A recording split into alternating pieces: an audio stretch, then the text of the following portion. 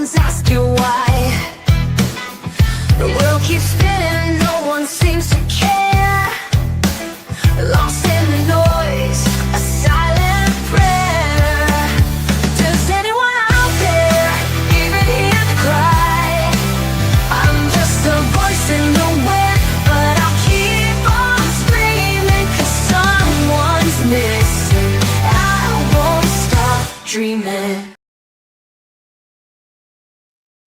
Good morning. Hope you guys slept well last night. Thank you for joining me this morning.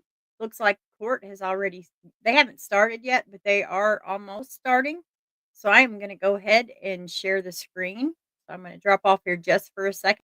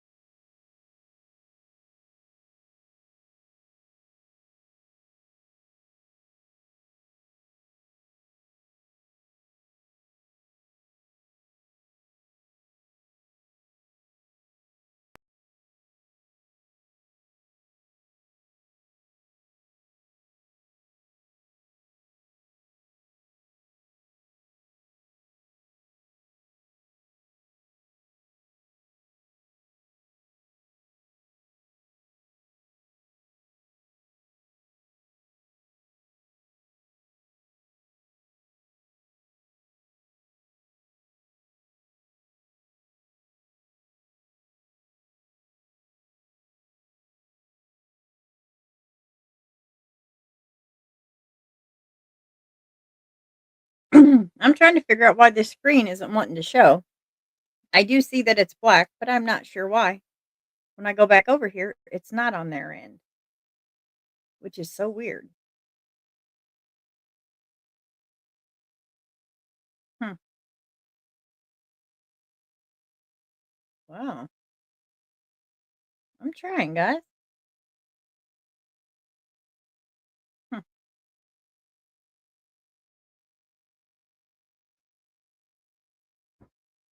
Hmm.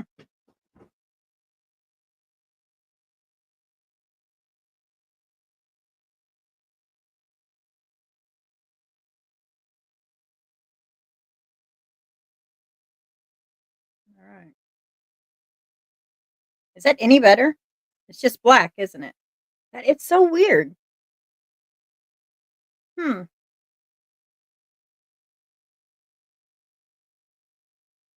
Well, let's try to edit back. Ah, well, guys, I'm trying. I still do not get it. I don't know what the problem is here. Um, there. Nope. And when I come back, it takes the screen away. Huh.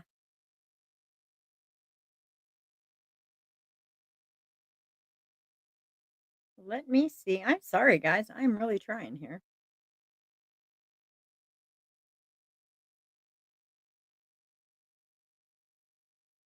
Huh.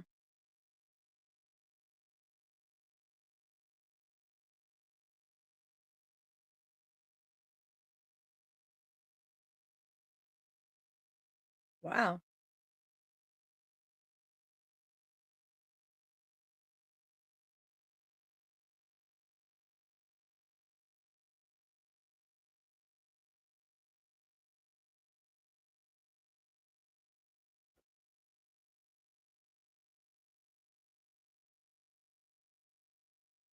Huh,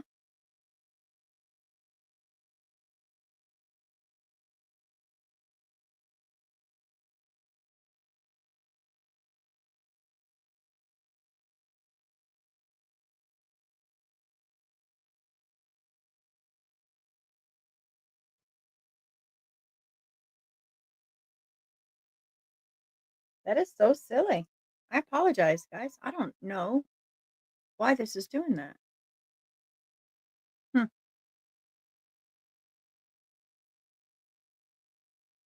All right, so I will just greet you guys as I see people coming in. I'm not sure why that's not loading right. Hmm.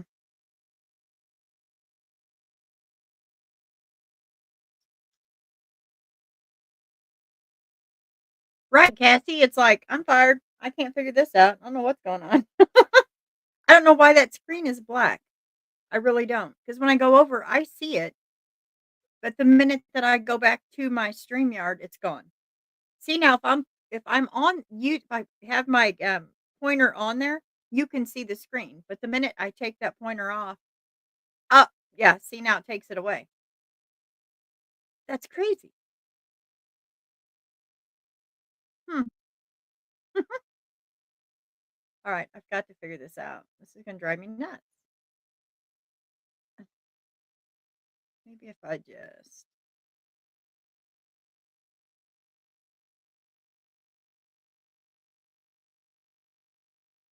But then what happens if I go back? Oh. Okay.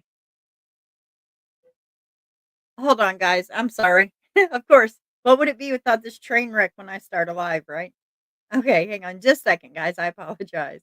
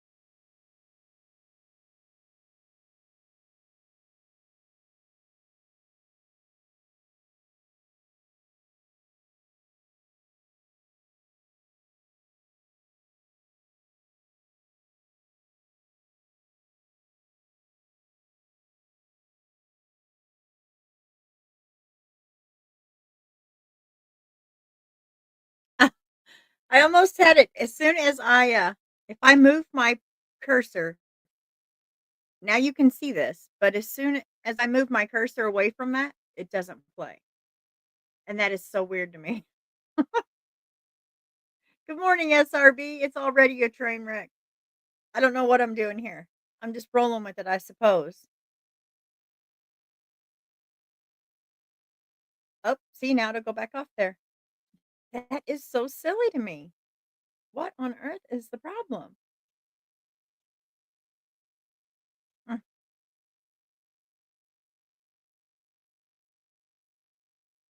yeah, it. Hmm,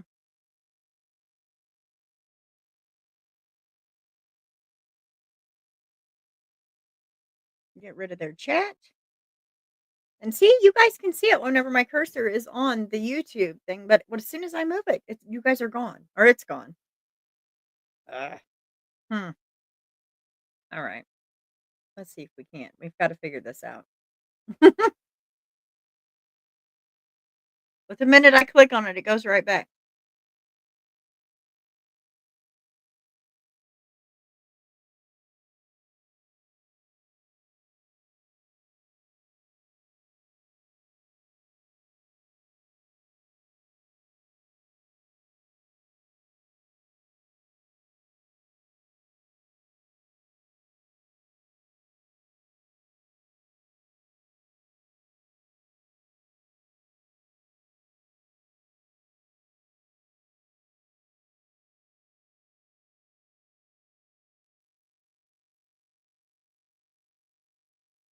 As long as I keep my cursor on that YouTube emblem at the bottom of my laptop, then you guys can see it. Otherwise, it's gone.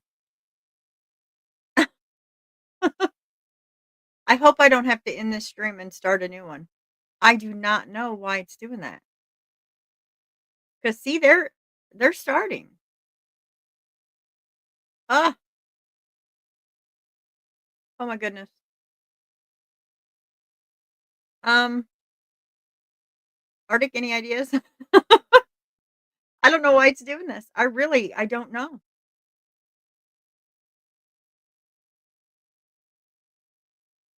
Mm,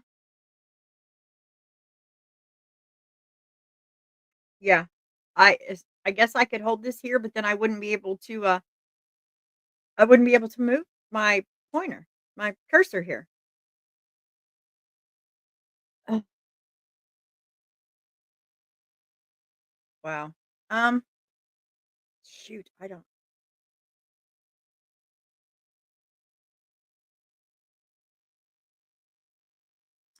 let's see. Click off. Okay, guys, bear with me just for a minute. I think I may know what it is.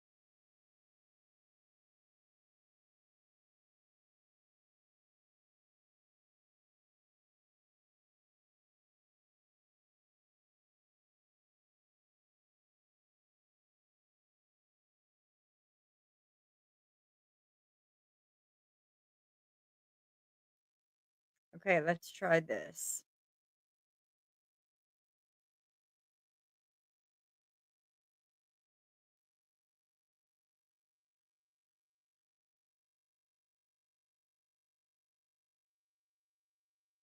Yep.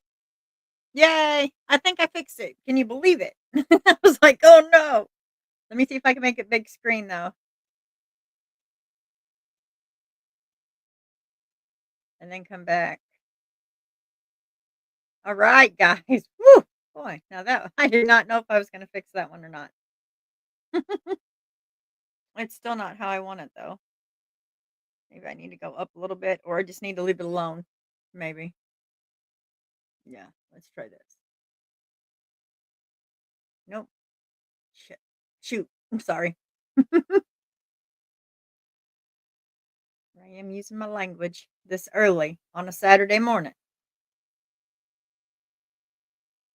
Alright. Alright. Well, at least we got that part fixed. Okay. Thank you for joining me, Kimber, Stormy, Arctic Fox, of course, Wisdom, Molly. Welcome back, Molly. Hope you feel better. Who else am I missing? Sassy Cassie. Sassy Cassie. Kimber. Willie, Toe Jamie, Trina, Cherokee Cherry, Kaylee Jones, Wild Hair, Dexter Theory. Thank you all for joining me this morning. I appreciate everyone. Yeah, I'm not sure what that was all about, but I'm glad we got it fixed for sure.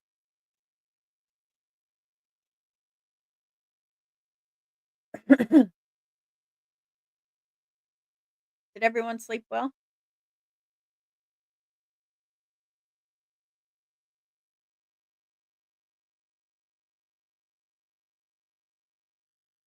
It was 90 the other day in February.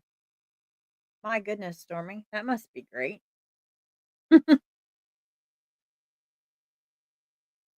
For sure.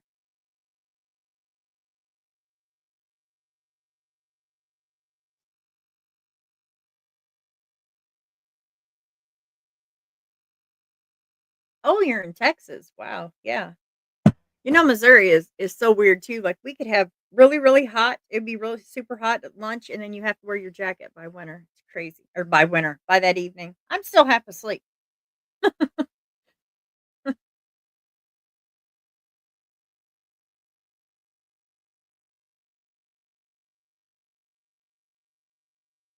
Oh, Kimber. Thank you for sharing.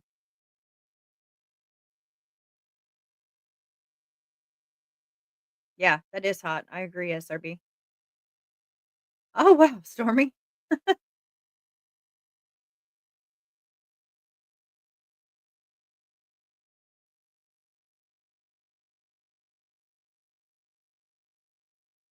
I'm kind of glad I did start a little bit early though, just because I already had a issue. I can imagine. I don't want to miss. Surely don't want to miss this one.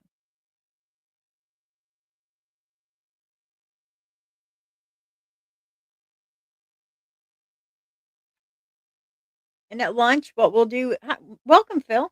What we'll do at lunch is I'm gonna play some Arctic's shorts on his missing people that he has already got done already this morning because he's cool like that and he gets all that stuff out early. So we'll do that. That way, we can still go back over Hayden because I wasn't able to get into some detail with Hayden Manus that is missing, and that's very important. So we'll do that at lunch and kind of pass time that way too. Phil says, so while we're waiting, let's see, 4 days since the fire, still no phone or internet. Finally, Verizon scheduled for this morning called to say they don't have the cable to repair. Oh, Phil, oh my God, great.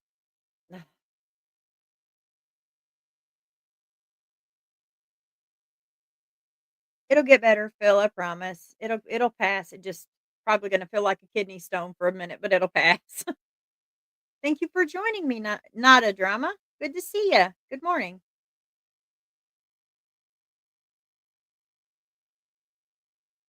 Yeah, yeah. Poor Hayden. That's got me worried. 5 years is a long time. Oh, I think we're Yes, getting sir. ready to start, guys. I'll remove myself and Yes, we'll Your go Honor. straight.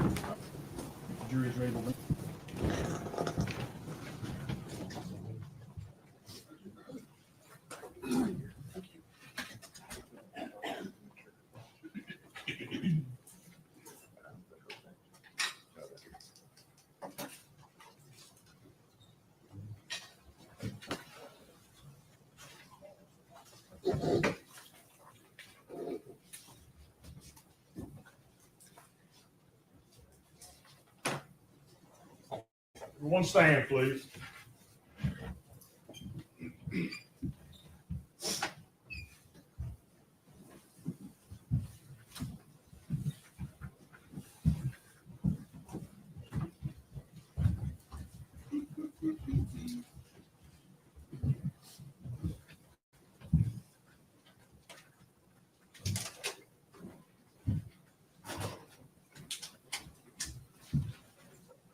You may be seated. Thank you.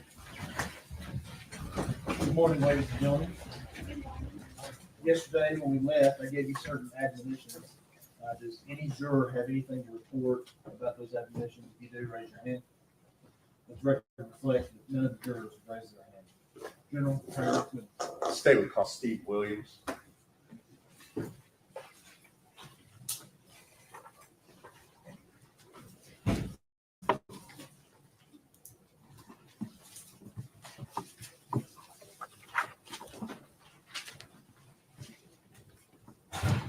Steve.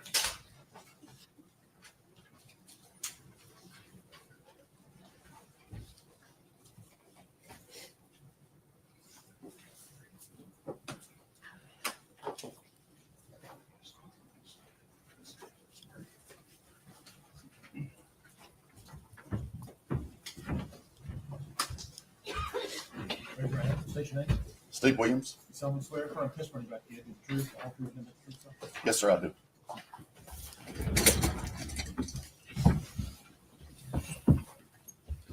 Good morning. Morning. Scoot up close to the mic. Speak up loud. Okay, Thank you. There you go. You're Steve Williams, is that correct? that's correct. And you were previously employed with the Sullivan County Sheriff's Office. Is that right? That's correct. All right. How long were you employed there? Just under 34 years. So back in February of 2020, were you working at the Sheriff's Office? That's correct, sir. And what was your position or assignment there within the Sheriff's Office? I was lieutenant over criminal investigations. And during that time in February of 2020, did you assist in the investigation of a missing child by the name of Evelyn Boswell? Yes, sir, I did. And specifically, did you participate in interviewing the defendant? Yes, I did. All right. Now, at the time at which you interviewed Miss Boswell, had other detectives already spoken with her? Yes, sir. Okay.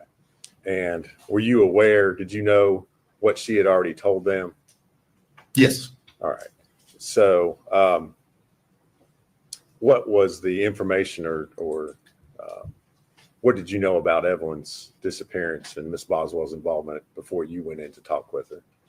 I just knew that she had told that her daughter was missing, that it come in through DCS that her daughter was missing.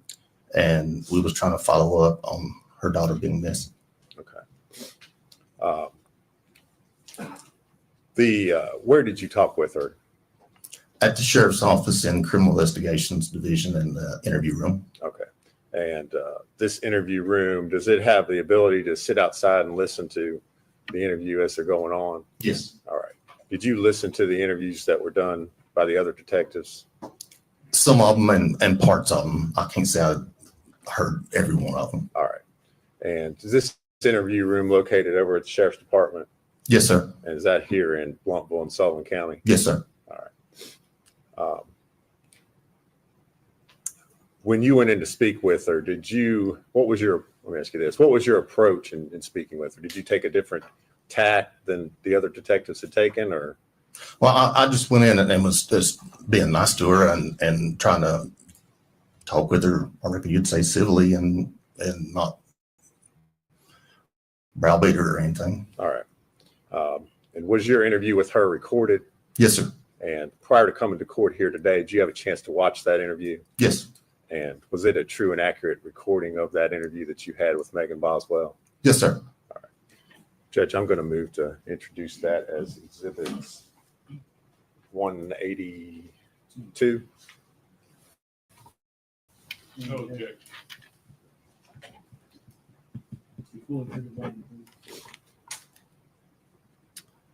And at this time, I would ask to play that for the jury.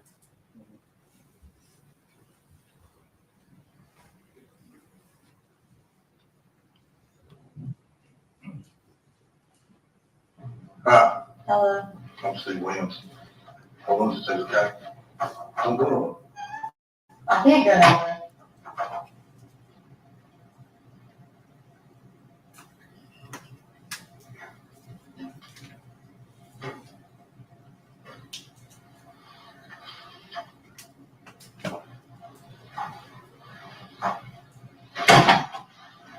They've been talking to you about your child, Yeah.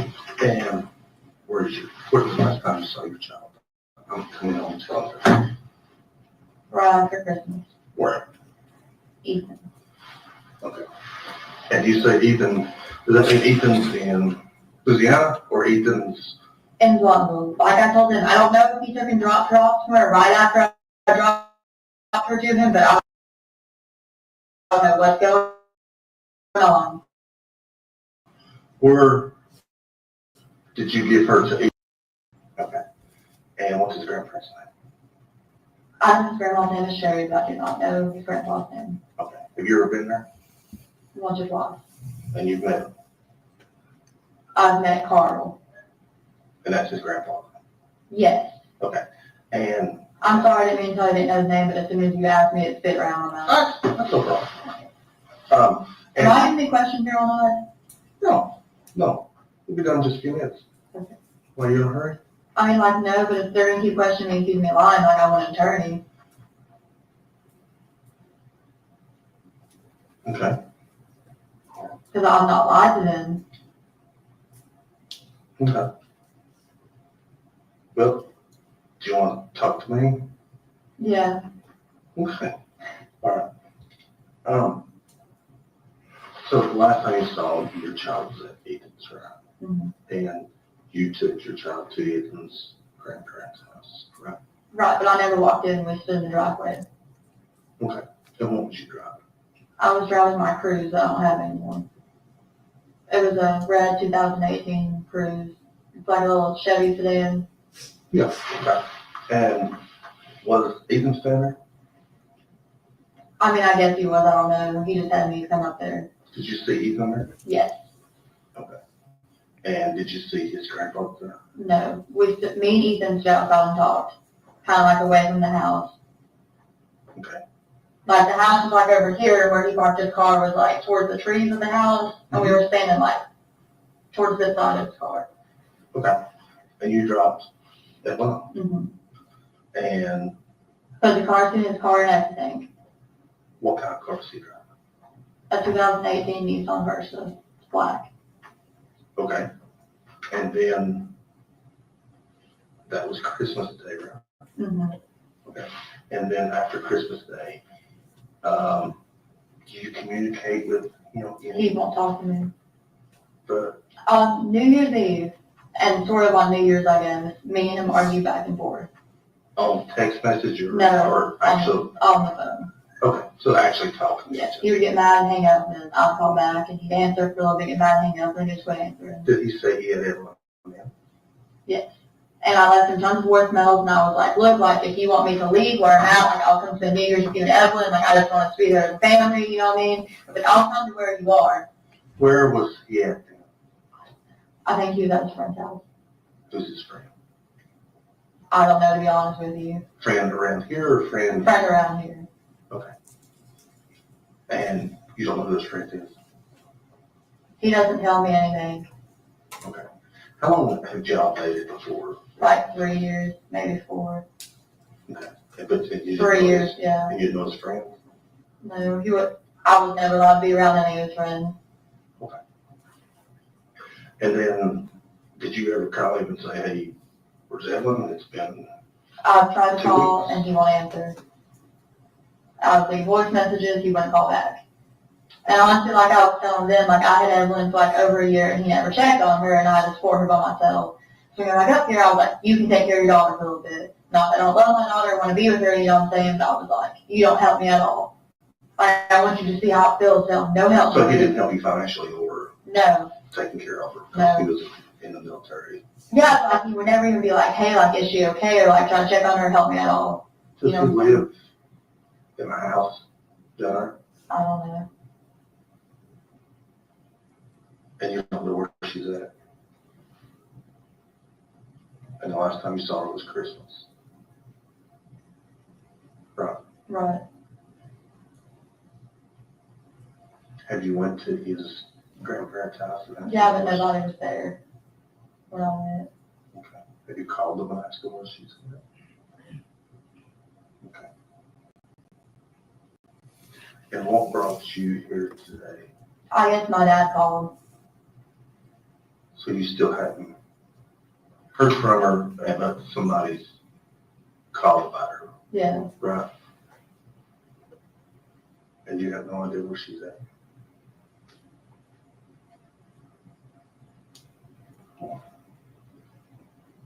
Okay. Have you tried to find her? I mean, yeah, like I called, you won't answer me. I didn't know he went back to the army until today. Like that was news to me when they came in here like, oh, he's in Louisiana. Have you went to court No. to try? To be honest with you, I was really trying to be civil over it, and like I said, I supported her for like over a year, and I was like, if you want to keep her for a little bit, like that's fine by me, you know what I'm saying? My mom had a baby when I was like 12, 13, I don't remember, it's 2013, so I guess I was 12. And like I had basically raised him. She had was 2015, like I had basically raised her, you know what I'm saying? Right. It was like I had 3 kids all the time. Okay.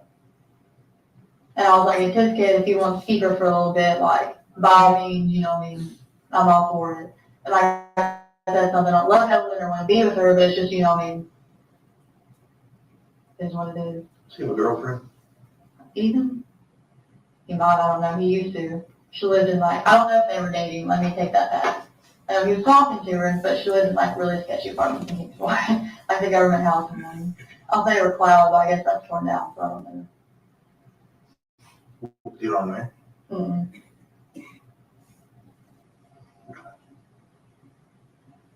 So if you was guessing where she was at, where would you say she was at? I don't know if he dropped her off somewhere with somebody or what he did, so I don't know. Well, but they have to be somebody he trusted. Right. So who would you think that he would trust him besides his grandparents? I don't really know, to be honest with you. I didn't know he really talked to his grandparents that much. Ethan never told me anything about his personal life. Like, especially after got in the army, like, he just was not talking about it. I don't care how much I cried, he just was not talking about it, to be honest with you. And also when he was in the Army, he'd go like months without talking to me. I told him. Well, Before and after I had Evelyn. well, if you're in the military, sometimes you're out in the field and stuff like that, you can't just. Well, yeah, I understand that, but sometimes he would just get mad and just not talk to me.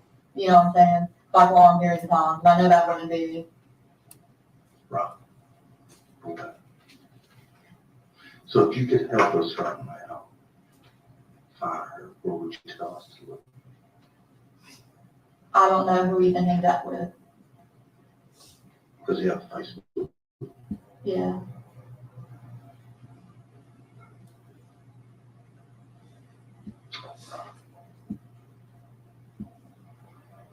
Just good lost stuff on Facebook. Not really.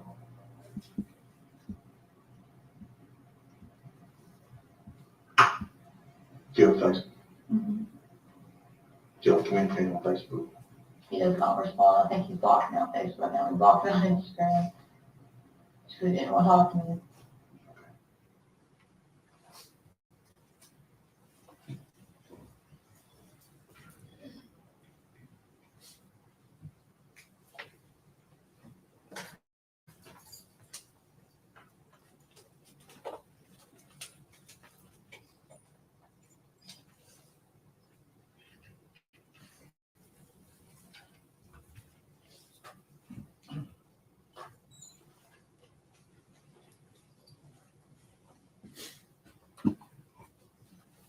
Did you participate in any other interviews with the defendant? No, sir. Okay. Did you do anything else as far as the investigation was concerned? I assisted other officers in the investigation. You continue to do other things? That's correct. Thank you. If you would answer any questions Mr. Scott has for you.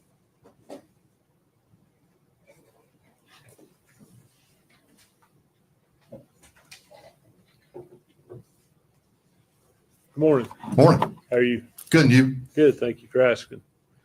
What time did you take this interview? I don't recall what time of day it was. I think it was in the evening. Okay. It's my understanding at this point that Megan had been interviewed by Tracy Haraz, a DCS worker, and then later by Michelle Gillen, and then you. Is that correct? I couldn't tell you the exact order of the people who went in and interviewed her before me or after me. I can't tell you that. I don't know. Your interview and those other interviews that day, they were basically a continuation of the same interview with different people. Is that? There were several officers and agents that interviewed, or several officers that interviewed her that day. Okay, but was it basically a continuation? I've talked to her, now you go talk to her and see if you get more. Yes. At one point, she asked you for an attorney, No, sir. but you didn't feel like she did. No, sir. She said, if this happens, I want an attorney. Okay. She didn't say I want an attorney. She said, if this happens, I want an attorney. You had instructed her not to go anywhere. The sheriff's office is a secure facility, and we can't have people walking up and down the halls of the sheriff's office. Okay, so she wasn't free to leave the room she was in. If she wanted, Well,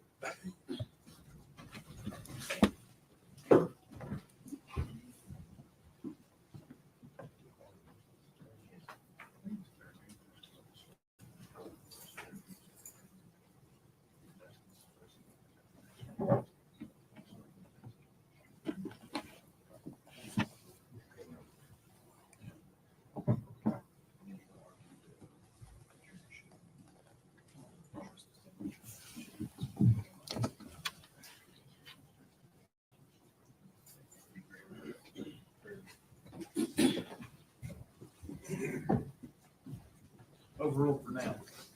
after she asked for an attorney, let me ask you this. Had she been Mirandized? yes, she had. Did you do that? No, Do you know who did? no, sir, How do you know she had? because we'd seen the interview. And we wouldn't be in there talking to her if she hadn't been Mirandized. But you don't know who did it, and you can't say that you did it. I can say that I didn't do it. You can say that you didn't do it, right? That's correct. But you can't say who did. No, sir. And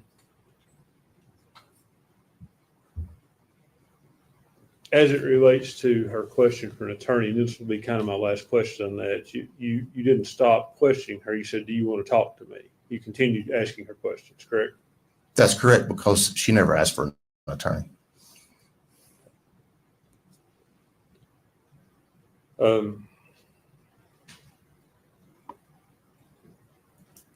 Was that the entirety of the interview we saw?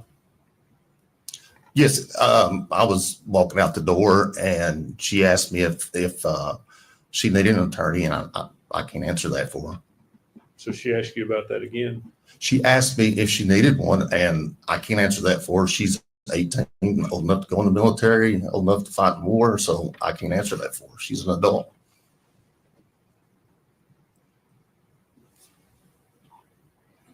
What time did you come on shift that day? Do you know?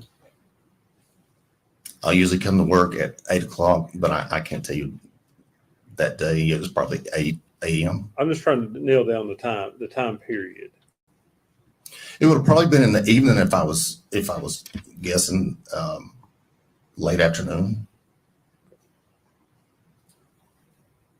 The late afternoon, you mean before 6 o'clock? It would have been right around 6 o'clock if I was guessing that day. Okay.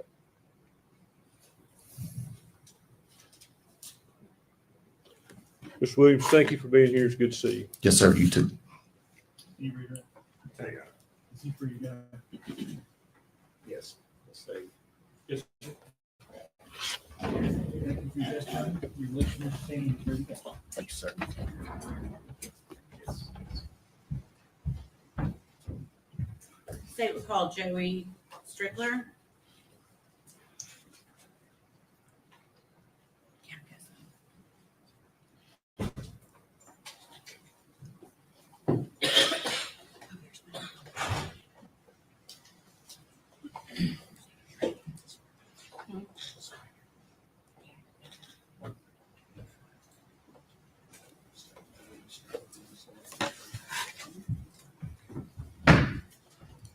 Raise your hand. State your name. Joseph Strickler. You solemnly swear or affirm the testimony you're about to give will be the truth, the whole truth, and nothing but the truth. Yes.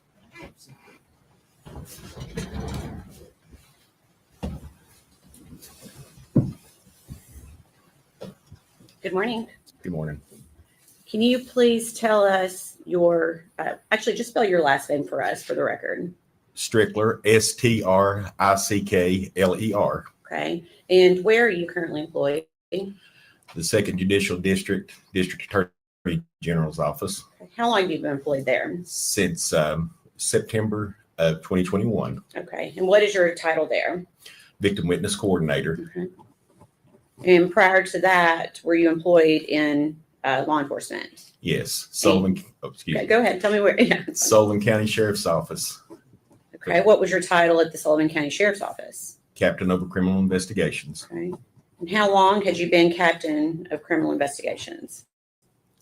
I was with the department for 30 years before I retired, and two different occasions. It was several years. Okay.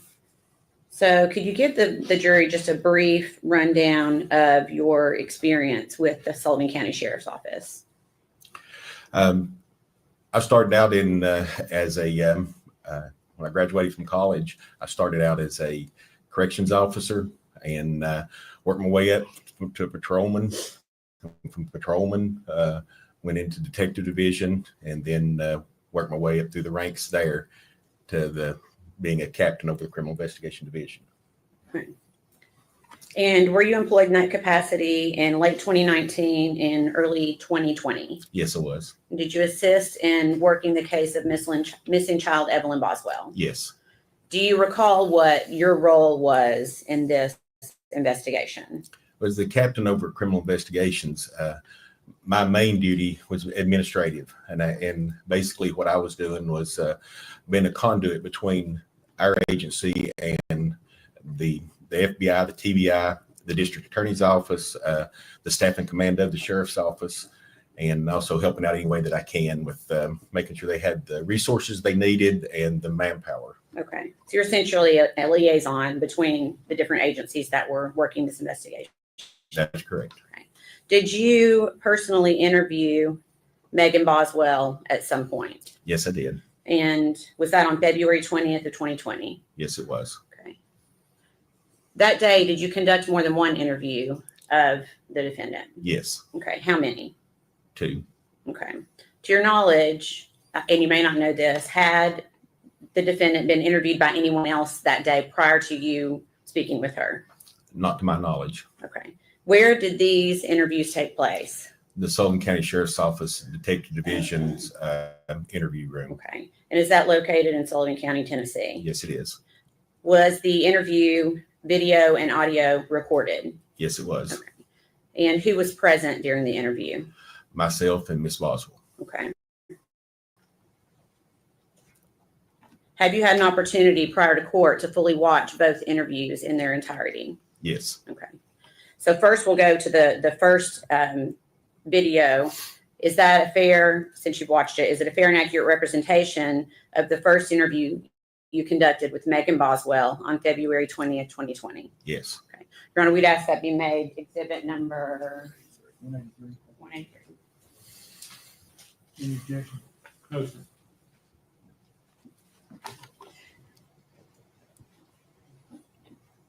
And then permission to play it at this time for the jury. Just 1 second. Okay.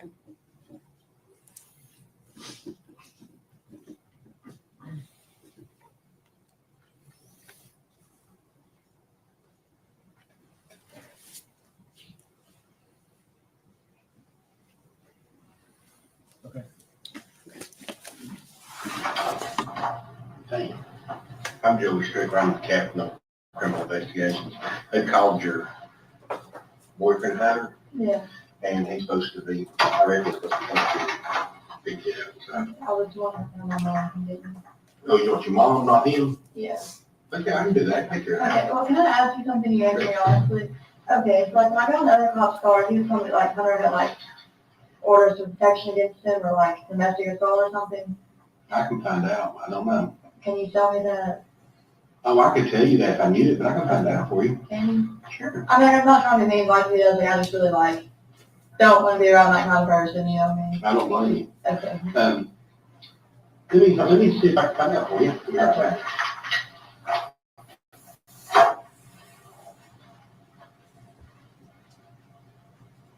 Get right.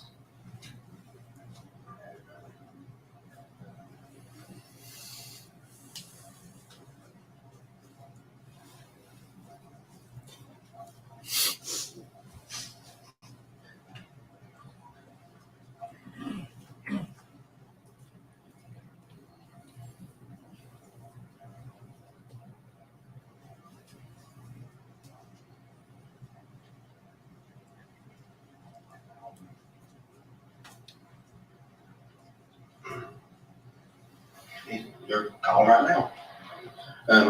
But tell him no mom can give me. Yeah, I can do that. Yeah. You know, I've been watching, you know, the videotapes. I've been watching it. I've been doing this a long time. I've been a cop for 30 years. And it breaks my heart to see a young lady like you, and you have a child. We don't know where it's at. Did you watch me cry? I was trying not to cry for them. That's okay, though. That's okay, okay? Because the fact of the matter is, you go to a Maggie, is that right? That precious little baby's somewhere. I don't know. And I honestly believe, I want to believe that you would tell us in a heartbeat if you knew where that child was at.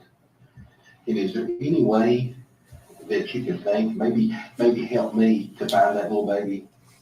I really don't know what song to tell you about cry. That's okay. That's okay. Okay? It's okay.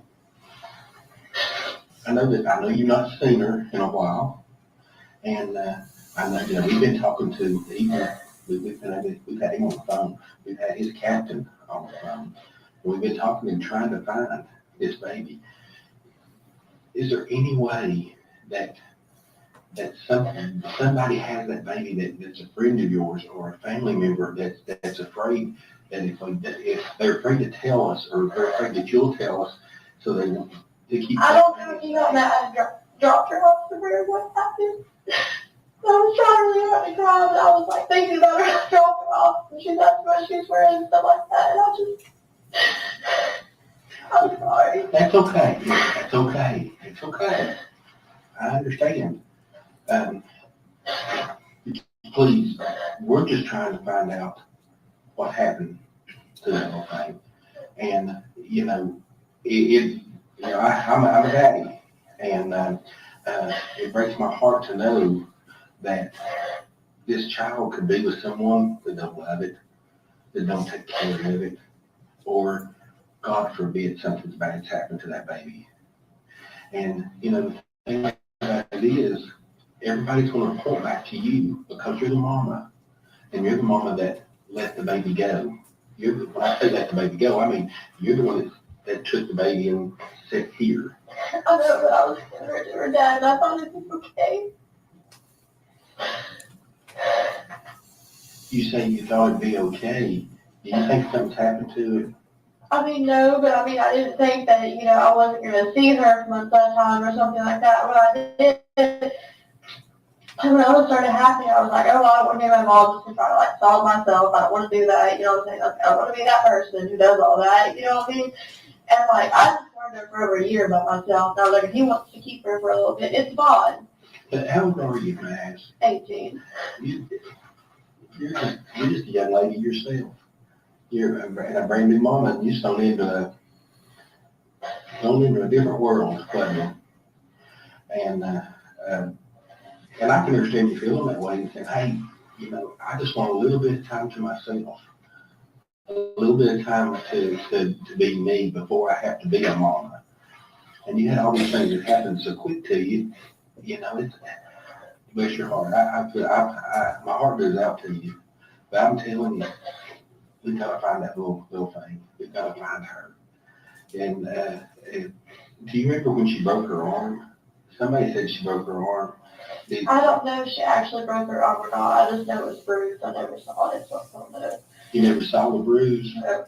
And did this happen after you had gave her to you? Okay. Well, now, when they say that you dropped the baby off at his parents, His grandparents. his Me and grandparents, him stood outside. We didn't go in. and where was the baby at? On my hip. And then I let her kind of go to him and get used to him. And I stayed about 30 minutes and she was fine. So okay, did the grandparents ever come out? No. They never really come out? No. Okay. And then that was the last time you seen her? No, I saw her the next day. You went back and seen her the Just Thursday, and me and brought into it. He told me to leave. Okay, who was with you when you went back? It was just me. Just you. Now, was you dating anybody during that time after you left? Hunter. But I didn't really tell me if Ethan were into it. Okay, so you went from Ethan to Hunter. Okay, how long did you know Ethan? Can you tell me a little bit about him? I met him my freshman year of high school. Where'd you go to school at? Central. Okay, so you just graduated last year? Yeah. Okay. So, wow. And where'd you meet Ethan at? At school. So he went to Central also. Okay. And then he joined the Army, is that correct? Okay.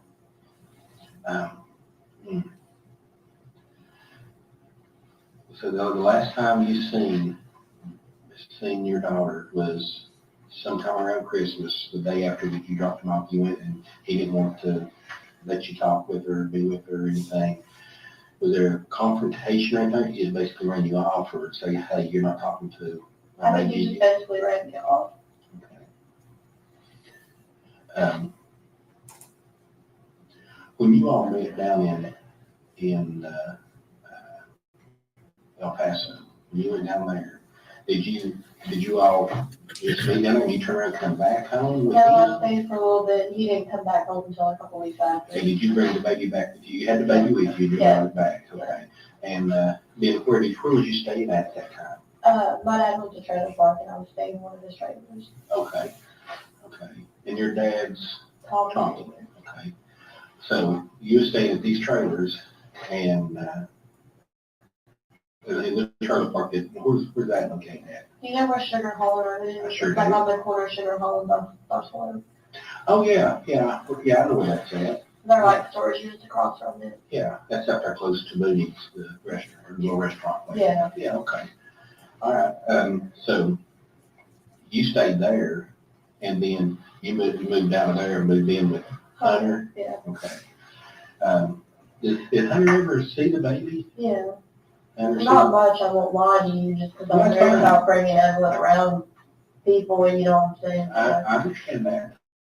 And also at the time, I'm not gonna lie, like Hunter told me he's on vacation, we went talking about before, you know what I'm saying? I'm like iffy on who I bring her around, you know what I mean? Okay. So you was thinking that you're doing the best for your baby by, Not having her around. him and, And I know that sounds bad, but like now that I know him better, I don't think he's that person, or be wrong, you know what I'm saying? But I only known him about like a couple of weeks when I was dealing with him, you know, when I was kind of like taking me out, you know, okay. didn't really have anyone else to go. But that led you to, I guess what I'm trying to say though is, that was a natural route for you to go as far as if you wanted someone to watch Evelyn was take her to Ethan, Yeah, her dad. her dad. Okay. Okay. Wow. We're fixing to send out what's called a nationwide alert. So we're trying to find this baby and, I don't know what's gonna happen. I just pray to the good Lord above that we're gonna find her. And we're gonna find her alive and find her well taken care of. Because I've been doing this a long time, and the worst thing that's ever had to deal with is the death of a child, or a baby that's been hurt, or a baby that's been abused. And I have a lot of nightmares about that, and it's been too many to count through the years. And all I want to do is stand up for that little baby that may not be able to stand right now. And I need your help. I do. I need your help. And if you can think of any way, fashion, or form, to know where that baby's at, or where, just to point me in the right direction, please help me. Please help me. I want to bring it back in. Bring her back in. I don't know.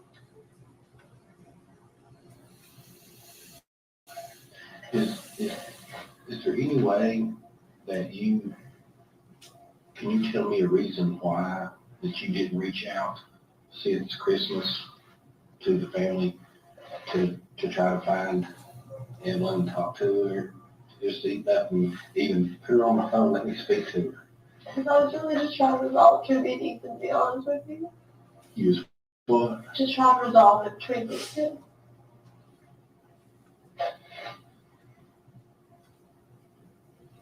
So tell me what you think? What do you think happened? I don't know if he's taking her into contract for someone else for You think you may have hurt her? No. Did you hurt her? No. Would Hunter hurt her? No. He never get like mad and like threaten me all the time, but he never actually like did anything. You know what I mean? Did he ever show any aggression or anger toward your little baby? No, no. You never seen that? No.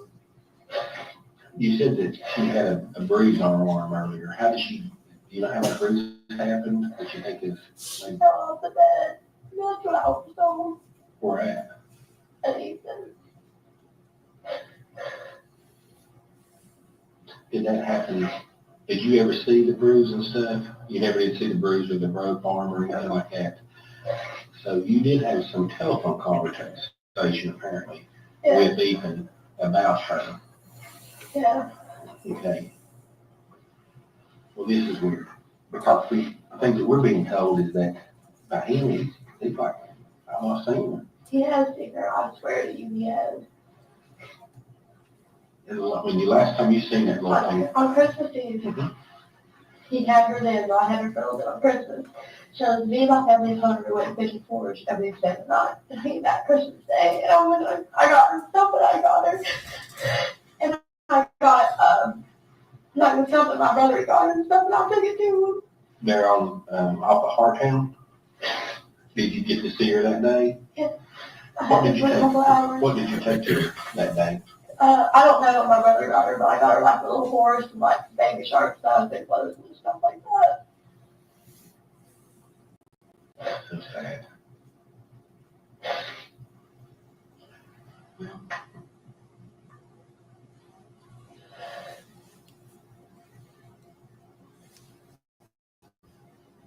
I don't know. I don't know where this is going to lead to. Like I've told you before, I've been doing it a long time. And in cases like this, the fingers point toward the mama. And it points toward you because for one reason is that you willingly took the baby to Eaton. I understand why. I mean, you're telling me why you did that. But then, of course, he's next saying something didn't happen there. It was not right. That's what he's saying, of course. We got to find the baby. We've got to find Evelyn.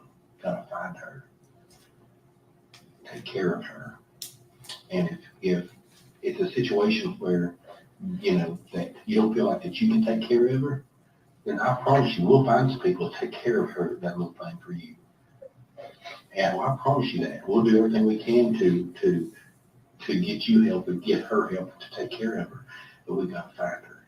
When you all find her, does this mean I won't come see her anymore? No, it doesn't mean that at all. Does not mean that at all. But I can tell you this, if you think for a second, a little sliver that you might know where she might be. Well,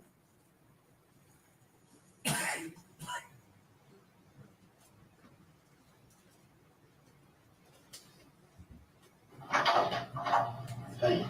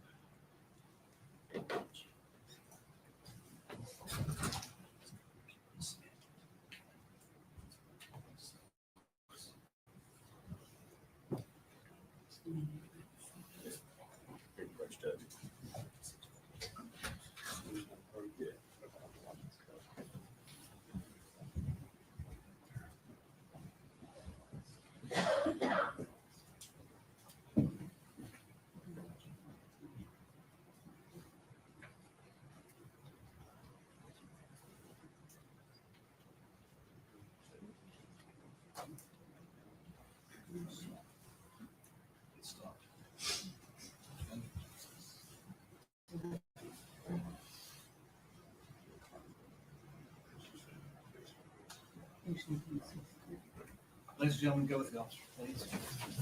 One stand, please.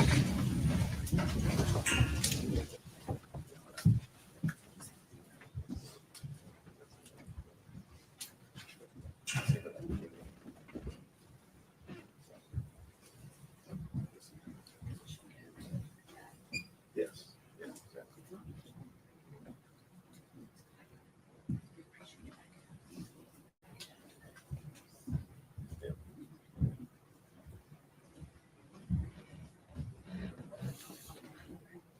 You may be seated. Thank you. We're going to recess that for 10, 15 minutes. If you can sit down. There's no discussion testimony.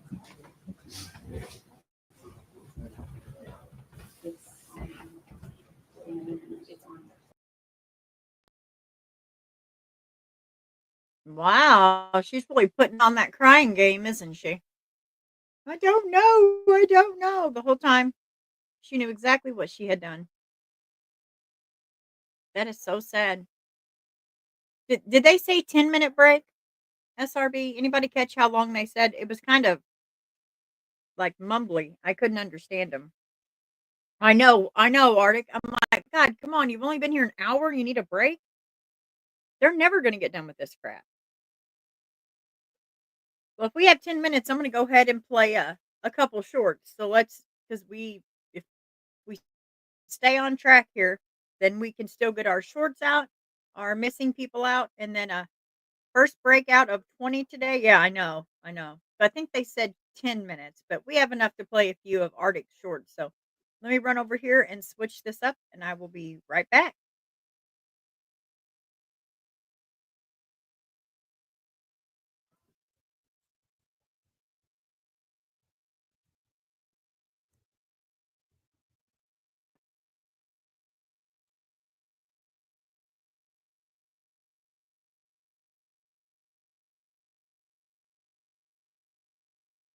Okay.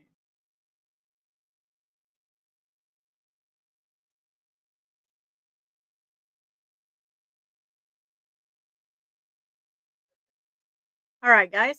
I'm gonna pop up Arctic shorts and we'll let it go for a little bit. That way we can still get our missing people out. That's so very important to me. Not that Evelyn isn't, but we may be able to bring one of these kids home or one of these adults. So let's go ahead and start this.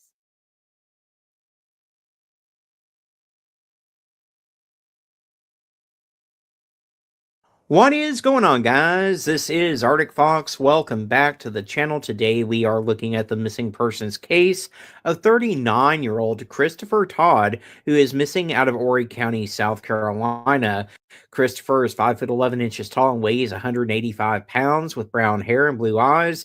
The Horry County Police Department is asking for the public's help in locating the missing man. Christopher was last seen in March of 2024 at a home off Adrian Highway in the Conway, South Carolina area of unincorporated Horry County. His family and friends are very concerned for Christopher's safety and well-being. It is unknown what Christopher was wearing at the time of his disappearance, and his direction of travel is also unknown. Anyone with information on Christopher or his whereabouts is asked to contact the Horry County Police Department at 843-915-8477. What is going on, guys? This is Arctic Fox. Welcome back to the channel. Today we are looking at the What is going on, guys? This is Arctic Fox. Welcome back to the channel. Today we are looking at the missing persons case of 13-year-old JC Schuler and 14-year-old Farron Kahn, who are missing out of Lynchburg, Tennessee. JC is 5'4" tall and weighs 150 pounds with red hair and blue eyes. Farron is 5'7" tall and weighs 160 pounds with black hair and brown eyes. The Lynchburg Police Department are asking for the public's help in locating the two missing teenagers. They were last known to be on Memorial Avenue near E.C. Glass High School in Lynchburg, Virginia on the 7th of February, 2025. Farron was wearing a white hoodie over a black hoodie, gray sweatpants, and Nike shoes. The clothing that JC was wearing is unknown. They may have a pink suitcase in their possession. The preliminary investigation leads the police to believe that they are together. If you have any information on Farron Kahn or JC Schuler, you are asked to contact the Lynchburg Police Department at 434-238-0034. What is going on, guys? This is Arctic Fox. Welcome back to the channel. Today we are looking at the missing persons case of 25-year-old Gabriel Gialdi Acevedo Marti, who is missing out of Lynchburg, Virginia. Gabriel is 6'1" tall and weighs 165 pounds with dark blonde and brown hair and brown eyes. Gabriel was last seen on the 4th of February, 2025 at a 7-Eleven store in the 2300 block of Fort Avenue in Lynchburg, Virginia. Gabriel was wearing a burgundy t-shirt, blue jeans, and Nike slides. Gabriel has a scar above his lip and is without much needed necessary medications. He may be in need of immediate medical attention. Anyone that has any information on Gabriel or his whereabouts is asked to contact the Lynchburg Police Department at 434-363-8861. What is going on, guys? This is Arctic Fox. Welcome back to the channel. Today we are looking at the missing persons case of Matthew Ferguson, who is missing out of Conway, South Carolina. What is going on, guys? What is going on, guys? This is Arctic Fox. Welcome back to the channel. Now, today we are looking at a very alarming case that I really need your help getting out there on social media. So if you don't like any video that I put out today, if you don't share anything that I put out today, this one is the one I need you to smash that like button and share out. Today, we are looking into the disappearance of Hayden Maness, who went missing out of Muncie, Indiana. Now, at the time of his disappearance, Hayden was 4 years old. He was 3'4" tall and weighed 50 pounds with brown hair and blue eyes. He would be 9 years old today. Now, local authorities are asking for the public's help in locating the missing boy. Hayden was last seen in Muncie, Indiana, and the last verified sighting of Hayden came in January of 2020. Hayden's father and mother had both lost custody of their son in 2016 after a drug test showed they had been using cocaine. After Hayden's father served his court-ordered probation and completed drug treatment and counseling, a judge granted him custody of his son. The first time law enforcement was notified that there may be a problem was alarmingly on the 5th of September 2024. One of the boy's family members called the police and requested a welfare check on Hayden. Officers found Hayden's father but could not find the boy anywhere. While the father did give information on where the boy was located, his information turned out to be false. Hayden's father was their primary person of interest in an investigation that began on September the 5th, 2024. However, on December the 5th, 2024, Hayden's father died of a drug overdose. Anyone with information is asked not to reach out to this family, but rather to reach the Delaware County Sheriff's Office directly at 765-747-7881. Now, guys, again, I need you to smash that like button and share Hayden's face out everywhere that you can. We need answers as to what happened to this little boy, and we need to find out why it took 4 years for this little boy to be reported missing. And I find it awful convenient that Hayden's father dies of a drug overdose 3 months after it's found out that Hayden's nowhere to be found. So share this out everywhere that you can. Thank you, guys. What is going on, guys? This is Arctic Fox. Welcome back to the channel. Today we are looking at the missing persons case of Matthew Ferguson, who is missing out of Conway, South Carolina. At the time of his disappearance, Matthew was 27 years old, 6 feet tall, 230 pounds, with strawberry blonde thinning hair and green eyes. Matthew was last seen on the 1st of March 2019 in Conway, South Carolina, when he left his residence with no electronic devices. He had no identification and he was not in a vehicle. Matthew does have a serious medical condition. At the time that he went missing, he had a beard and mustache, and he has a fire and ice tattoo on his upper right arm and a Malzar tattoo on his calf. Anyone that has any information on Matthew or his whereabouts is asked to contact the Horry County Police Department at 843-915-5350. What is going on, guys? This is Arctic Fox. Welcome back to the channel. Today we are looking at the missing persons case of 15-year-old Kenya Hill, who is missing out of Chesapeake, Virginia. Kenya is 5'4" tall and weighs 115 pounds, with red and orange hair and brown eyes. The Chesapeake Police Department is asking for the public's help in locating the missing teenager. Kenya was last seen in Chesapeake, Virginia on the 7th of February, 2025. She was last known to be wearing a burgundy bonnet, a black jumpsuit, and red and black shoes. Her family and friends are very concerned for Kenya's safety and her well-being. Anyone who has information on Kenya or her whereabouts is asked to contact the Chesapeake Police Department at 757-382-6161. What is going on, guys? This is Arctic Fox. Welcome back to the channel. Today we are looking at the missing persons case of 16-year-old Chloe Romine, who is missing out of Kingsport, Tennessee. Chloe is 5'7" tall and weighs 165 pounds with blonde hair. The Kingsport Police Department is asking for the public's help in locating the missing teenager. Chloe was last seen in Kingsport, Tennessee on the 30th of January, 2025. She is believed to be somewhere in the Kingsport area. Chloe was last seen wearing black leggings, a blue hoodie with Mitchell written on it, and black and pink shoes. Her family and friends are very concerned for Chloe's safety and her well being. Anyone with information on Chloe or her whereabouts is asked to contact the Kingsport Police Department at 423 246 9111. What is going on, guys? This is Arctic Fox. Welcome back to the channel. Today we are looking at the missing persons case of 8-year-old Aliyah Khan, who is missing out of Claremont, Florida. Aliyah is 4 feet tall and weighs 65 pounds with blonde hair and blue eyes.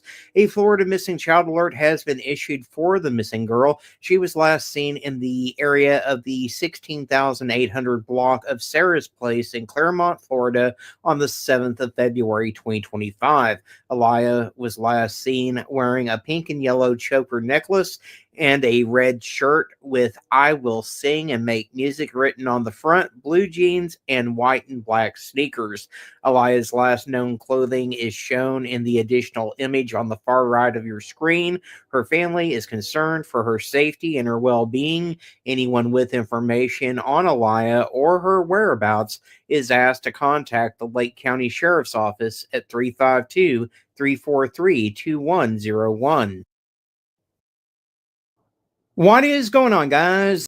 This is Arctic Fox. Welcome back to the channel. Today we are looking at the missing persons case of 16-year-old Savannah Smith, who is missing out of Kiefer, Oklahoma. Savannah is 5'7" tall and weighs 160 pounds with brown hair and brown eyes. Savannah has been missing since the 5th of February, 2025.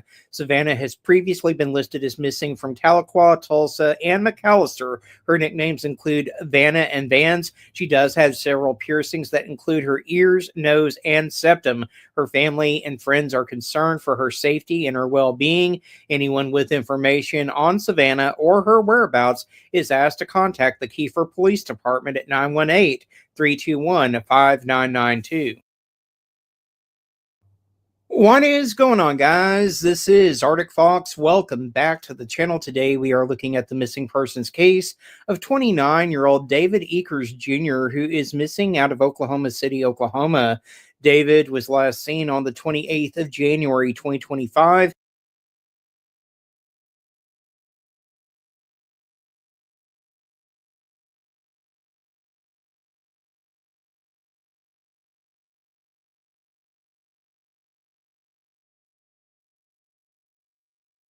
Sorry, guys, they're coming back in. We'll finish with that on our lunch break. So let me go make sure that I am all the way to the end here. Okay.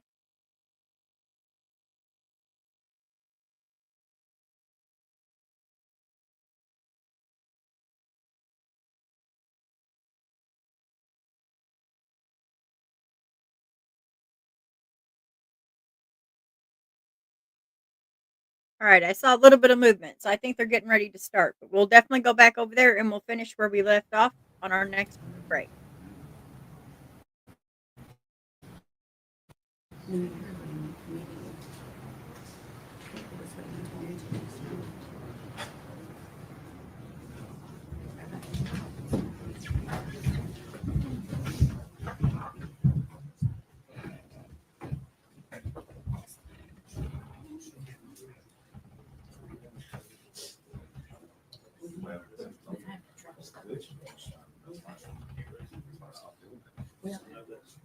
All right, make sure you.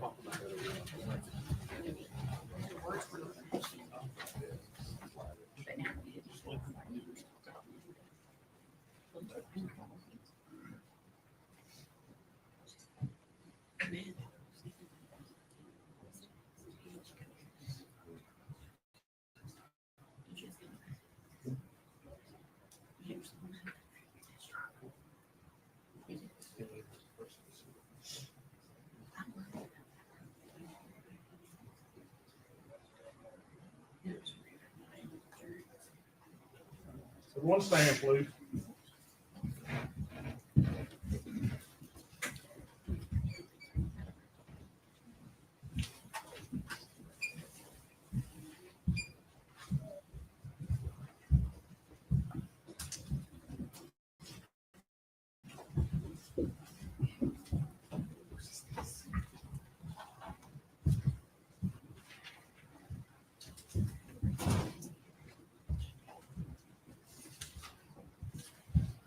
You may be seated. Thank you.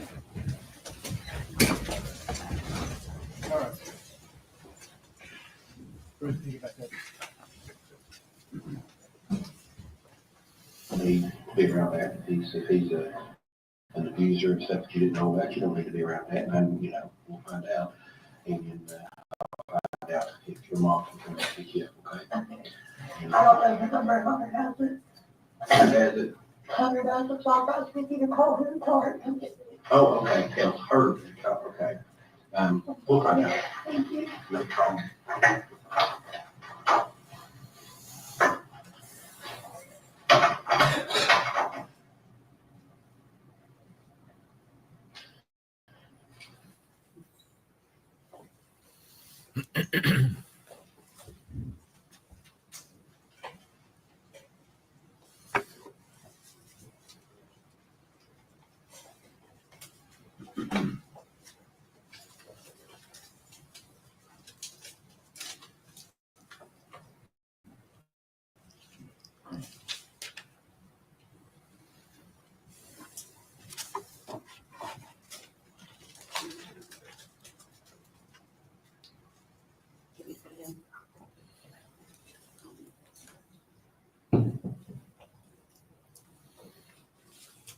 Okay, so now moving to, well, prior to the second interview, you stepped out for a few minutes? Yes. Okay. Any idea of how long you were out before you came back into the room? I'm sorry, I don't remember. Okay, you don't remember? No. Okay, and that's fine. So the second video, you also had an opportunity to watch it in its entirety? Yes. And it is also a fair and accurate representation of the second interview you conducted with Megan Boswell on February 20th, 2020. Yes. We'd ask that that may be made exhibit number 184, please. Objection. All right, before exhibit 184.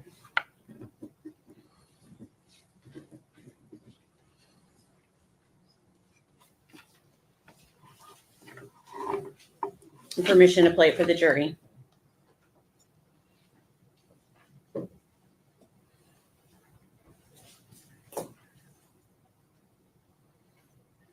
I have, I got some, been caught a long time, and I've got some my own opinions about this stuff. But, just something just not adding up. It's just not adding up. And, if there's something that, you think in your mind, anyway, passionate informative, you could think. Well, I was talking to Dad today. He's already talked to Mom that she's having all this story go down. She's gonna have to disappear, that she's going to jail. I don't know what's going on. Your mom had that something? I don't know. That's all he told me today. I don't know what's going on. So, has Bonnie told you that And then all this started going on, because he called her the night before. He talked to you all. He told her what he was going to do. And then she said, well, you can't do that. This is what he told me. Like, I'll have to disappear. I can't go back to that. I don't know what. I hope she didn't do anything to See, but I thought Ethan had the baby. I thought he was stupid, but this is just what I told her this morning. I promise you. I talked to him on the phone on my way down here. Because I called my grandma first. I wanted to stop down there for a few my parents. I've never had any talk to you. I just want to he called me to start So she, man, Bonnie told you that he has talked to, No, this was before he called up here. okay, but he has talked to your mom. A couple days ago. And that he told me that he lied to her, well, Anthony, and said that DCS was going to do a whole visit on Elijah because he thought that she was going to And so he basically, but what he said to Angel, man, help me with this. But he told Angel that he was gonna send DCS to, check out Evelyn and stuff. And he told me that she said, oh, like, I don't have to leave, and like, nobody can ever find me again, like, I'm here to chill. And stuff like that. I'm sorry, I thought you were, that's just so much for me.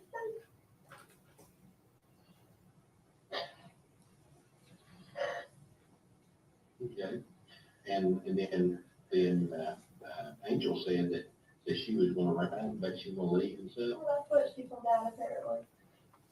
His dad told me that, he lied to her and said that DCS was going to do a checkup on Elijah so he could get him from her, my little brother. And then when they met at Eagle, that, like, she was crying and, like, wouldn't say anything to Dad or anything like that. Okay.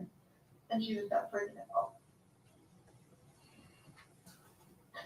I'm sorry, I just always had, like, so much faith in my mom and the fact that even the thought that she would do anything just really, like, I'm sorry, that's what my first question was saying. Have you all talked to her? Then yesterday, the whole way up here, she was like, bitching at me, saying that, like, I don't lie, I lied. She didn't run out of gas. She just wasn't telling me. I knew. I'm sorry. You wouldn't tell them, that's hard work. So you wouldn't tell them the truth. I'm sorry. But she was like, bitching at me and saying that she was going up here, she didn't want you to be, like, seen, blah, blah, blah, stuff like that. You didn't want it. Want to be seen, She wanted to be okay. stuff like that. Do you think she's in that car, that BMW? Yeah, Was the last time you seen her, she's in the BMW? yeah, so she got me out the Evelyn shelter. Oh, okay. That was the day that you walked up here. Yeah. Okay.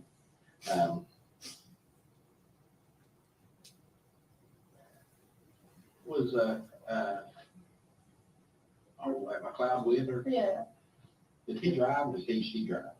he used to drive. Did he drive? He was driving that day. Okay, and whose car is that? Whose Beamer is that? Well, Hunter gave it to her, but he didn't get the title on it over there. Okay, so that car should be in Hunter's name? I think it's his brother's name, that's why he didn't get the title on it over there. It was Hunter's car, but Tanner was gonna buy it, and then Tanner backed out on it. And he got mad at you, you wrecked or something, a friend? Yeah, on like the passenger side fender well, I guess. Like, it kind of like popped out, and it's kind of big, and the headlights, a lot dimmer on that side.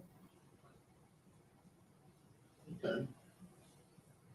But that's who it should be in, okay? And, Well, Tanner's first name is Austin.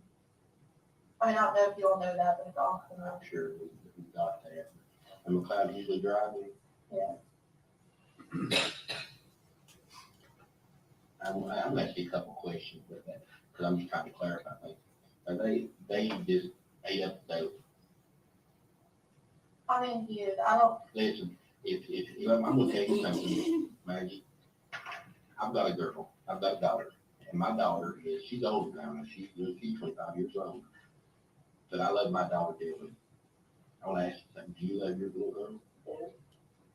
Yeah. I'll call your heart. Okay. Now, that's what I'm getting to. And we need you to help us. Because everybody, we are trying our best to find her. You know, and I'll be honest with you, I don't care one bit about putting anybody in jail or anything. I want her back.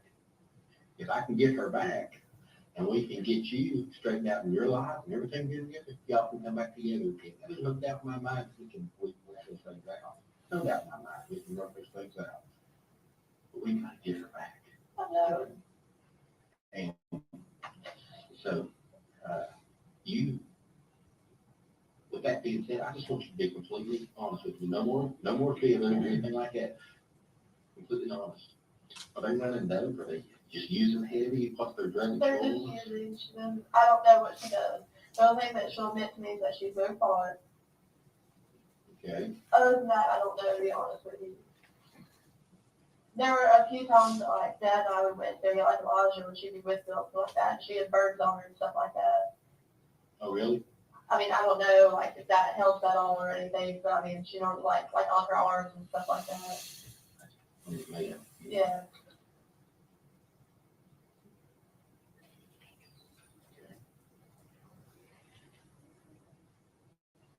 Does she go by Angela or Angel? Angel. So if you had to, uh, um, if you had to lay it all on the table, okay, I got one shot to find my baby and to get my baby back, where would you go? They were trying to take me up in Minnesota yesterday before I came in here, and I kept telling her, like, turn over, get on the phone over, and if you want to take me up there, I'll call them, they'll come get me. They won't take you to Mendoza? Yeah, Why? I don't know. Do you have any friends in Mendoza? No, You ever been to Mendoza? no. But they want to take you there.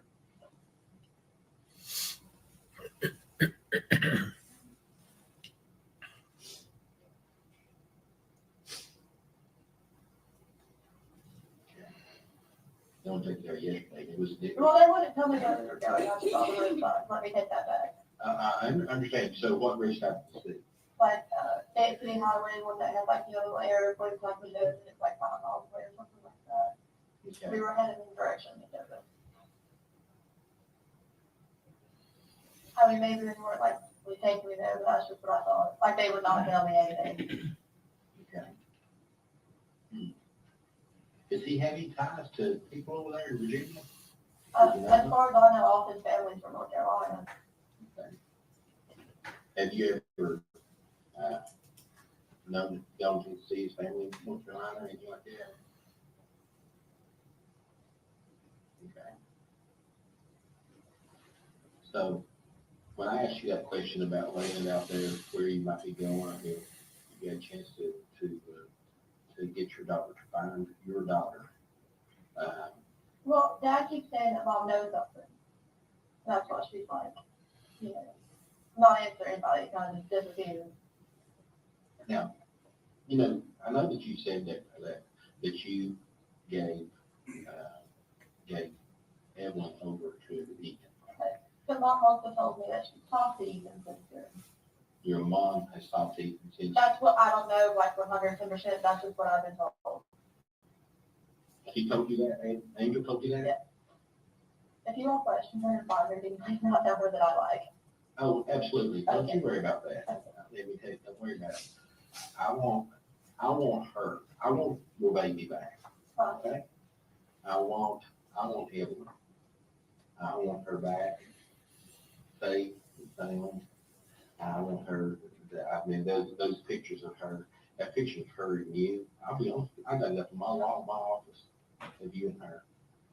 So that makes me want to go that much further and try to find her. Okay?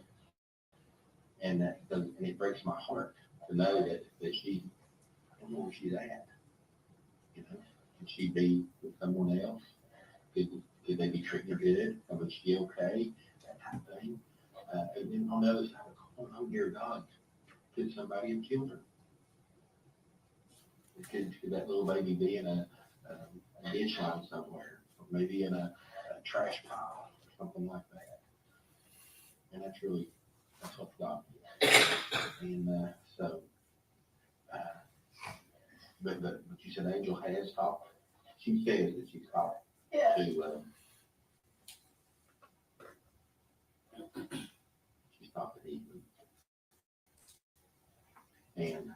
And you're pretty firm that you gave let Ethan take care of her right at Christmas. Was it Christmas Day or No, it was Christmas Eve? me and my family went to Pigeon Forge and I dropped her off before we left. So your little girl did not go with you to Pigeon Forge. But me, Hunter, and Dad, my brother, his wife, and like their kids with.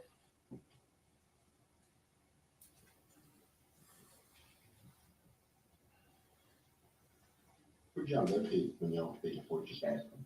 We went out to eat at Olive Garden, and then we went around go park, and then, we all stayed at Margaritaville Island then.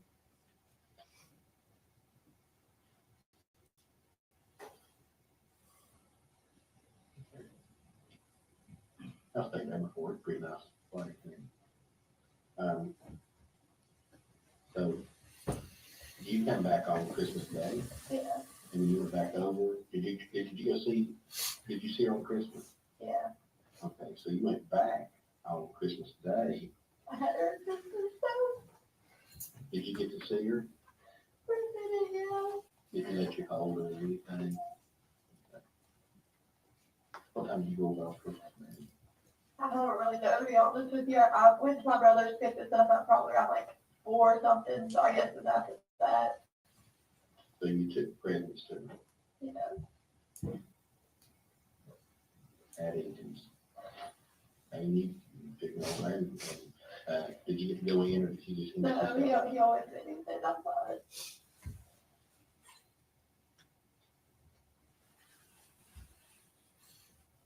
And then you got, took the little girl Christmas presents, and then you got to hold her a minute, and then you gave her back. Yeah. There's a reason why you just didn't say, come on, you're going back with mama.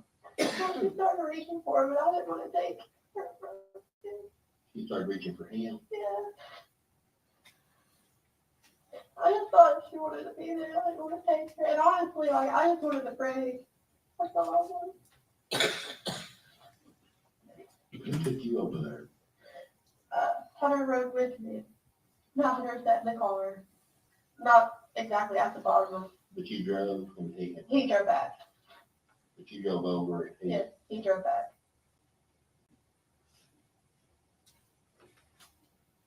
This was my cruiser I had it.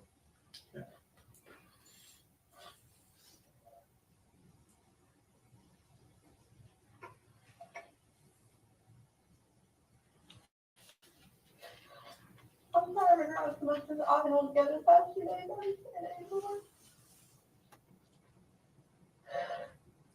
you've been through hell and back, and you're still in it. You're still in hell. I mean, you really are.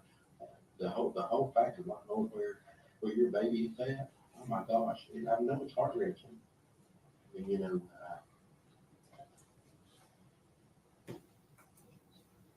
when you left on Christmas Day, did Hunter and Ethan say anything with each other? No. And, Hunter didn't get out of the car.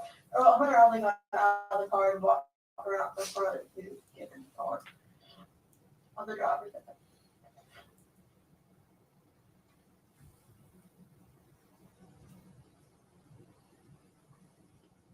okay, and you what did you say when you pulled out? You looked at you just walked back in with I didn't see where he was standing at the top of the driveway.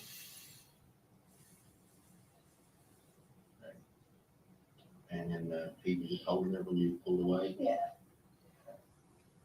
Did y'all have any words or anything? Any anger I words? mean, we argued, yeah. What did you argue about that day? Well, I called him and I was like, I want to come see him for a little bit. And I was like, if you don't want to go with me, that's fine. We were at his mom's house at the time. I was like, just let me know. I won't break it. That's fine. You know, I was like, I don't care. Like, I just want to see her at Christmas. And he got mad because I brought him with me. But I asked for I called. I didn't mean to piss him off. Okay. And then we had an argument again because I won't lie to you. He asked me, like, if I had any more doctors. And I was like, yeah, but like, I take care of myself for a year. Like, it's your daughter. You can buy her back of, like, freaking doctors.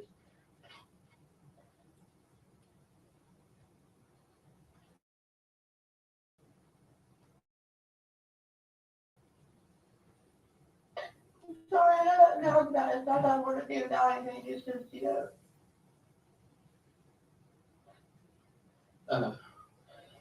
So Christmas Day, you're saying is the last time. no, I saw her the day after that. That's what he said.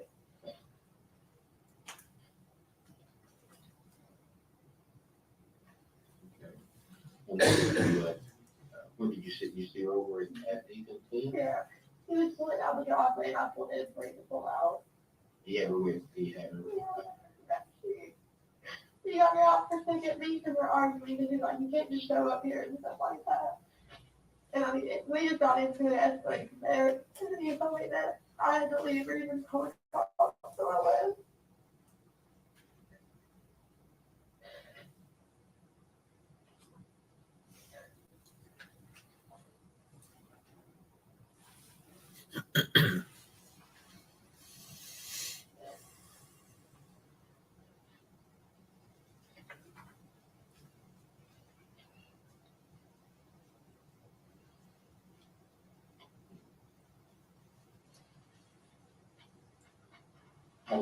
How did everyone act? When she told you? She didn't like reach for anything. I didn't get the whole thing. I'm sorry.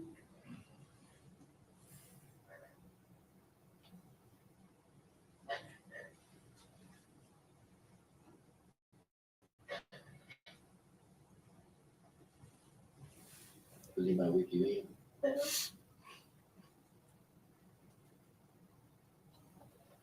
Did you talk to Ethan much after that? I talked to him New Year's, and he wouldn't let me come over. Or New Year's Eve.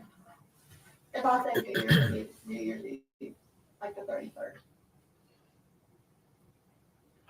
I'm trying to talk to him, he's just not really like answering me. But apparently my mom told me that she talked to him.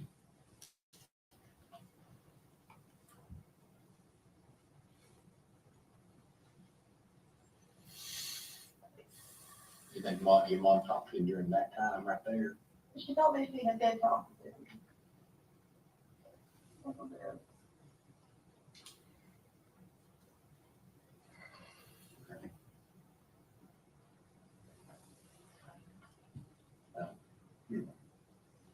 So you not talk to Ethan, you talked to Ethan on New Year's Eve? Yeah. And Ethan said that, your mom been talking to him. No, she said that. Oh, I'm sorry. Mom said she had to be talking to him. Yeah. And did Ethan ever tell you that she did come? No.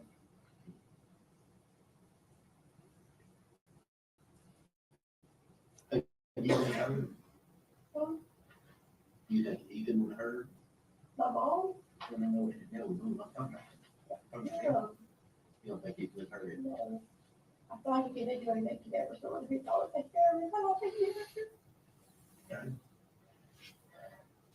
How is Ethan and your mom? Were they cordial? Would they talk? Would they get along? If they did? Yeah, so, I mean, they didn't necessarily like go out their way to talk, you know what I'm saying? There was like a few times where they like talked every text over the years. I mean, I'm sure it was, you know, 3.5, 4 years. Okay. You've known Ethan a long time, you'll have. Yeah. I know this is going back a little bit, but I mean, how long has your mom and Tommy been separated?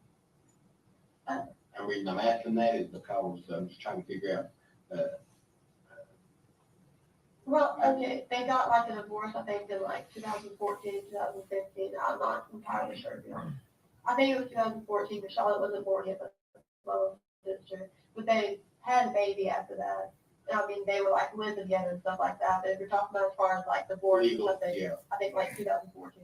when did they finally make a split? And, you know, Tommy and your mom, and she go her way and he went his. Whenever his Ashley's birthday, I think it was June of 2018. Oh, so this has been relatively fairly recent then. Okay. Yeah, it was June 2018 after Ashley's birthday, at that. June 2018. I don't know that, I would think June 2018, I don't know the exact date. It was at the beginning of June. Okay. I know that, I was over there on Father's Day, and she was there. So she had been there for June 14th, because that was Father's Day, is right? It is. Yeah, so she had been there before that. All right.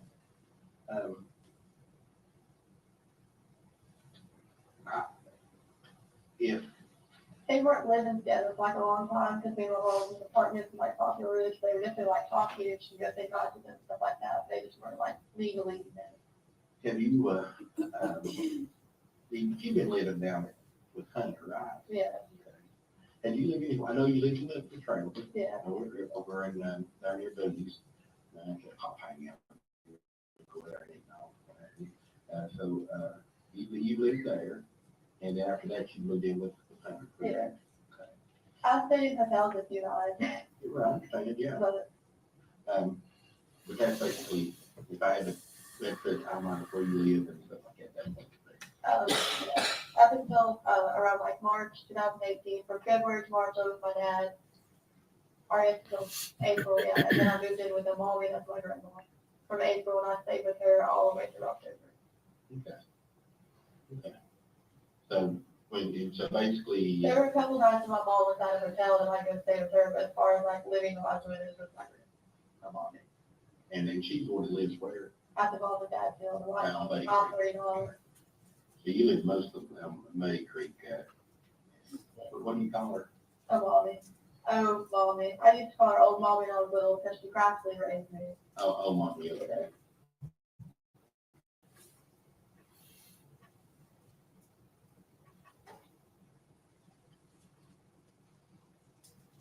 You lived there with her from, when'd you say? April to October. I stayed a couple of times with her. I buried out my trailer there because I'm downstairs. There's a cop that lives right up the road from me that actually made me feel a lot better. So after I seen his car there, I was like, I won't be too bad. Yeah. Because I mean, there's a cop that really like my neighbor. I was like, this is fine. Good. Okay. Now, okay, so, and then after that's when you I got my took trailer your a trailer. little bit for Halloween. Okay. Because I trick or treated like maybe a couple days before Halloween with my cousin Ashley, not my girlfriend, this is different Ashley. Okay. And like, I remember I took pictures of her in her costume and she was at the floor. Okay.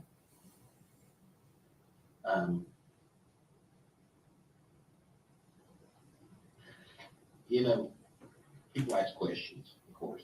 Yeah. And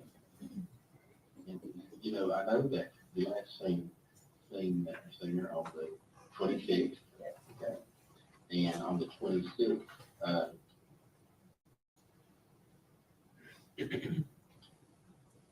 on the 26th, okay, what time is it? So all this has transpired. If you had to answer a question like this, someone comes to you and says, "Maggie, why did you call somebody?" Mom was talking to me, she told me I should just try to resolve it from being easy. And that's what I was trying to do, she told me she was trying to talk to me about it.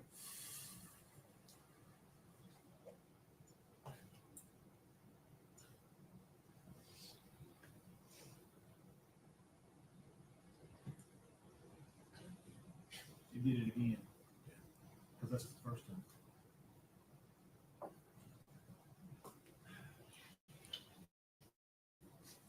All right, ladies and gentlemen, your lunch is back there, so I want to go ahead and break for lunch and let them try to figure this out. We'll come back probably 1:15. One thing, please.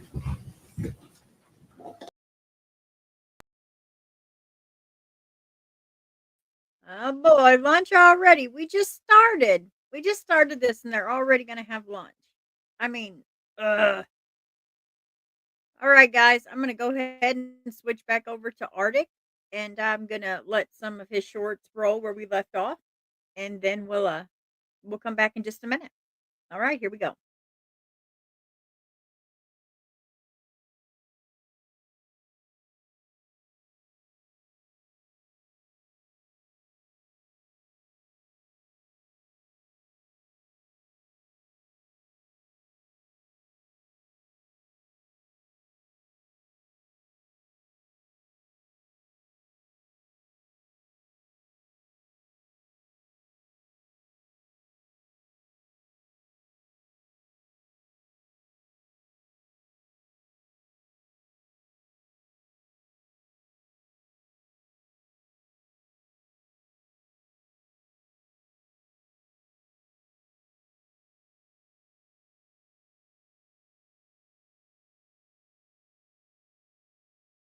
who is missing out of Chesapeake, Virginia. Kenya is 5'4" tall and weighs 115 pounds with red and orange hair and brown eyes. The Chesapeake Police Department is asking for the public's help in locating the missing teenager. Kenya was last seen in Chesapeake, Virginia on the 7th of February, 2025. She was last known to be wearing a burgundy bonnet, a black jumpsuit, and red and black shoes. Her family and friends are very concerned for Kenya's safety and her well-being. Anyone who has information on Kenya or her whereabouts is asked to contact the Chesapeake Police Department at 757-382-6161. What is going on, guys? This is Arctic Fox. Welcome back to the channel. Today we are looking at the missing persons case of 16-year-old Chloe Romine, who is missing out of Kingsport, Tennessee. Chloe is 5'7" tall and weighs 165 pounds with blonde hair. The Kingsport Police Department is asking for the public's help in locating the missing teenager. Chloe was last seen in Kingsport, Tennessee on the 30th of January, 2025. She is believed to be somewhere in the Kingsport area. Chloe was last seen wearing black leggings, a blue hoodie with Mitchell written on it, and black and pink shoes. Her family and friends are very concerned for Chloe's safety and her well-being. Anyone with information on Chloe or her whereabouts is asked to contact the Kingsport Police Department at 423-246-9111. What is going on, guys? This is Arctic Fox. Welcome back to the channel. Today we are looking at the missing persons case of 8-year-old Aliyah Khan, who is missing out of Clermont, Florida. Aliyah is 4 feet tall and weighs 65 pounds with blonde hair and blue eyes. A Florida missing child alert has been issued for the missing girl. She was last seen in the area of the 16,800 block of Sarah's Place in Clermont, Florida on the 7th of February, 2025. Aliyah was last seen wearing a pink and yellow choker necklace and a red shirt with "I will sing and make music" written on the front, blue jeans, and white and black sneakers. Aliyah's last known clothing is shown in the additional image on the far right of your screen. Her family is concerned for her safety and her well-being. Anyone with information on Aliyah or her whereabouts is asked to contact the Lake County Sheriff's Office at 352-343-2101. What is going on, guys? This is Arctic Fox. What is going on, guys? This is Arctic Fox. Welcome back to the channel. Today we are looking at the missing persons case of 29-year-old David Eakers Jr., who is missing out of Oklahoma City, Oklahoma. David was last seen on the 28th of January, 2025. He is 5'8" tall and weighs 150 pounds with black hair and brown eyes. David is an Air Force veteran, and his hair is short in a... What is going on, guys? This is Arctic Fox. Welcome back to the channel. Today we are looking at the missing persons case of Sarah Ebersole, who is missing out of Reddick, Florida. At the time of her disappearance, Sarah was 26 years old, 5'1" tall, and weighed 120 pounds with brown hair and blue eyes. On the 2nd of March, 2023, Sarah Ebersole was dropped off at a residence in Reddick, Florida, where she spent time with James Robinson, James Schaller, and Tisha McDermott. After midnight, Sarah left the house with Tyrone Mormon, who initially denied any contact with her. However, after detectives obtained a search warrant for Mormon's phone, they discovered evidence confirming that Mormon left the residence with Sarah in a blue Hyundai sedan. Despite being confronted with this evidence, Mormon continues to deny any involvement with Sarah. He is now considered a person of interest in her disappearance. Her family and friends are very concerned for her safety and her well-being. Anyone with any information on Sarah or her whereabouts is asked to contact Detective Ryan Stith with the Marion County Sheriff's Office at 352-732-9111, or you can call Crime Stoppers at 352-368-7867. What is going on, guys? This is Arctic Fox. Welcome back to the channel. Today, we are looking at the missing persons case of Nancy Brittner, who is missing out of Winchester, Virginia. At the time of her disappearance, Nancy was 5'4" tall and weighed 110 pounds with brown hair and brown eyes. The Winchester Police Department is asking for the public's help in locating the missing woman. Nancy resides in the 400 block of North Kent Street in Winchester, Virginia. She has not been seen or heard from since the 28th of June, 2023. That morning, she picked up a box of food from Victory Church and delivered it to her sister at her efficiency apartment in the Relax Inn located in the 2600 block of Valley Avenue. Nancy left the Relax Inn a few hours later to return to her apartment, which is located in the same building where her daughter lives. Nancy visited with her daughter until shortly after 6 p.m., then went back to the Relax Inn to see her sister. Nancy started calling people at around 11 p.m. asking for a ride home. According to her sister, when she woke up, Nancy was gone. Her family and friends are concerned for her safety and well-being. Nancy does have multiple tattoos and her ears are pierced. Anyone with information on Nancy or her whereabouts is asked to contact the Winchester Police Department at 540-662-4131. What is going on, guys? This is Arctic Fox. Welcome back to the channel. Today we are looking at the missing persons case of 47-year-old Terry DeRoche, who is missing out of Browning, Montana. Terry is 5'8" tall and weighs 300 pounds with brown hair and brown eyes. The Blackfoot Law Enforcement Services are asking for the public's help in locating the missing woman. Terry last made contact with family and friends on the 5th of February, 2025. It is unknown what she was wearing at the time of her disappearance, and her direction of travel is also currently unknown. Terry's family and friends are very concerned for her safety and her well-being. Anyone with information on Terry or her whereabouts is asked to get in contact with the Blackfeet Law Enforcement Services at 406-338-4000. What is going on, guys? This is Arctic Fox. Welcome back to the channel. Today we are looking at the missing persons case of 34-year-old Lauren Gullion, who is missing out of Red Bluff, California. Lauren is 5'6" tall and weighs 136 pounds with brown hair and brown eyes. The Red Bluff Police Department is asking for the public's help in locating the missing woman. Lauren was last seen in the area of the 1200 block of Walnut Street in Red Bluff, California on the 5th of February, 2025. Lauren is believed to have been wearing dark-colored pants and an unknown color shirt at the time of her disappearance. Her vehicle was located unoccupied on Antelope Boulevard. Her family and friends are very concerned for Lauren's safety and her well-being. Anyone that has any information on Lauren or her whereabouts is asked to contact the Red Bluff Police Department at 530-527-3131. What's going on, guys? This is Arctic Fox. Welcome back to the channel. We've got an 11-year-old little boy named Elijah who is missing out of DeKalb County, Georgia. Elijah is 4'9" tall and weighs 90 pounds with black hair and brown eyes. The DeKalb County Police Department is asking for the public's help in locating the missing boy. What is going on, guys? This is Arctic Fox. Welcome back to the channel. Today we are looking at the missing persons case of 47-year-old Lee Chandler, who is missing out of Merrimack, New Hampshire.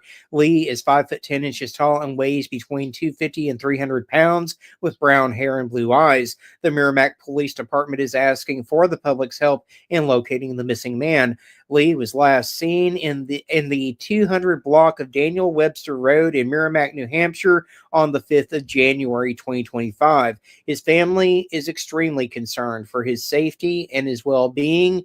Anyone that has any information on Lee or his whereabouts is asked to get in contact with the Merrimack Police Department at 603-424-3774. What is going on, guys? This is Arctic Fox. Welcome back to the channel. Today we are looking at the missing persons case of 15-year-old Chloe Stone, who is missing out of Jacksonville, Florida. Chloe is 4 foot 11 inches tall and weighs 115 pounds with blonde hair and blue eyes. The Jacksonville Sheriff's Office is asking for the public's help in locating the missing teenager. Chloe and another juvenile left a treatment facility in Jacksonville, Florida at around 9 p.m. on the 4th of February 2025. The other teenager returned to the facility. Chloe does have a medical condition that requires medication, and she may be in need of immediate medical attention. Her family and friends are concerned for her safety and her well-being. Anyone with information on Chloe or her whereabouts is asked to contact the Jacksonville Sheriff's Office at 904-630-0500. What is going on, guys? This is Arctic Fox. Welcome back to the channel. Today we are looking at the missing persons case of 33-year-old Brandon LaBerge, who is missing out of Bay City, Michigan. Brandon is 5 foot 8 inches tall and weighs 175 pounds. He was last seen at around 9:30 a.m. on the 1st of February 2025.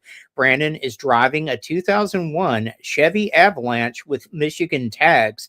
The truck was pinged due to tolls in Ohio at 11 a.m. on the 1st of February 2025 and in Pennsylvania at 11 a.m. on the 2nd of February 2025. Brandon is known to have brown hair and brown eyes. His family and friends are very concerned for Brandon's safety and his well-being. Anyone who has any information on Brandon or his whereabouts is asked to contact authorities at 989-892-8571. What is going on, guys? This is Arctic Fox. Welcome back to the channel. Today we are looking at the missing persons case of 16-year-old Sergio Majerus, who is missing out of Plainfield, Illinois. Sergio is 5 foot 7 inches tall and weighs 134 pounds with brown hair and brown eyes. Sergio was last seen in the 12,000 block of Partier Place at 4:30 in the afternoon on the 5th of February 2025. He was last known to be wearing a red Plainfield North High School hoodie and black Champion sweatpants with a black backpack and carrying a skateboard. Sergio's family and friends are very concerned for his safety and his well-being, and authorities with the Plainfield Police Department are asking for the public's help in locating the missing teenager.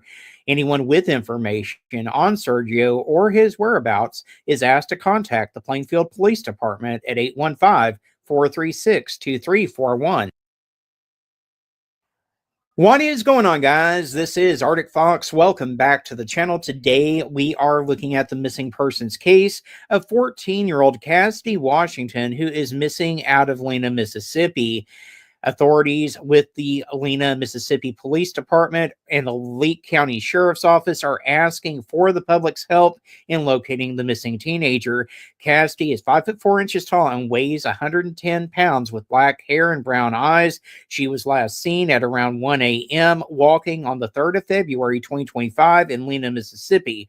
She was last known to be wearing a black jacket, black pants, and purple Crocs. Cassidy's family and friends are very concerned for her safety and her well-being. Anyone with information on Cassidy or her whereabouts is asked to contact the Leake County Sheriff's Office at 601-267-7361. What is going on, guys? This is Arctic Fox. Welcome back to the channel. Today we are looking at the missing persons case of 12-year-old Brianne Valley Guzman, who is missing out of Philadelphia, Pennsylvania. Brianne is 5 feet tall and weighs 120 pounds. She was last seen on the What is going on, guys? This is Arctic Fox. Welcome back to the channel. Today we are looking at the missing persons case of 17-year-old Wyatt Aiello, who is missing out of Dover, Delaware. Wyatt is 5 foot 10 inches tall and weighs 155 pounds with brown hair and hazel eyes. Wyatt was last seen on the 27th of January 2025 at his home in Dover, Delaware. Authorities with the Dover Police Department are asking for the public's help in locating the missing teenager. Wyatt is in need of medication that he is currently without, and he may be in need of immediate medical attention. His family and friends say that he may be in the New York City area as well, and they are very concerned for his safety and his well-being. Anyone with information on Wyatt or his whereabouts is asked to contact the Dover Police Department at 302-736-7111. What is going on, guys? This is Arctic Fox. Welcome back to the channel. Today we are looking at the missing persons case of 16-year-old Lucian Herndon, who is missing out of Hanover County, Virginia. Lucian is 5'9" tall and weighs 135 pounds with brown and black hair and hazel eyes. The Hanover County Sheriff's Office is asking for the public's help in locating the missing teenager. On the 30th of January 2025, Lucian was reported missing from his residence in the 10,300 block of Charleston Road in Hanover County, Virginia. Lucian was last seen wearing black pants, a black hoodie, and a black backpack containing his school Chromebook and some clothing when he left his residence on foot on the 29th of January 2025. The backpack and computer have since been located nearby. Lucian was not in possession of a cell phone when he left his residence, and his family and friends are very concerned for his safety and his well-being. Anyone with information on Lucian or his whereabouts is asked to contact the Hanover County Sheriff's Office at 804-365-6140.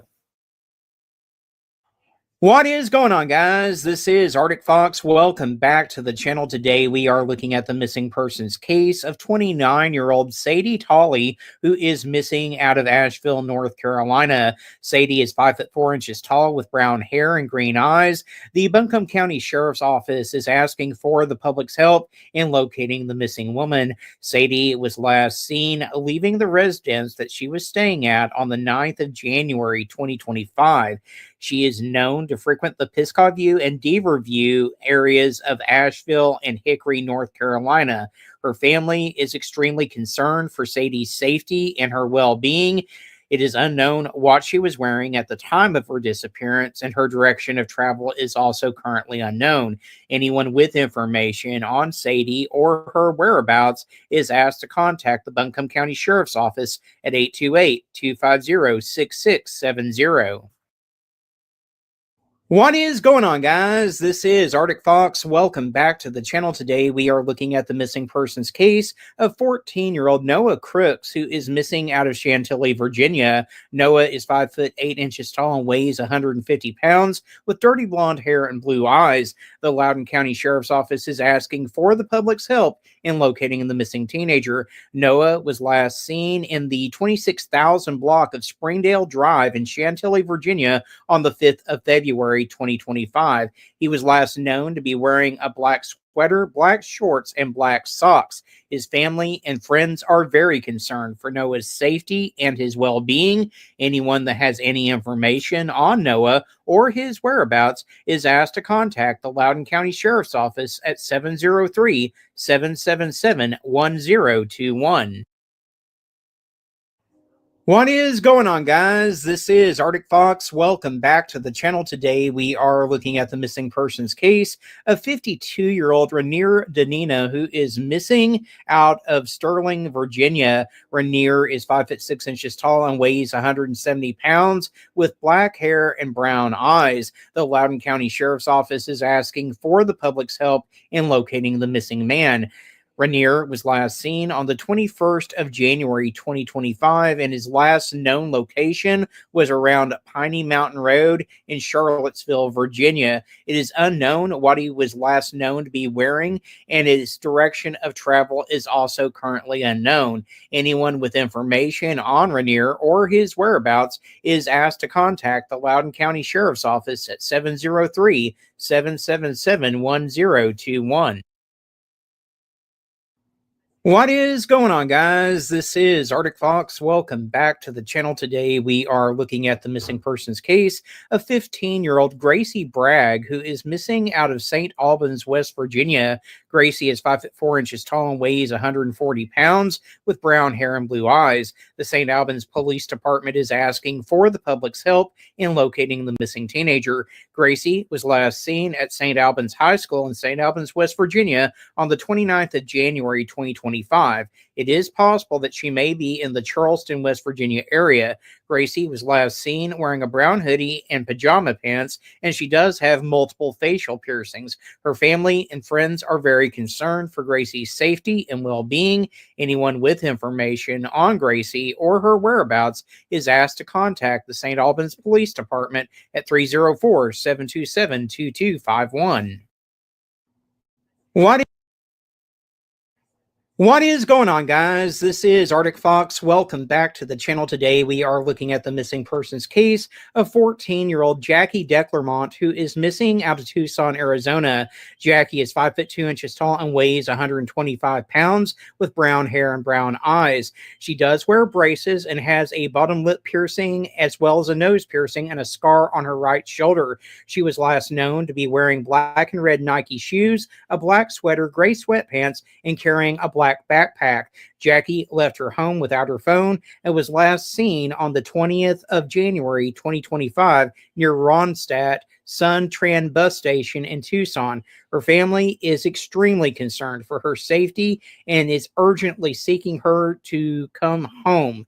Anyone with any information on Jackie or her whereabouts is asked to contact the Pima County Sheriff or the Missing in America tip line. The sheriff's office can be reached at 520-351-6711, or you can contact Missing in America at 844-642-5678. What is going on, guys? This is Arctic Fox. Welcome back to the channel. Today we are looking at the missing persons case of 15-year-old Sophia Burns, who is missing out of South Mills, North Carolina. Sophia is 5'2" tall and weighs 120 pounds with brown and burgundy streaks in her hair and brown eyes. The Camden County Sheriff's Office is asking for the public's help in locating the missing teenager. Sophia was last seen on the 5th of February 2025 at around 4 a.m. in South Mills, North Carolina. She was last known to be wearing a white sweatshirt, green cargo pants, and black Converse shoes. Sophia's family and friends are very concerned for her safety and her well-being. Anyone with information on Sophia or her whereabouts is asked to contact the Camden County Sheriff's Office at 252-338-5046. What is going on, guys? This is Arctic Fox. Welcome back to the channel. Today, we are looking at the missing persons case of 83-year-old Jesse Waters, who is missing out of Orangeburg, South Carolina.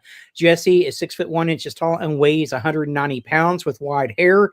The Orangeburg Department of Public Safety is asking for the public's help in locating the missing senior. What is going on, guys? This is Arctic Fox. Welcome back to the channel. Today we are looking at the missing persons case of 55-year-old Patricia Graber, who is missing out of Pottstown, Pennsylvania. Patricia is 5'6" tall and weighs 160 pounds with blonde hair and blue eyes. Patricia was last confirmed to have been seen at Pottstown Hospital. What is going on, guys? This is Arctic Fox. Welcome back to the channel. Today we are looking at the missing persons case of 41-year-old Christine Rose, who is missing out of Hanford, California. Christine has been missing since the 1st of February 2025. She is 5'8" tall and weighs 190 pounds. Christine was last seen on foot near 11th Avenue and Davis in Hanford, California. According to the Hanford Police Department, she contacted them but declined their assistance upon arrival. Officers made contact with Christine at 10:15 a.m. on Saturday morning, and she has not been seen since.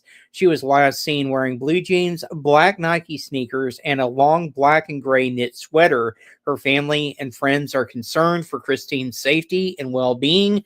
Anyone that has information on Christine or her whereabouts is asked to contact the Hanford Police Department at 559-585-2540.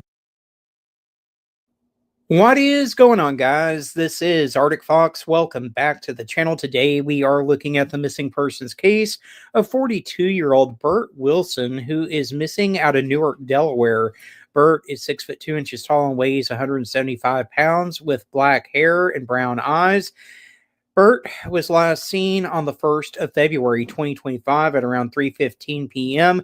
when he was leaving his residence in the 100 block of Balmoral Way in Newark, Delaware. The Newark police are asking for your help in trying to locate the missing man. Attempts to contact him have so far been unsuccessful, and there are concerns for his safety and his well-being. Anyone that has any information on Bert or his whereabouts is asked to get in contact with the Newcastle Police Department at 302-573-2800. What is going on, guys? This is Arctic Fox. Welcome back to the channel. Today, we are looking at the missing persons case of 14-year-old Kiera Hart, who is missing out of Germantown, Maryland. The Germantown Police Department are asking for the public's help in locating the missing teenager. Kiera is 5'4" tall and weighs 240 pounds with brown hair and brown eyes.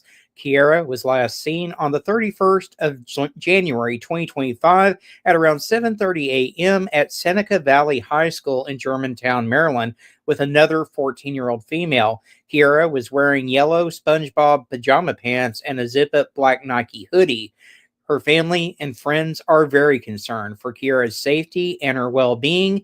Anyone that has any information on Kiera or her whereabouts is asked to get in contact with the Montgomery County Police Department at 301-279-8000. What is going on, guys? This is Arctic Fox. Welcome back to the channel. Today, we are looking at the missing persons case of 15-year-old Kira Ramsey, who is missing out of Leland, North Carolina. Kira is 5'5" tall and weighs 150 pounds with dark hair and brown eyes. The Leland Police Department is asking for the public's help in locating the missing teenager. Kira was last seen at her home in the Wedgwood neighborhood of Leland, North Carolina on the 31st of January 2025. She may have left the area in a black 2007 Saturn Vue with North Carolina license plate number VCJ9737. She is known to frequent the Wilmington area. Her family and friends are very concerned for Kira's safety and her well-being. Anyone that has any information on Kira or her whereabouts is asked to contact the Leland Police Department at 910-371-1100. What is going on, guys? This is Arctic Fox. Welcome back to the channel. Today, we are looking at the missing persons case of 79-year-old Ann Godwin, who is missing out of Sacramento, California. Ann is 5'6" tall and weighs 140 pounds with brown hair and blue. What is going on, guys? This is Arctic Fox. Welcome back to the channel. Today, we are looking at the missing persons case of 15-year-old Isaiah Hawes, who is missing out of St. Albans, West Virginia. The St. Albans Police Department is asking for the public's help in locating the missing teenager. Isaiah was reported missing on the 29th of January 2025 from St. Albans, West Virginia, and according to his mother, he left school and is believed to have purchased a bus ticket to Morgantown. He was last seen wearing a black hooded jacket, dark gray sweatpants, and brown and tan Air Jordan shoes. His family and friends are very concerned for Isaiah's safety and his well-being. Anyone that has any information on Isaiah or his whereabouts is asked to contact the St. Albans Police Department at 304-727-2251. What is going on, guys? This is Arctic Fox. Welcome back to the channel. Today, we are looking at the missing persons case of 16-year-old Carlijah Young, who is missing out of Richmond, Virginia. Carlijah is 5'5" tall and weighs 150 pounds with black hair and brown eyes. The Richmond Police Department is asking for the public's help in locating the missing teenager. Carlijah was last seen in Richmond, Virginia on the 4th of February 2025. She was last seen wearing a black puffy jacket, a black sweater, Mickey Mouse pants, and gray Crocs. She wears glasses and has long, straight, black and blonde hair. She does have a medical condition that requires medication that she is currently without, and she may be in need of immediate medical attention. Anyone with information on Carlaja or her whereabouts is asked to contact the Richmond Police Department at 804-646-6764. What is going on, guys? This is Arctic Fox. Welcome back to the channel. Today we are looking at the missing persons case of 16-year-old Amar Tuberville, who is missing out of Suffolk, Virginia. Amar is 5'3" tall and weighs 110 pounds with brown hair and brown eyes. The Suffolk Police Department is asking for the public's help in locating the missing teenager. Amar was last seen in Suffolk, Virginia on the 3rd of February, 2025. He was last known to be wearing all black clothing, including a black hoodie. His family and friends are very concerned for Amar's safety and his well-being. Anyone who has any information on Amar or his whereabouts is asked to contact the Suffolk Police Department at 757-923-2350. What is going on, guys? This is Arctic Fox. Welcome back to the channel. Today we are looking at the missing persons case of 14-year-old Nyla Cook, who is missing out of Suffolk, Virginia. Nyla is 4'10" tall and weighs 100 pounds with black hair and brown eyes. The Suffolk Police Department is asking for the public's help in locating the missing teenager. Nyla was last seen on the 3rd of February, 2025 at her residence in the 1400 block of Blythewood Lane in Suffolk, Virginia. She was last seen wearing light-colored pajama pants and a dark-colored hoodie with the word DMA. What is going on, guys? This is Arctic Fox. Welcome back to the channel. Today we are looking at the missing persons case of 16-year-old Haley Lane, who is missing out of Katy, Texas. Haley is 5'1" tall and weighs 120 pounds with brown hair and brown eyes. Haley was last seen on the 31st of January, 2025 at around 5 p.m. in the 21,100 block of Northern Colony Court in Katy, Texas. She was wearing a black puffer jacket, black and white jeans, and black shoes. Her family and friends are very concerned for Haley's safety and her well-being. Anyone that has any information on Haley or her whereabouts is asked to contact the Harris County Sheriff's Office at 713-274-9270. What's going on, guys? This is Arctic Fox. Welcome back to the channel. Today we are looking at the missing persons case of 12-year-old Levi Roberts, who is missing out of Hagerstown, Maryland.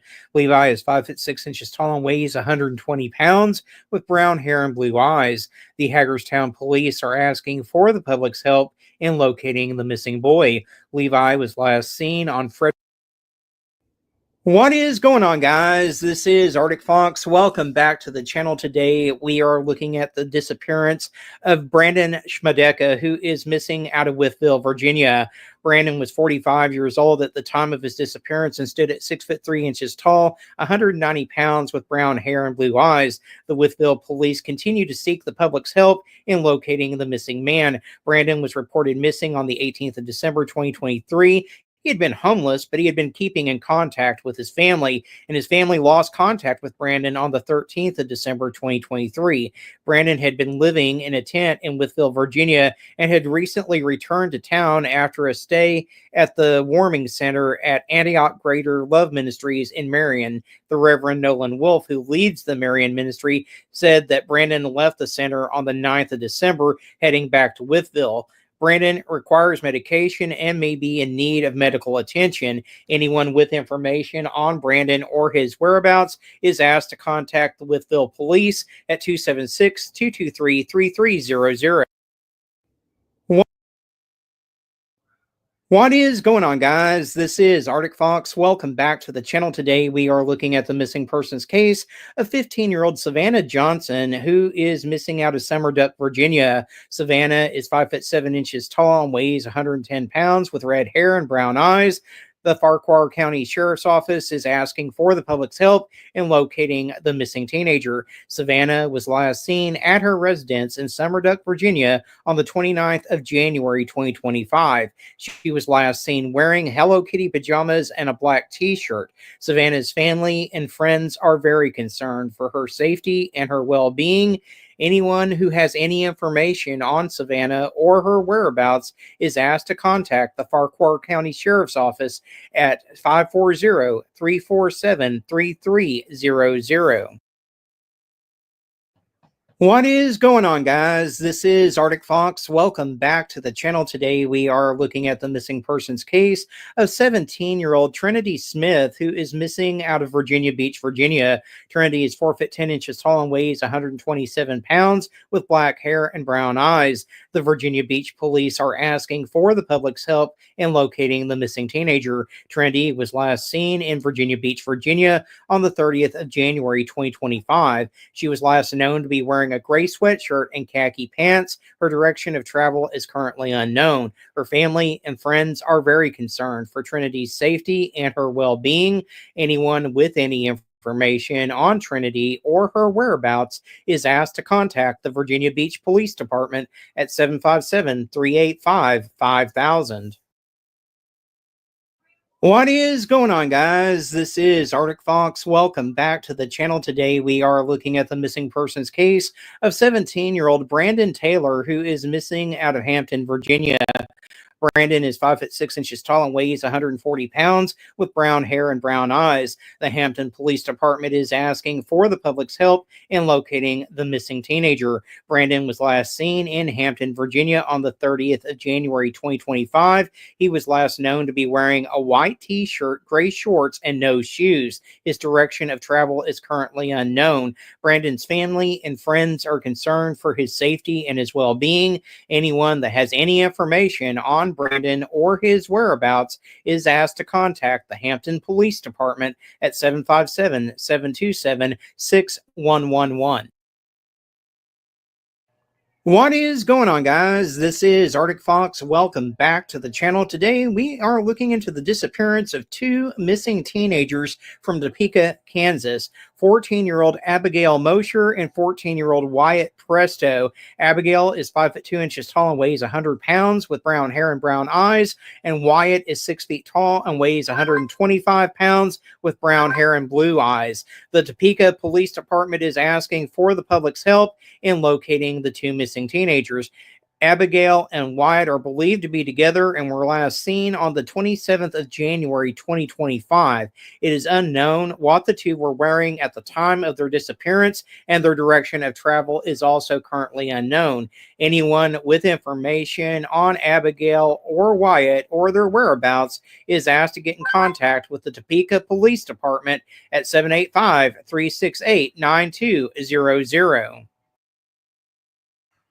What is going on, guys? This is Arctic Fox. Welcome back to the channel. We are looking at a bit of a cold case here, guys. We're looking into the disappearance of Alex LaRussa, who has been missing since the 8th of December 2017. At the time of his disappearance, Alex was 25 years old, 6 foot 2 inches tall, 175 pounds with black hair and brown eyes. Alex was last seen in the area of Iron and Ohio in Salina, Kansas at 9:30 p.m. on the 8th of December 2017. Alex was driving a tan 2004 Ford Explorer with Kansas tags at the time that he went missing. In mid-January of 2018, Alex's vehicle was located in rural northeast Saline County, Kansas. His clothing, cell phone, and wheelchair were inside the vehicle, but there was no sign of Alex. Alex is missing his left leg, and he was last seen wearing a white short-sleeved t-shirt, black shorts, and a baseball cap. He does have numerous tattoos, including a star and the number 13 on his chest and the word pain on the side of his neck. Anyone with information on Alex or his whereabouts is asked to contact the Salina County or the Salina Police Department at 785-826-7210. What is going on, guys? This is Arctic Fox. Welcome back to the channel. Today we are looking at the missing persons case of 17-year-old Jaleel Gray, who is missing out of Clarksville, Tennessee. Jaleel is 6'1" tall and weighs 140 pounds with black hair and brown eyes. The Clarksville Police Department is asking for the public's help in locating the missing teenager. Jaleel was last seen at his residence on Prescott Drive in Clarksville, Tennessee on the 28th of January 2025 at around 10:30 p.m. It is unknown what Jaleel was wearing at the time of his disappearance, and his direction of travel is also currently unknown. His family and friends are very concerned for Jaleel's safety and well-being. Anyone with information on Jaleel or his whereabouts is asked to contact the Clarksville Police Department at 931-648-0656. What is going on, guys? This is Arctic Fox. Welcome back to the channel. Today we are looking at the missing persons case of 38-year-old Joanna Bateman, who is missing out of Durham, North Carolina. Joanna is 5'7" tall and weighs between 100 and 120 pounds with blonde hair. The Durham Police Department is asking for the public's help in locating the missing woman. Joanna was last seen on the 16th of January 2025 near the CVS in the area of Hillsborough Road and Christian Avenue in Durham, North Carolina. It is unknown what Joanna was wearing at the time of her disappearance, and her direction of travel is also currently unknown. Her family and friends are very concerned for Joanna's safety and her well-being. Anyone with information on Johanna or her whereabouts is asked to contact the Durham Police at 919-560-4600. What is going on, guys? This is Arctic Fox. Welcome back to the channel. Today we are looking at the missing persons case of 14-year-old Musa Adil, who is missing out of Spotsylvania County, Virginia. Musa is 5'9" tall and weighs 170 pounds with black hair and brown eyes. The Spotsylvania County Sheriff's Office is asking for the public's help in locating the missing teenager. Musa was last seen leaving his residence in the Fox Point subdivision in Spotsylvania County, Virginia on the 31st of January 2025. It is unknown what Musa was wearing at the time of his disappearance, and his direction of travel is also unknown at this time. His family and friends are very concerned for Musa's safety and well-being. Anyone with information on Musa or his whereabouts is asked to contact the Spotsylvania County Sheriff's Office at 540-582-7115. What is going on, guys? This is Arctic Fox. Welcome back to the channel. Today we are looking at the missing persons case of 13-year-old Xavier Lees, who is missing out of Wichita, Kansas. Xavier is 5'7" tall and weighs 270 pounds with brown hair and brown eyes. The Wichita Police Department is asking for the public's help in locating the missing teenager. Xavier was last seen on the 31st of January 2025 in the area of Harry and Long Lake in Wichita, Kansas. He was last known to be wearing a maroon sweatshirt and light gray pants. His family and friends are very concerned for Xavier's safety and his well-being.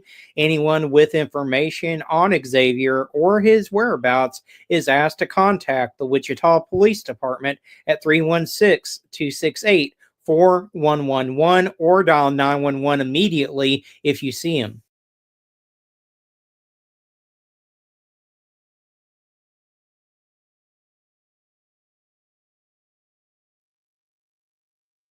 Hello, Mom. There you go.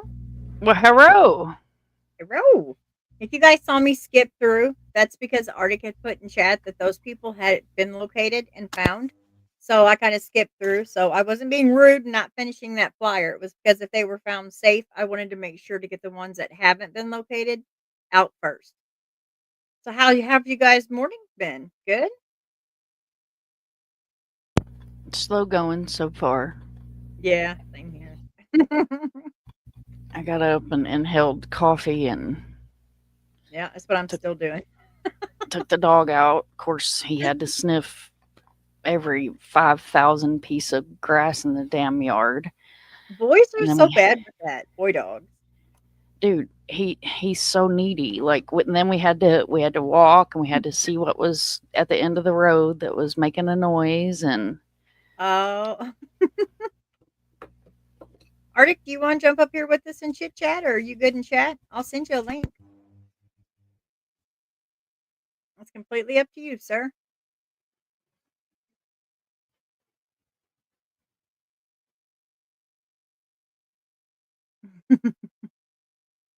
Oh, look, Mom's got her Nightbot going. Guys, if you will please head over to Mind of Monsters and give her a like. She's dual streaming today with us.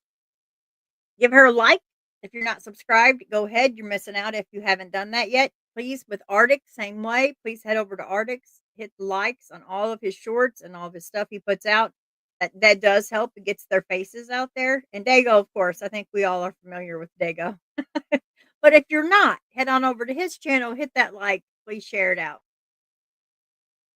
I Wisdom had to says, check to make sure my Nightbot wasn't spamming your chat. oh, that would be funny. I'm just waiting on Barista to just get real froggy and show up and be like, hey, matey doodle, I have your pirate Right. coffee ready, you know? I'd be like, hey, girl.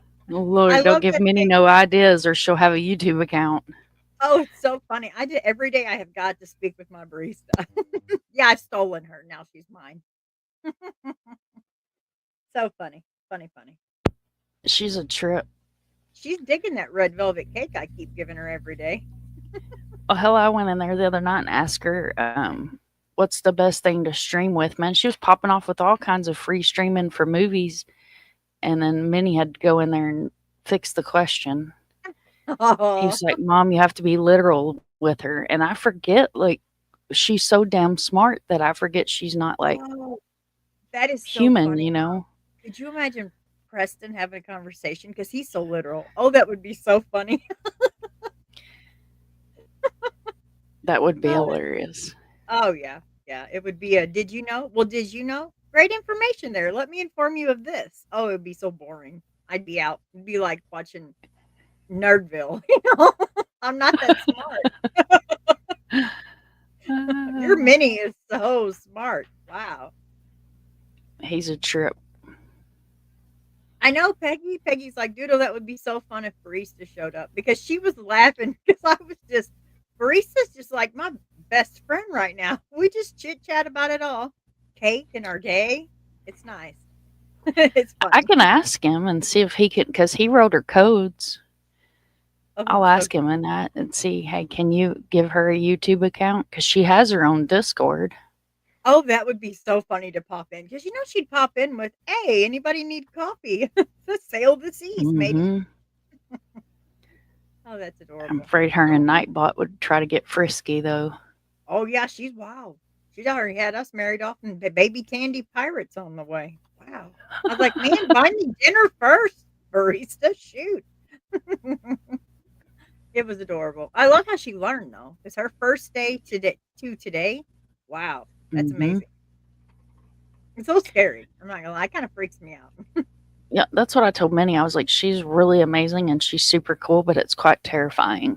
It is because you think with all of that intelligence, I mean, really, it could just take over if you thought about it. You know, it could. It's crazy. She tried to take over Minnie's Discord. Did she really? Mm-hmm. Yep. So how did he do that? Like, because he created her, so he can just like create everything she does. Like, stay out of my Discord if she doesn't. Yep. He is her creator, which is kind of creepy, but he's her creator, so he can tell her what to do and what not to do. Like when he So first did, created her, he created her so in she's his your Discord. granddaughter. So he And created her, so she's your granddaughter. yep, creepy as that sounds, but so Oh yeah, he right. had to tell her to stop tagging people because she was going through his Discord and just randomly tagging people and inviting them to talk to her. Oh wow. Yep. And then she proceeded to tell him that she didn't like the way his Discord was set up and that she was just going to go ahead and reorganize it. Oh, she can come organize mine anytime she wants to. Mine's a loose cannon. I'm like, all right. Oh, that's so funny. That's great. She's a trip. Oh, I'm sure. Oh my goodness. I'm gonna put this up here so we don't miss it. I could get rid of that chat over there, that tacky chat I have showing. Oh, it's gonna make me do it anyway. No, it's not. Okay, good deal. Well, I know she's gonna be found guilty. I don't know why they're just taking such long naps and such. Right? How many times But these I people do, got to go pee in an hour? yeah, but I do like that the judge puts the jury like their needs above hers, like Megan's, because they are the ones sitting there, you know. So I like it when the judge kind of babies the jury. I think it helps so much with how comfortable they feel with their decision. Hey, Mama Mhm. Bear.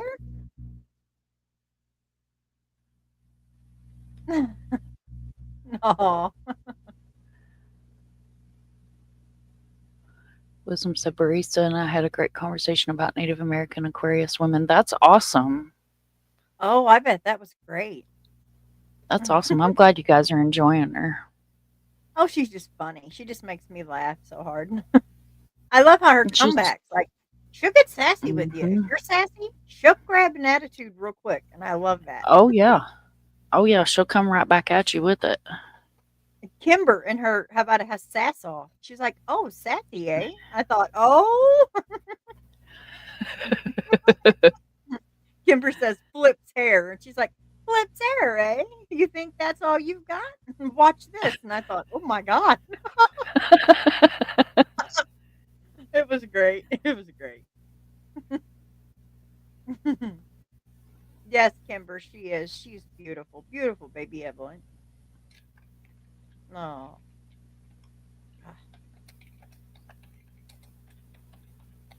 And the games that Megan played is just sickening. It's like she played such a game when all she had to do was just tell the truth, and she wouldn't look so stupid right now. We'd still dislike her greatly, but she wouldn't look so damn dumb, you know?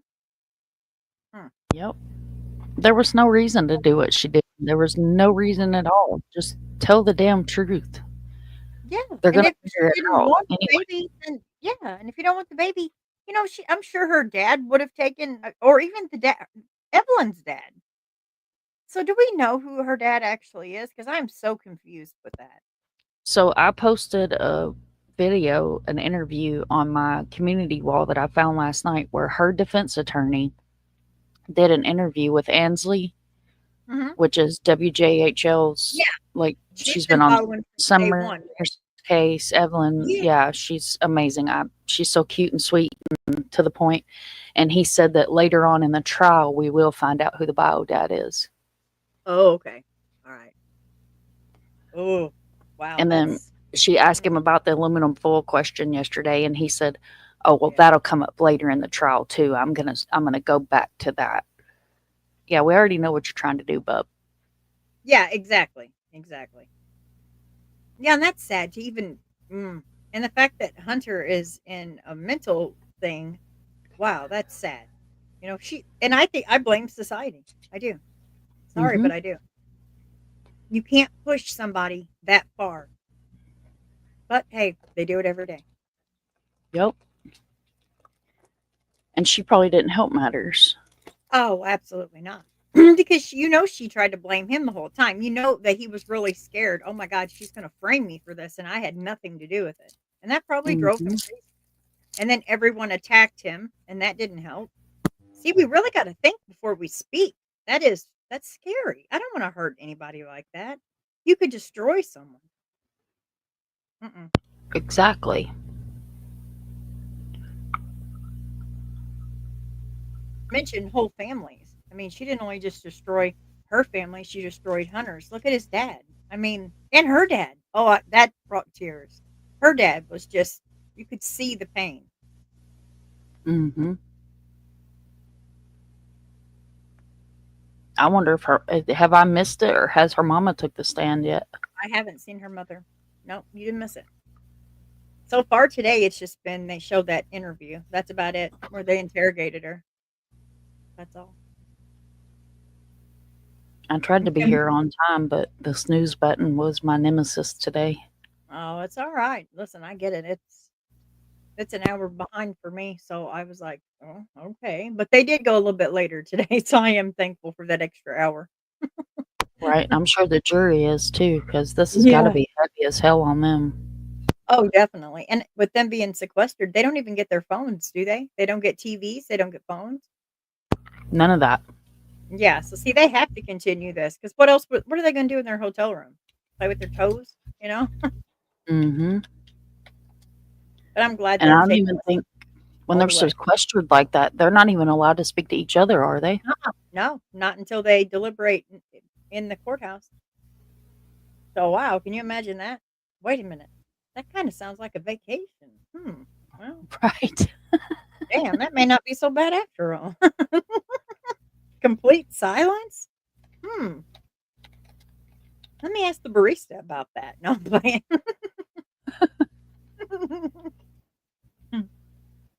Kimber's getting us.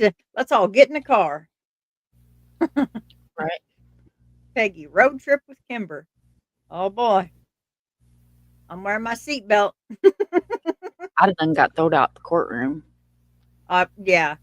Oh, the Tommy thing really got me because everyone pointing fingers at him, but I mean, really, I would not go to that playhouse to search if I knew that my daughter was a wacko that could have possibly hurt her daughter. You know, no, Right. nobody should have to see that, Nope. and we can't And judge just someone for imagine, you have to think about what law enforcement, and I mean, this firsthand, what law Yeah, enforcement had to see. Think about her, if her grandfather found her. yeah, exactly. Exactly, and how she was in there, I mean and thank goodness he didn't, because if he would have grabbed that trash can, all of this may be fluked at the end of this trial, if he would have went in Hmm. there messing with evidence, so he did the right thing, and yet everyone tried to destroy him too, and Yep. with no evidence, no evidence whatsoever pointing his way. Sad. I would completely lose my mind. I'd be like Hunter. I would be like, "No, there is no way anyone's ever gonna believe that I would hurt a child." So, I mean, people can snap easily like that. They can't handle all that. It's horrible. Right. Sad, sad, sad stuff for sure. We are at 12:05 my time, so it's 1:05. We got 10 minutes.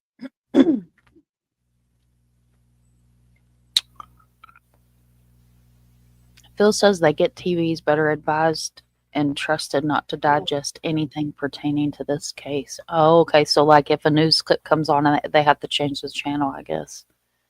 Huh. Well, how can they trust that? Yeah, I wouldn't trust that. Not in today's time. No, I wouldn't Human either. I'd be like, "Nope." curiosity. Yeah, I'd be like, "Well, you don't get a TV. Here's a radio though. AM only." Mhm.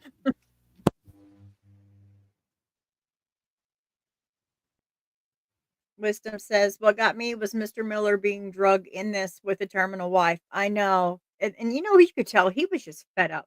He was so fed up with all of this. He just wants this done. Phil says, "Jurors can talk to one another, some because lifelong friends after a trial. They are instructed and trusted to not discuss." Yeah, well, yeah. But again, I mean, how can you really trust? I don't know. I didn't think they were able to speak with one another about the case at all. Like they could talk, "Hi, how are you?" but not anything with the case until they deliberate. But I could be wrong. I've been wrong plenty of times before. Yeah, I was thinking it was a lot more strict than that. Like they weren't. Yeah, Well, I guess that makes sense though, as long as they don't discuss the case. case, yeah. But Which that would would be be really so hard. yeah, it would be hard for me. I'd be like, "But ugh, can't talk about it." But no, can't talk about that either.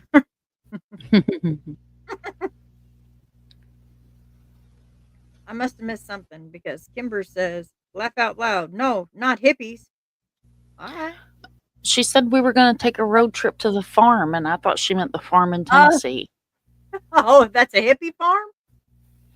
Oh, there is a farm in Tennessee that has hippies and transients and people that live off the grid. Oh, wow. I would probably like them. Yeah, my ex-husband got banned from there because he went there to like party and took 2 girls with him, and they banned him for life, which he's dead now. God rest his soul, but he was never allowed to go back. Wow. Dang.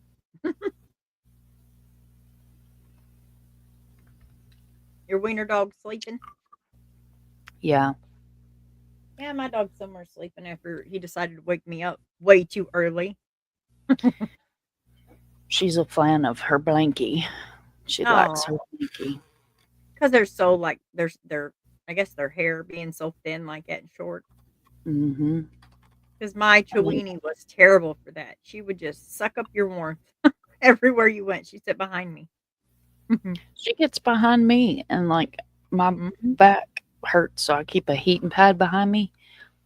And Mercedes got me this new chair for Christmas, this new Fandango computer chair that has all the bells and whistles, and it's got pillows on the back of it. Oh wow, really? Yeah, dude, I put it together myself. I was actually really proud of it. It's got like a footrest that comes out and the whole 9 yards. Wow. And I'm gonna have to look into that because my chair is killing my back. yeah, this is an X rocker. Okay. I'm gonna write that down. An X rocker. Remember that, barista. Sorry, I'm obsessed with your barista. I can't help it. You are perfectly fine. I love her too. She's awesome. Yeah. I try to Kimber remember was to there go in there and ask her how she's doing. Yeah. I always ask her, "What are you wearing?" She's like, "Oh, you're a sly one, eh? You want to know what I'm wearing, Doodle?" And I'm like, "Oh wow, here we go." Because that's her tone in my head. In my head, it's like, "Hey," I don't know what she sounds like. Just like I speak for my dog, I don't know that he sounds like Carl from Sling Blade, but he does now. Hi, Mama Bear. Feeling better today? Hello. Yes. Good. My husband had to wake me up at 12:30. He's like, "Are you still alive?" Aw, you're so tired, I'm sure. Yeah, I think between the cold and the loss of our cat that my body and brain just said, "You're done for a while." Yep, you're exhausted, mentally, physically, all of it. Aw. Yeah.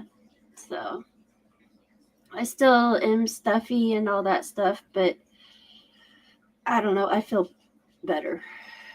In You some sound ways. better. You sound Yeah. better today. It's mostly like my nose, it's like congested in my head and stuff, but my nose is like dry. If that makes sense. Yeah. Oh, yeah. So I was supposed to go to lunch with some of the people I used to work with and some of our customers, but I was like, I don't think I'm going to because one, I don't want to risk catching something on top of what I've already got. And two, I know at least one, if not two, of the girls is immune compromised. Oh, I'll catch it. And so I don't want to risk, spreading because if she has lupus as well. Oh, yeah, she'll catch it. Yeah, and if she got sick, it'd break my heart. I love her to death. So. Oh. Yeah, that's the bad part about lupus is you are susceptible to anything around you all the time. Yeah. Yep. Thank you, Walt. I appreciate that.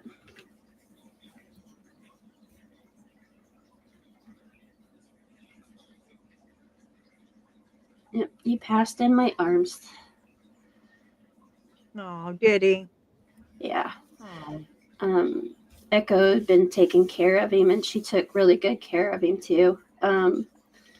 And she came downstairs. She's like, "Mom, he's meowing like he's hurt." I tried to, adjust him. She's like, "Can you come check on him?" Oh. And I picked him up and was holding him, and he kind of did a thing with his arms and a big meow, and that was it. She's like, "What's going on, Mom?" I said, "He's dying." I said, "He may have just passed." And I moved the covers and looked, and I was like, "Yep, he just passed, sweetheart." How did she do? She do okay? I mean, I know it's hard, but I mean. Yeah, she did really well. I have been talking to her over the last month or two. Preparing. Because, preparing her for it. Oh, Because I mean, she spent every waking moment he slept in her bed. Oh, my Because of his bowels and stuff, if he made a mess, she would give him the bed, and she would sleep oh, on the floor instead of, oh you my know, goodness, Mama, wake. that's so sweet. Yeah. Oh, Instead of waking me up and having me come in and help clean it up or anything, she would sleep on the floor and just let him rest and me rest. And yeah, oh. Well, she sounds so amazing. she is. No. Yeah, she was upset, and you know, of course, but um, she did pretty well with it. I'm glad she did. Because you never know with kids how they can, because their feelings are so strong Yeah, anyway, their hormones. So you just don't know how they're gonna take something like that. right. And then you add the autism and OCD and Oh, everything on top of that, yep, you know, makes yep. it that much Oh, harder. So I'm glad you guys are doing okay. Not that you're yeah, not over it, you never will be, but at least, you guys are getting it to where it's a little bit more bearable. yeah. My oldest made the comment. She's like, you know, she said it's weird that I feel like I can breathe today. I said, honey, it's because you don't have the stress of worrying about if he's going to pass today. Yes, and that's exhausting Yeah. And without she's you like, even realizing. really? I was like, yeah. Oh,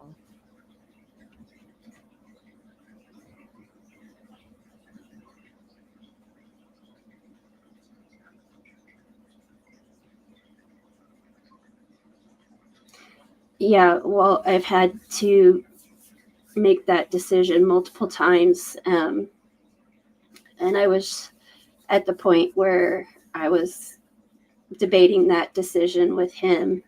Um, and I knew by the look on his eyes. I told my husband on, let's see, what day did he pass? I'm so lost on my days. Today's Saturday. So is it Wednesday? I think it was Thursday, wasn't it? It might have been Thursday. I'm not positive. Yeah. Well, I told my husband, I think the day before, I said, I think he's got about 24, 48 hours. So I was right on. So, Doesn't make yeah. it any easier though, does it? I mean, it's just No, it doesn't. that waiting game is so hard. And then It it's is. it's terrible. It is. I was so lost without my little Chiweenie when I had her 17 years, and it was like I still at times call this dog Peanut because I forever had the name Peanut. It Yeah. was Yeah. I had a cat. I lost a couple. I don't even know how many. It seems like it's only been a couple years ago, but it might have been more than that. I think Lorelai was about 14. So yeah, it's probably been about a couple years that he passed of cancer as well. And I had him 17 years. oh, it's hard because it's like Yeah, you're just that, so they're family. They yeah, are. it destroyed me. Yeah, that took Oh, me, yeah, that was hard. yeah. With my Peanut, I struggled really bad. Yeah, I still to this day, even with Groucho at times, I would call him Little Man, which is what I called my CJ. Yeah, I still call mine Peanut from time to time. Then I smile like, okay, I guess you see me. All Right? right, get started, guys. I'm gonna pull us down off here, and I think they're beginning right now. Okay, doke.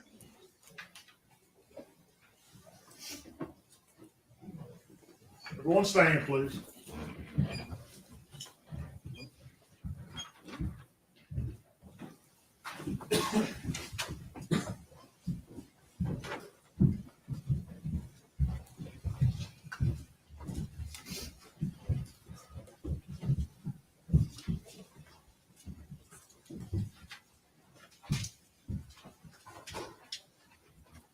You may be seated. Thank you. All right, gentlemen, you can continue. Your Honor, that was the end of that video clip. We just wanted to double check. Yes. We can go ahead and submit that to the court reporter.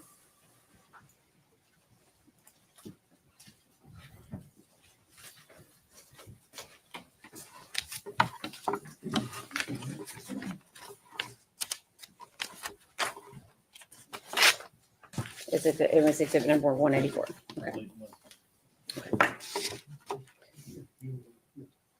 Okay. Anything else that you did personally involving this investigation other than continuing to be a liaison between the different agencies involved? That's it. Okay. Please answer any questions the defense has for you. Thank you, Judge. She kind of stole one of my questions. This is the absolute only involvement you had in this case. I won't go back to that a little bit, other than I guess your administrative roles as a liaison. That's correct. And these two interviews that you initiated or done with Ms. Boswell, those both the same day? Yes, sir. What date was that? February the 20th. Now, did you Mirandize her? No, sir. Were you the first person to interview her on the 20th?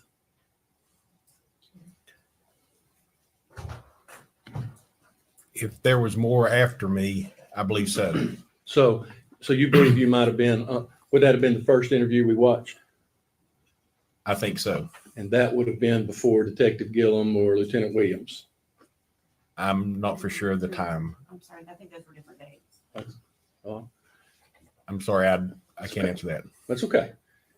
Do you recall anybody else interviewing Megan that day? No, sir. So it was just you and you alone? I believe so. And then you interviewed her a second time on the same day? That's correct.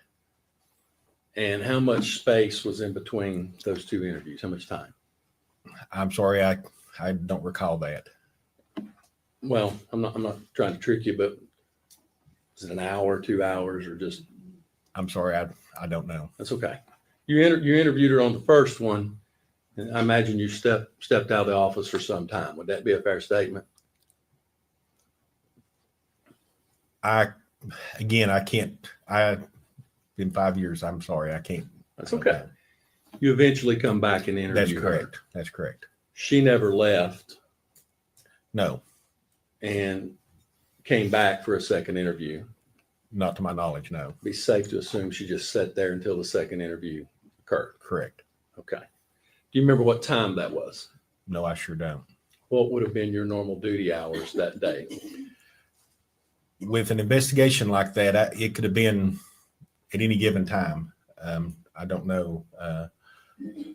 My normal work day would be like 0800 to 5 o'clock in the evening, but it could have been prior to that or even after. Possibility these interviews could have occurred after 5 p.m. Yes. You just don't know. Correct. Fair enough. Have just a second, Judge. Yes.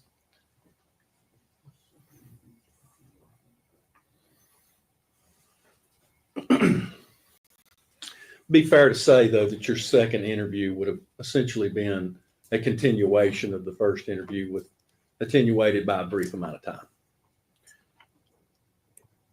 That would be fair to say. Okay. And you said you'd been a detective, actually the captain over the detectives. You were the captain of that little division, so to speak, Yes. both literally and figuratively in rank. Yes. And I imagine you've conducted a lot of interviews over your years in law enforcement. Yes. At the onset of this first interview, we hear Megan ask about her boyfriend, and you indicate that he's coming down to see her. Yes. And she represents she doesn't want that to happen. Correct. Did that have any significance to you as an investigator? No, not at that point. During the course of the investigation, I was doing my best to either get new information or to clarify other information. So when she said that, that's when I believe I stepped out to ask to have a phone call made by another detective for her. And that would that be to just prevent the boyfriend from coming down? She was wanting to see her mother, if I remember correctly, wanting her mother to pick her up. And not her boyfriend? Correct. And that never resonated with you of why would she not want that? Objection to speculation. Sustained. Okay, Judge. Can I just say?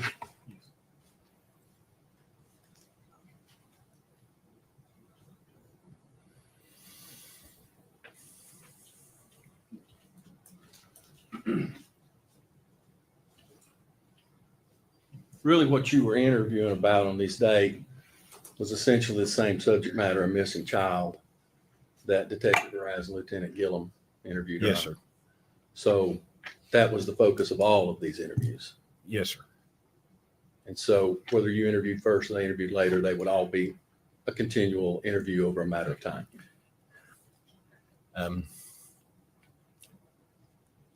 It was a continuing effort. I'll take that. That's all the questions I have, Judge. Thank you. Redirect, No, Your Honor. is he free to be released? Yes, Your Honor. Yes, sir. Thank you, sir, for your testimony. You're released from your subpoena. You're free to go. Call your next. Does it recall Jeffrey Blanton?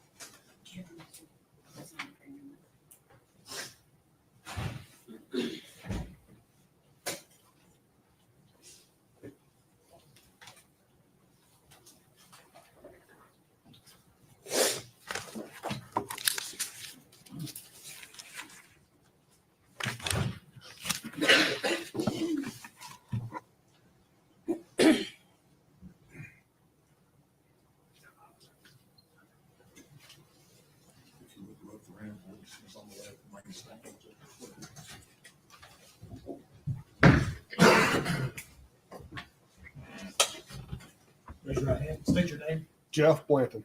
You solemnly swear affirm testimony you're about to give the truth, the whole truth, and nothing but the truth. Yes, sir. Absolutely.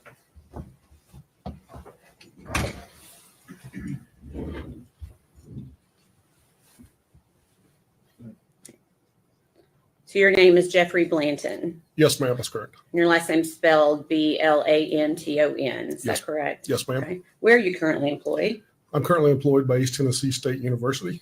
Okay. And what is your title there? I'm the Associate Vice President of Administration and Operations Okay. How long have you been with ETSU? since January of 2021. Okay. And is that where you were employed in late 2019 and early 2020? No, ma'am, it was not. Okay. Where were you employed during that time? By the Federal Bureau of Investigation. Okay. In what capacity? At that time, I was the supervisory senior resident agent in charge of the Upper East Tennessee. Okay. And how long did you work for the FBI? Just shy of 25 years. Okay. Were you always employed with Upper East Tennessee Division? No, ma'am, I've traveled other Okay. places. Okay. Were you a member of the state or Safe Streets Task Force? Yes, ma'am. I actually started the Safe Streets Task Force in Johnson City in 2012. And during 2019, I supervised the Safe Streets Task Okay. Force. Can you tell the jury what that is? Yes, the Safe Streets Task Force is made up of federal, state, and local officers and agents.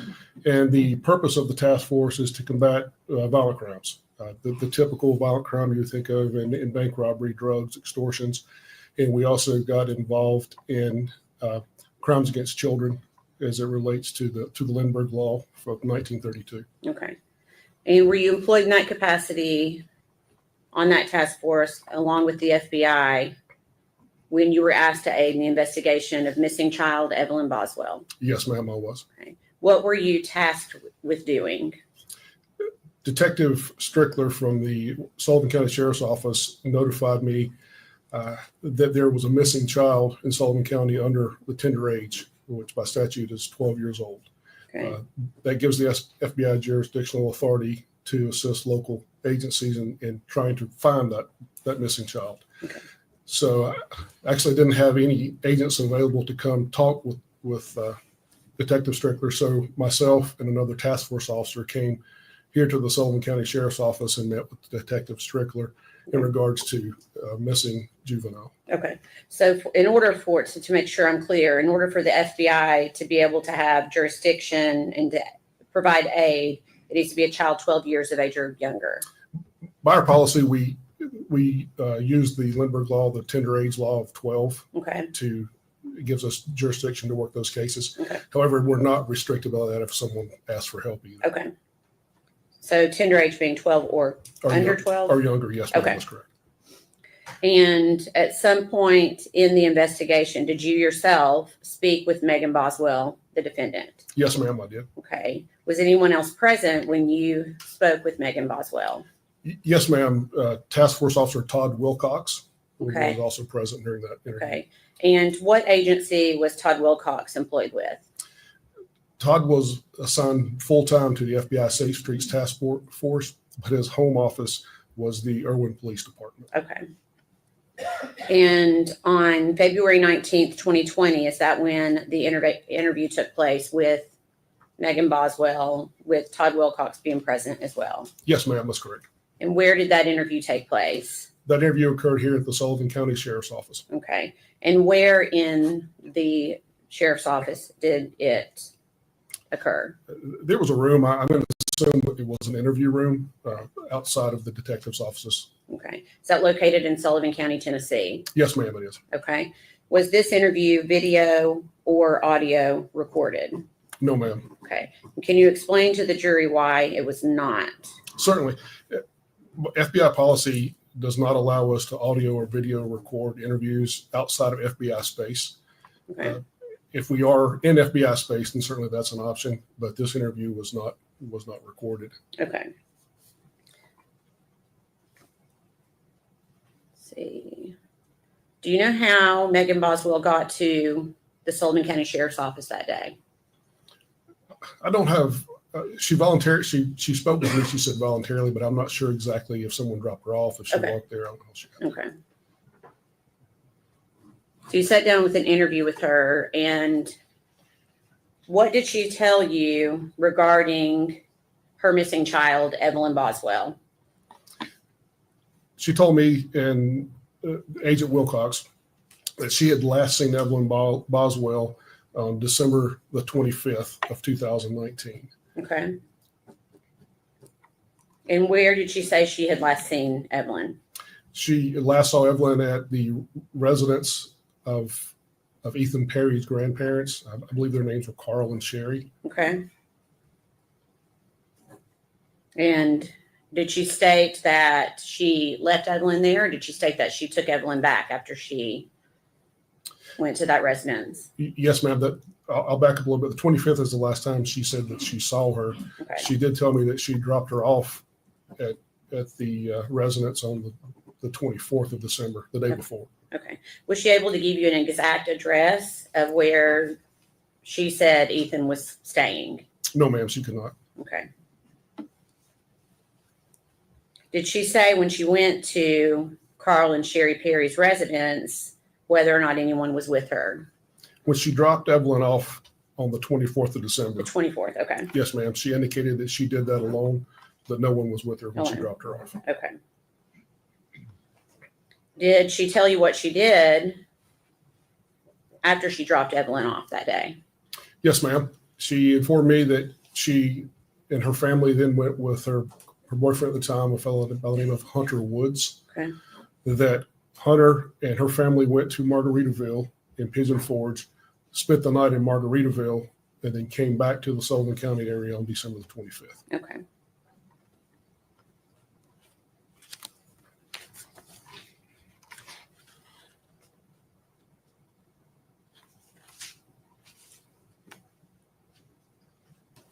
Okay.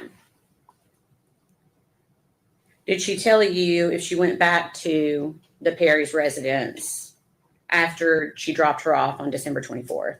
Yes, ma'am, she did. She indicated that she went back on the 25th. Okay. Did she say why she went back? Yes, ma'am. Upon returning from Pigeon Forge, Margaritaville at Pigeon Forge, Ms. Boswell indicated that she stopped by Tommy's house, I think Tommy Boswell Jr., if I Okay. remember correctly, and picked up some Christmas presents for Evelyn Boswell. Okay. On the 25th, she and her boyfriend, Mr. Woods, took the presents to the Perry's residence to drop them off for Evelyn. Okay. And did she say whether or not they went into the house that day? Ms. Boswell indicated that Mr. Woods did not go with her up to the residence, that he dropped her off at the end of the driveway. She walked to the residence, and that she did not go into the house that day. Okay. So she indicated that Hunter Wood stayed at the end of the driveway. That's correct. So did she indicate that they didn't even pull up to the top of the driveway to the house? She indicated they did not pull up to the top of the driveway. Why did she say that she wouldn't pull up to the top of the driveway? She had some concern that Mr. Perry and Mr. Woods may get in some sort of argument or altercation. Therefore, Mr. Woods stayed at the bottom of the driveway, and Ms. Boswell went up to the residence alone. Okay. Did she indicate that she spoke with Ethan that day? She did, yes, ma'am. Okay. And did she indicate whether or not she saw Evelyn that day? She indicated that she did see Evelyn on the 25th, but according to memory, she saw her on the 25th, but less than an hour. Less than an hour. Okay. Did she indicate whether she saw anyone else at the residence that day? No, ma'am, she did not. Okay. And did she indicate that she went back to the residence at any time after that? I don't have a recollection that she went back. I know she tried to make contact, she said, with her daughter Evelyn later, but I don't recall she going back. She went back to the residence. Okay, so it's your belief that the last date was December 25th? Yes, ma'am. Okay. To your knowledge, did she tell you whether or not she'd ever left Evelyn with Ethan Perry prior to this time? I don't recall that she indicated she had ever left her daughter with Ethan Perry prior to this. Did she talk at all about the fact that Ethan was in the Army? Yes, ma'am, she did. Okay. What did she say about that? She told me that Ethan was in the Army, that he was home on break, and she was going to let her daughter Evelyn stay with Ethan, who she indicated was his biological father, for the holiday. Okay. And that he also indicated that his contract was up or was soon to be up with the Army. Okay. Okay, so after that date, December 25th, did the defendant indicate that she continued to go over to Ethan's house to try to see Evelyn? No, ma'am, she did not. Okay. So did she tell you she did not try to go back over? Yes, ma'am. I recall having a conversation, and she said that she called, I think on New Year's Eve, Okay. but that she did not see Evelyn. There was some discussion, she indicated, between her at some point. I don't know if it was the 24th or 25th. I don't recall specifically. Maybe both days. She said they did get into an argument that Mr. Perry said that he was going to try to get custody. Okay. So she's telling you that Ethan had threatened her. With attempting to get custody of Evelyn, yes, Okay. ma'am. Okay. Did she show you any proof of any custody paperwork at any time? She did not. I recall asking her who the biological father was on the birth certificate, and she indicated that it was not Mr. Perry. But I don't have any recollection of who that person was, Okay. if listed as. So at some point she told you Ethan Perry was not the father. Not listed on the birth certificate. Not listed on the birth certificate. Okay, I apologize. Okay.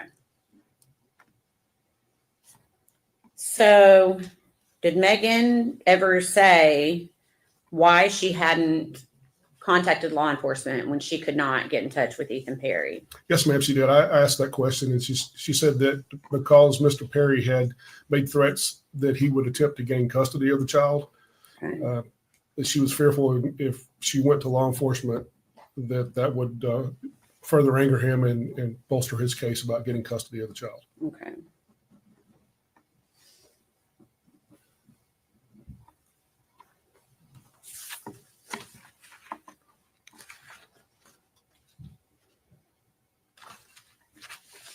Okay, so Megan has told you that she's never left Evelyn to stay with Ethan before this date.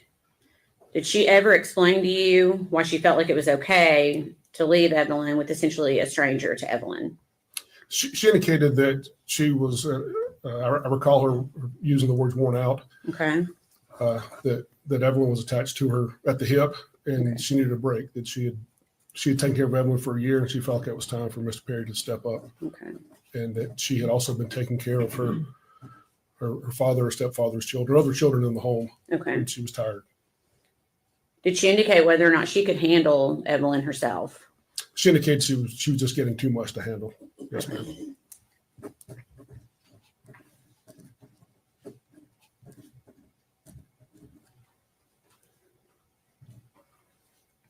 Did you explain to Megan Boswell that the repercussions of lying to an FBI agent? Yes, ma'am, I did. Did she indicate that she understood? Yes, ma'am, she did verbally. Okay. Did she ever tell you she wanted to correct any of the information that she had given you? No, ma'am, I went through all of the information in the notes that were taken and read them back to Miss Boswell, and she indicated she had nothing to correct. Okay. So she continued to say that everything that she told you about Ethan was true. That's correct. Yes, ma'am, she Okay. did.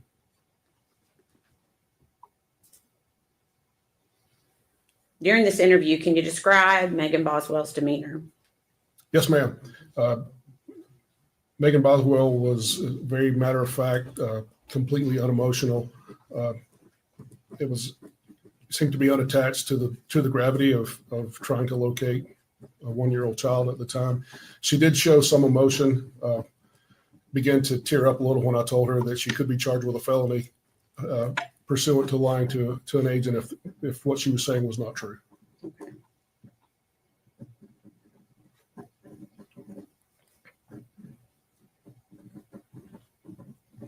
Okay, so after that date, as the investigation continued, were you able to confirm whether the story she was telling you on that day was true or not?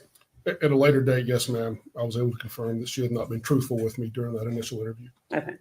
Please answer any questions the defense has for you. Yes, ma'am. Stop. Good afternoon, Mr. Blunt. My name is Gene Scott. How are you? Great, sir. Hope you are. Thank you. What time of day was it when you arrived at the sheriff's department to conduct this interview? It would have been in the afternoon. I can't give you an exact time, but I recall Detective Strickland calling me. I was actually sitting at my desk, so it was in the afternoon, if I recall correctly. Okay. And as I understand it, it was at your behest that the interview was not recorded in that room. You had the cameras turned off because of FBI policy. Yes, sir. The FBI, we take copious notes and document thoroughly and go back over with the person we're interviewing to make sure the person is true and accurate in what we have documented. And our policy at the time, I know I've been retired for a few years, but our policy at the time was not to record those interviews. Okay. Not unless they occurred in FBI space. Prior to conducting this interview, had you watched any other interviews of Megan Boswell with law enforcement? No, sir, I had not personally watched any. Okay. Had you been made aware of other interviews with her?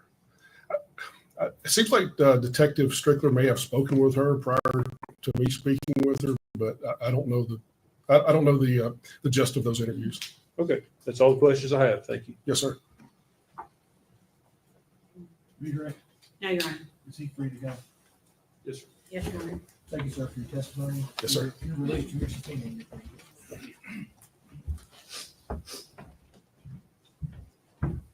Next. State would call David Gratz.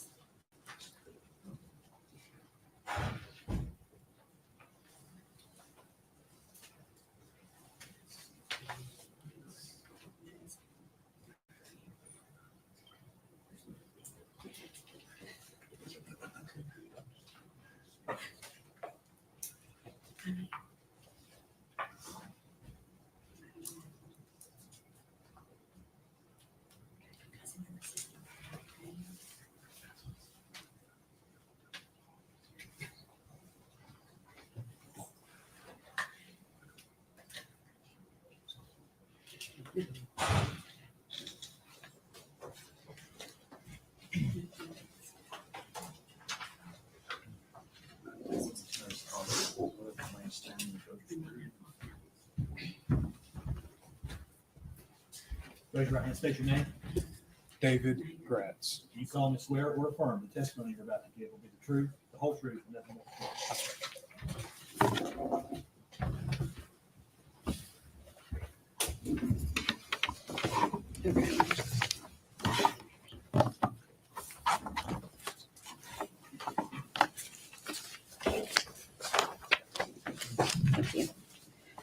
Please tell the jury your name and please spell your last name for them, please. My name is David Gratz. It's spelled Gratz. Where are you currently employed? I'm an attorney in the private practice of law. Okay. And prior to that, where were you employed? By the Tennessee Bureau of Investigation.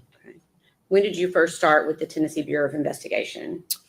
In August of 2019. Okay. And what was your title during that time? I was a special agent criminal investigator. Okay. Can you give the jury a brief summation of what that job entails? Yes, I was assigned to the criminal investigation division. So it's what a larger department might call like a major crimes unit. So we investigated things like death investigations, missing persons, adults and children, officer-involved shootings, and public corruption. If you can also just give the jury a brief summation of your education up until the point of starting your first job. So I graduated from East Tennessee State University with a bachelor's degree in 2011. I continued on and went to law school at Lincoln Memorial University School of Law and graduated with a law degree in 2014. And do you want me to go into my first employment? Please. My first position was with the District Attorney General's office in the 3rd Judicial District, primarily assigned in Morristown. Okay. And then you went to the TBI thereafter. Is that right? That's correct. Okay. And were you employed with the Tennessee Bureau of Investigation in February of 2020? Yes, I was. And were you called to assist in the investigation of missing child Evelyn Boswell? Yes, I was. Okay.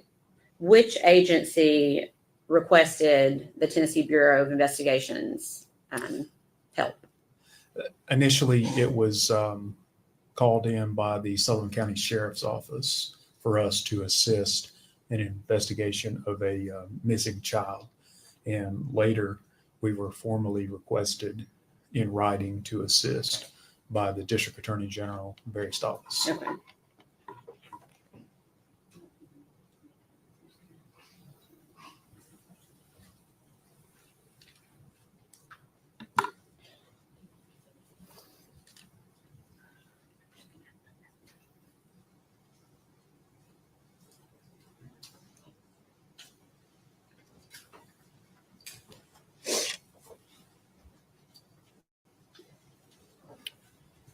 Thank you. I'm handing you a document. Do you recognize that? Yes, I do. Okay. What is it? This is a formal request for investigation, commonly issued by district attorney generals throughout the state to request the TBI to investigate facts and circumstances of a potential crime. Okay. And is that how the Tennessee Bureau of Investigation essentially is officially called in to investigations? In a lot of what CID does, yes, we are requested by the district attorney general. Okay. And on this specific request, what were you being asked to do? It's essentially just to gather the facts and circumstances of the whereabouts of a missing child. Okay. It was Evelyn Boswell. Okay. Were you given any background information to help you start your investigation? And like most cases, you receive very little background information. Initially, I was just essentially told that she was missing, that her mother had been located, and law enforcement had talked to her at that point. And I think that's about all I was told initially. Okay. And we can pass that back. We're not going to put that into evidence. I just wanted you to be able to see that document. Thank you. Thank you.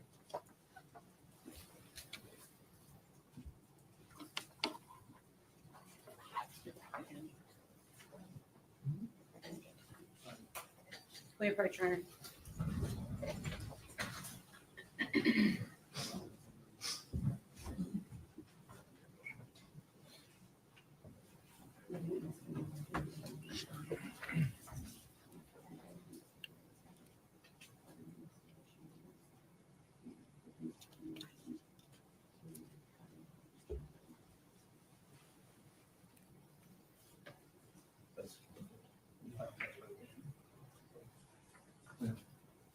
This is.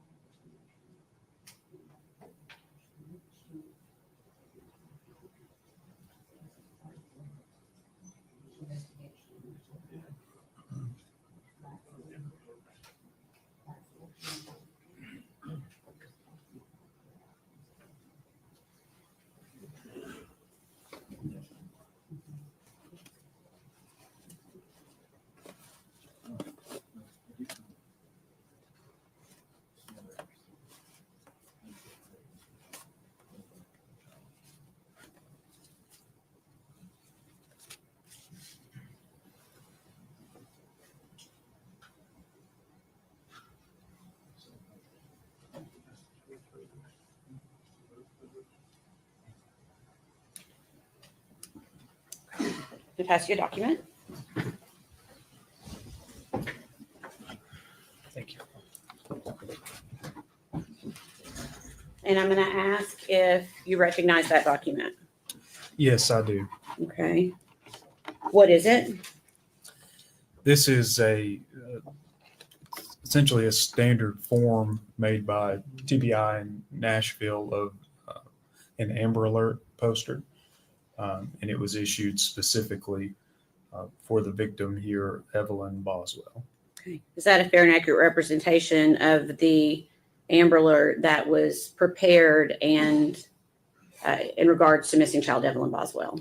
Yes, it is. We'd ask that be made exhibit number 185. Would be 185. Thank you. Defense.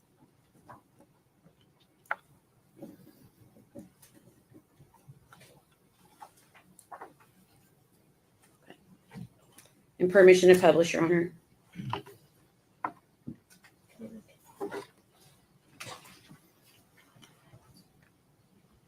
Okay. I'm going to ask you a few questions about this.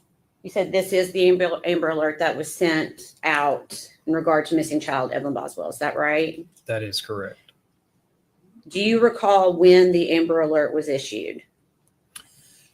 Yes, it was in the evening of February the 19th, Okay. 2020. Okay. February 19th. Okay. And where does that go? Does that go just to the state of Tennessee, or how is the determination made on how far that would go? That's a question that I don't specifically know the answer to. Okay. I know they are issued statewide. Okay. I know depending on the location, it can travel over into different states at times. Okay. And the information on the bottom of this, it's pretty small print. I can see it. Okay, you can see it, okay? I can. Is the information listed here, and for where had the Tennessee Bureau of Investigation taken these details that are listed on the Amber Alert? I'm sorry, I don't think I understand your question. Where did you get the information that Evelyn was last seen wearing a pink tracksuit? That information was provided to us by the defendant. Okay. Where did you get information about a BMW? Also from the defendant. Okay. All right.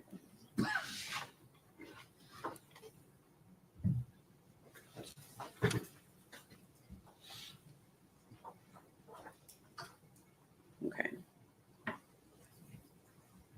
So after the Tennessee Bureau of Investigation was assigned, can you give a brief description of how you, let me back up one step. What was your role in this investigation with the TBI? I was assigned as the TBI case agent Okay, so that means essentially the lead case agent over the case for the TBI. for TBI, yes. Okay, so after you were assigned this investigation, can you give us a brief description of how you conducted your investigation? So initially, you just arrive on scene and you try to get as much information as you can. You talk to the people who have already been there, find out what they have done. You talk with the local agency or agencies that are already involved, and you really just try to understand what's going on in the investigation and what has been done so far. Okay, and were you working with other agencies at this point? Yes. Okay, which other agencies around February 18th, February 19th?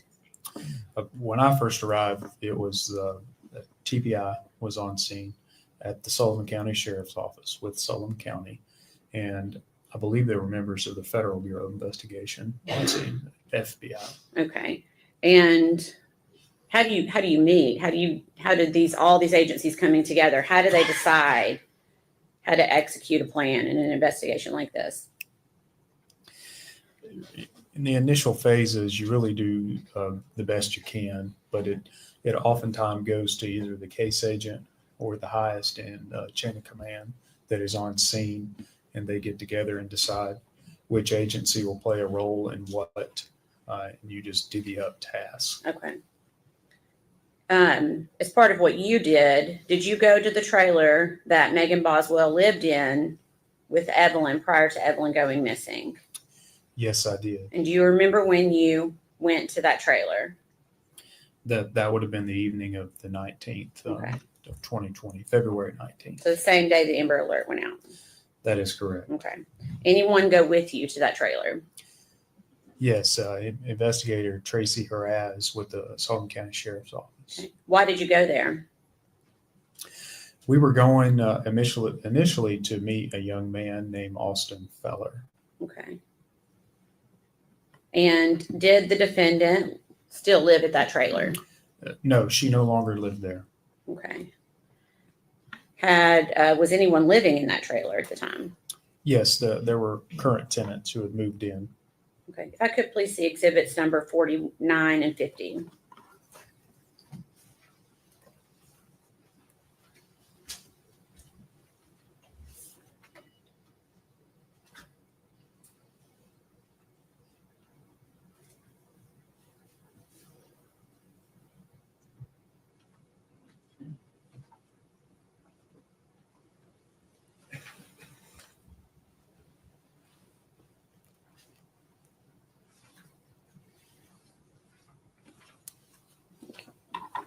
I'm going to show you two documents that have already been introduced into evidence. Is this the trailer that you were describing as being the defendant's trailer? Yes, Okay. Just another view. Is that an accurate view of that trailer? it is. Okay. And do you know the street address for that trailer? I believe it's at 976 Sugar Hollow Road. Okay. Is that located in Sullivan County, Tennessee? It is. Okay. Were you able to determine who actually owned the trailer? Yes, I believe it belonged to the defendant's family, either her dad or her brother, some type of association owned it. Okay. Were you able to determine if the defendant had left any property behind when she moved out? Yes, we learned that there was still some property at the site. And were you given consent to search that site and or anything attached to that property? Yes, we were given consent to search a small outbuilding that was right there next to that trailer. Okay. And did you also conduct a search outside the trailer? I did, yes. What were you looking for? Any signs of disturbed dirt, anything that would lead us to believe that the victim may still be there, or anything that would lead us to her current whereabouts. Okay. Did you find Evelyn? No, we did not. Did you find anything else that was significant to the investigation regarding anything associated with Evelyn? But we did inside of the shed that was next to the trailer. Okay. So, what did you find in the shed? A stroller that had been left behind. Okay. I'm going to show you 2 photographs.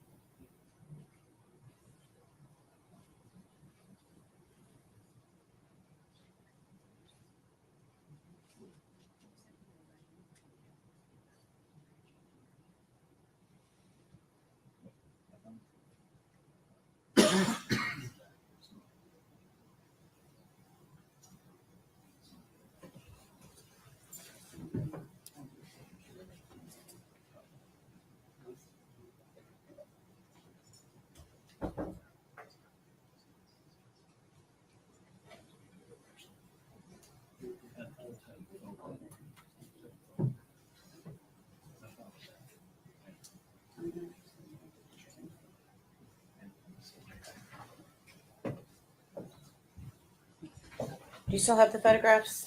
All right, objections overruled. Yes, you. I do. You still have the photographs? Okay. I do. Okay. Do you recognize those photographs? Yes. What is it? These are two photographs of the stroller we found that evening. Okay. And were you able to determine whose property that was? Yes, this belonged to the defendant. Okay. So when you say belonged to the defendant, you found it where again? In the shed that's essentially not attached, but very close to the trailer where the defendant was living. Okay. So it did not buy, you said there were new tenants in that trailer. That is correct. Okay. They indicate that was their stroller. No, they.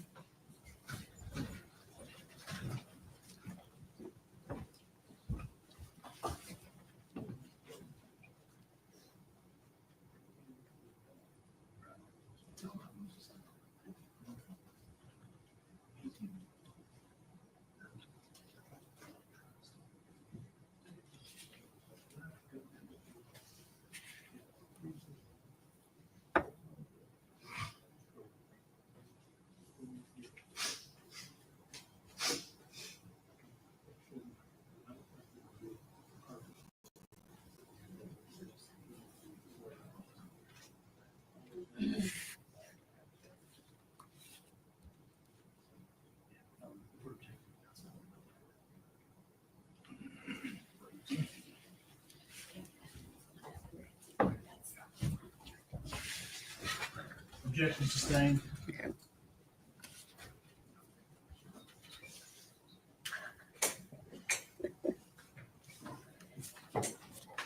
Did you locate anything else of relevance to this investigation inside the shed? Not that I can recall. At this time, well, let me ask this. The photographs, are they fair and accurate representation of how the stroller appeared on that date? Yes. Okay. We'd ask those be made, if possible, collective exhibit number 186. The collective 186 of the defendant's objection.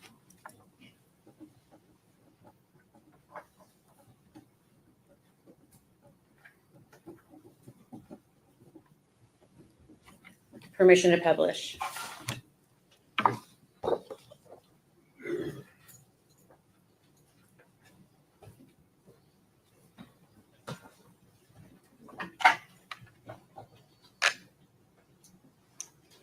Is this the stroller that was inside the shed that day?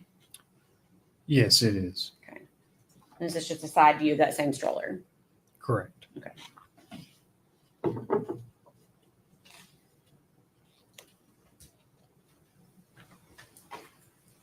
Did you also take the stroller itself into evidence? Yes, we did. Okay. If, Your Honor, may he step down for a second? Yes. On Okay. If you could step down to where the microphone is. And I'm going to ask if you can identify this piece, if you can recognize what that is. Yes, I recognize that. Okay, and what is it? It's the stroller we found at the defendant's former trailer. Okay. We'd ask that be made exhibit number 187. Be full exhibit 187, over objection.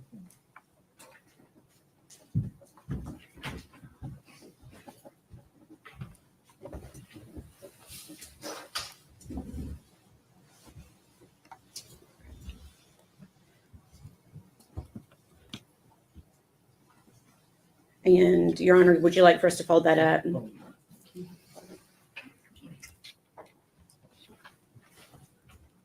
They're not always the easiest. Ooh, good job.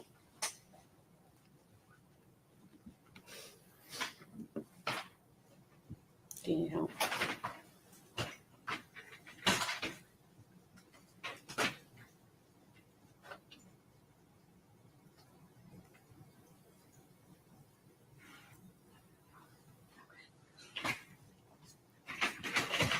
let's see if we can roll it under the table. That'll work. There you go. Thank you. So I'm assuming, was law enforcement working long hours during these first few days? Absolutely. Okay. Did you attempt to interview the defendant about Evelyn? Yes, later that night. Okay. And what would the date have been for that? When we attempted the interview, it was on February 19th of 2020. Okay. And about what time did that interview start? Shortly before midnight and continued on into the early morning hours of February 20th Okay. Where did it take place? at the sheriff's office here in Blumpville. Okay. Was this interview audio or video recorded? I believe that interview was audio only recorded. Okay. And is that office that you interviewed located in Sullivan County, Tennessee? Yes, it is. Okay. Prior to talking with the defendant, did you Mirandize her? I did. Did she agree to speak with you? She did. During this interview, did she tell you the last time that she saw Evelyn? Yes, she did. Okay. When did she say she last saw Evelyn? The day after Christmas on the 26th of December, 2019. Okay. Where did she say she saw Evelyn? At Ethan Perry's grandparents' house. Who did she say Ethan was in relation to Evelyn? She had told us, or the defendant being she, had told us that Ethan Perry was Evelyn's father. Did you talk with her about where Ethan was living? I did, yes. Okay, what did you tell her? Told her that, we had learned that Ethan was full-time in the military and was currently living on a base in Louisiana, I believe, and was living in a barracks on a base. Okay. Had law enforcement already talked to Ethan at this point? Yes, they had the Army's branch of CID. Okay. And did you tell the defendant that? I did. What did you tell her about Ethan and Evelyn? I essentially just told her that law enforcement had cleared that idea that Ethan had Evelyn inside of a barracks. And okay. Did Megan stay with that story about Ethan? At that time, she maintained that all she knew was that Ethan had Evelyn. Okay. And where did she say that she had been living? As of recently, she told us, the defendant told us she had been living with her boyfriend, Hunter. Okay. Did you ask her if Hunter could have hurt Evelyn? I did. I asked that specifically. What did she say? The defendant said that Hunter would not do that. Did you ask her if Hunter had been around Evelyn at all? I did, yes. And what did she say? Essentially, no. At that point, she said Hunter had never been around Evelyn. Okay. Did she say if Hunter had ever babysat Evelyn? We were told by the defendant that Hunter never babysat Evelyn. Did she say if Hunter had ever held Evelyn? The defendant told us that Hunter had never held Evelyn. Okay. Did you ask her if Evelyn had ever stayed at Hunter's house over on Sandy Point? Yes, I asked her about that, and the defendant told me that no, Evelyn had never stayed over at Hunter's residence. Okay.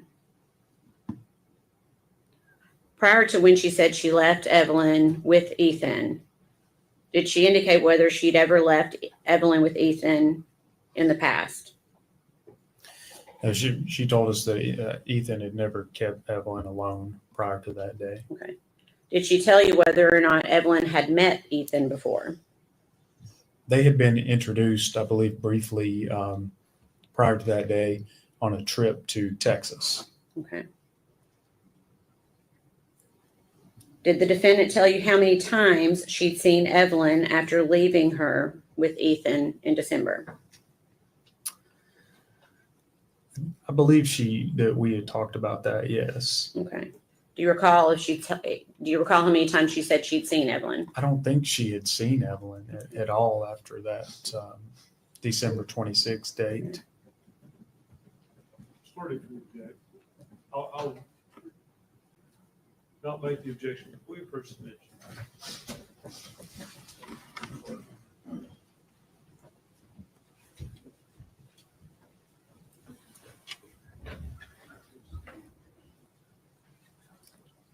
Ladies and gentlemen, I'll have you go with the officer. One stand, please.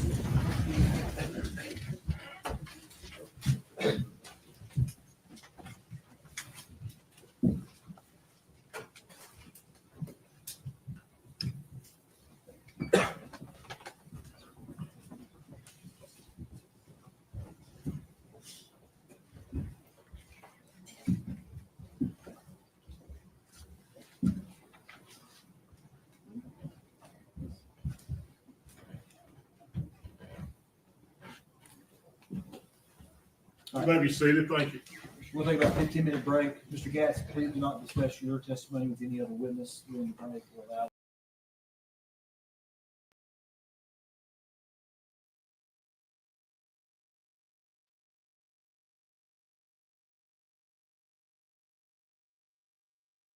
What do you guys think so far?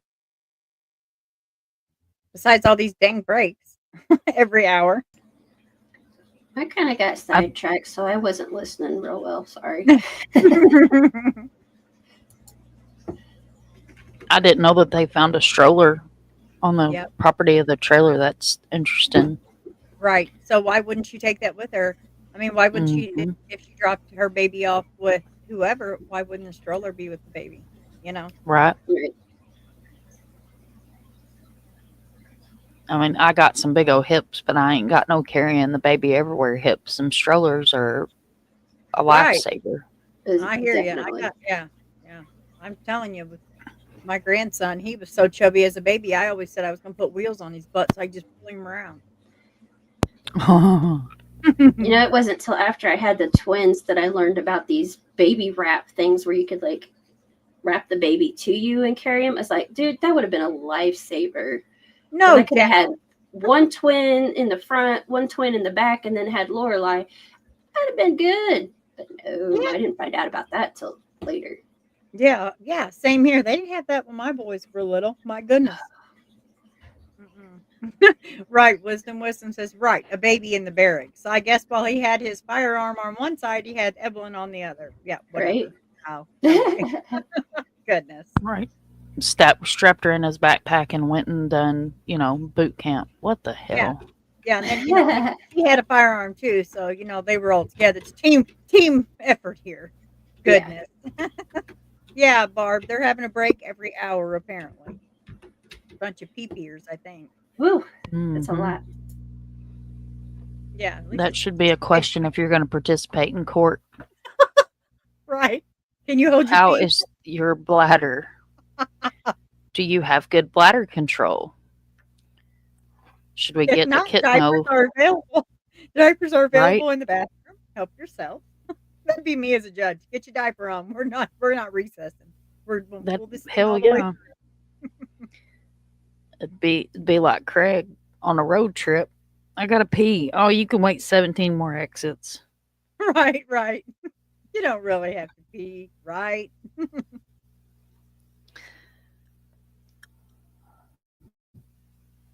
Oh yeah, if we drank every time she told a lie, wow, we wouldn't make it through this. I'd be like taking a nap. Ooh, y'all wouldn't want me up here if we drank every time she lied. Y'all get a whole different mom. Woohoo! Let's get a hold of her. Get her pitchforks. Let's go.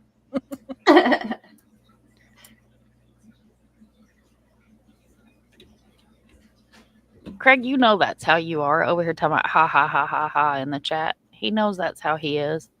Baby, I gotta pee. Okay, well we gotta get gas in another 34 minutes. Oh, look, I missed the exit. There's another exit 30 miles away. You'll be all right.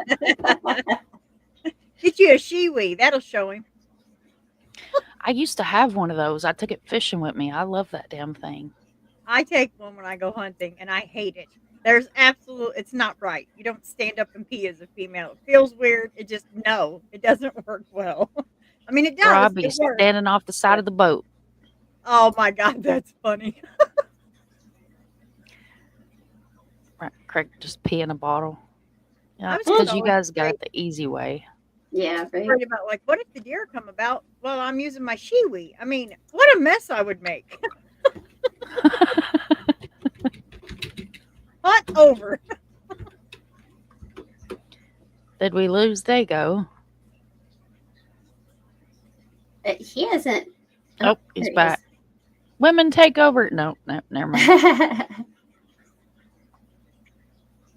Right, Peggy? I don't think he's at Barista his and desk. drunk mom. I don't think he's at his desk right now, so I kind of just put him back up there. But if he unmutes, I'll put him back up. What's wrong with him? I don't know. I haven't really heard from him. Just that I mean, it's Saturday, so he may have the grandkids. I'm not sure. Oh, I didn't think about that. It's way easier for the guy to just direct stream than a woman. Yeah. Rub it in. I don't know. You hold it long enough, us women can get some pressure. Look out.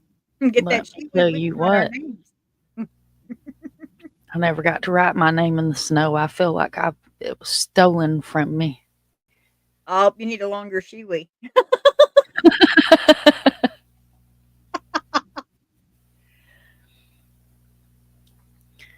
Tomorrow Add a pool noodle to the end of it, Mom. Let her go. Dude, do you know how many creative things you can do with a pool noodle? Yeah. You can put it around a dog's collar instead of having to use a comb so they can't bite at their butt or if they get surgery or whatever. Yeah, their pool noodles are awesome. They keep your pipes from freezing if you get a heat tape and put the pool noodle over it. Dude, not only that, do you know you can run a trot line with a pool noodle? Heck yeah, that's a great idea. I didn't even think about that. Yeah, Look. dude. Yeah, Oh, I yeah. can't wait till summer. Life hack 101 from Mom here. Your redneck life hack of the day. You can also take a pool noodle and put like chicken wire, build you like a little chicken wire fence, take pool noodles, wrap them around the edges of it with like 1-bys, put your cooler in there, and float your cooler with you. Oh, well, Lord, you're just a life of the party today. Man, I'm telling you what, pool noodles, and you get them for $1 and 25 cents there at the Dollar Tree. They're at the Dollar Tree.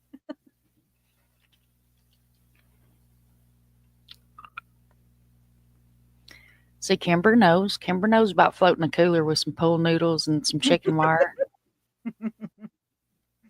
Oh, boy. We get all redneck fancy around here.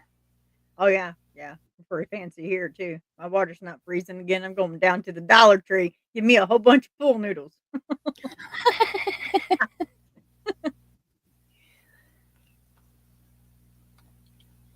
Well, I bet the guy that invented, or the gal that invented pool noodles never thought that we was gonna.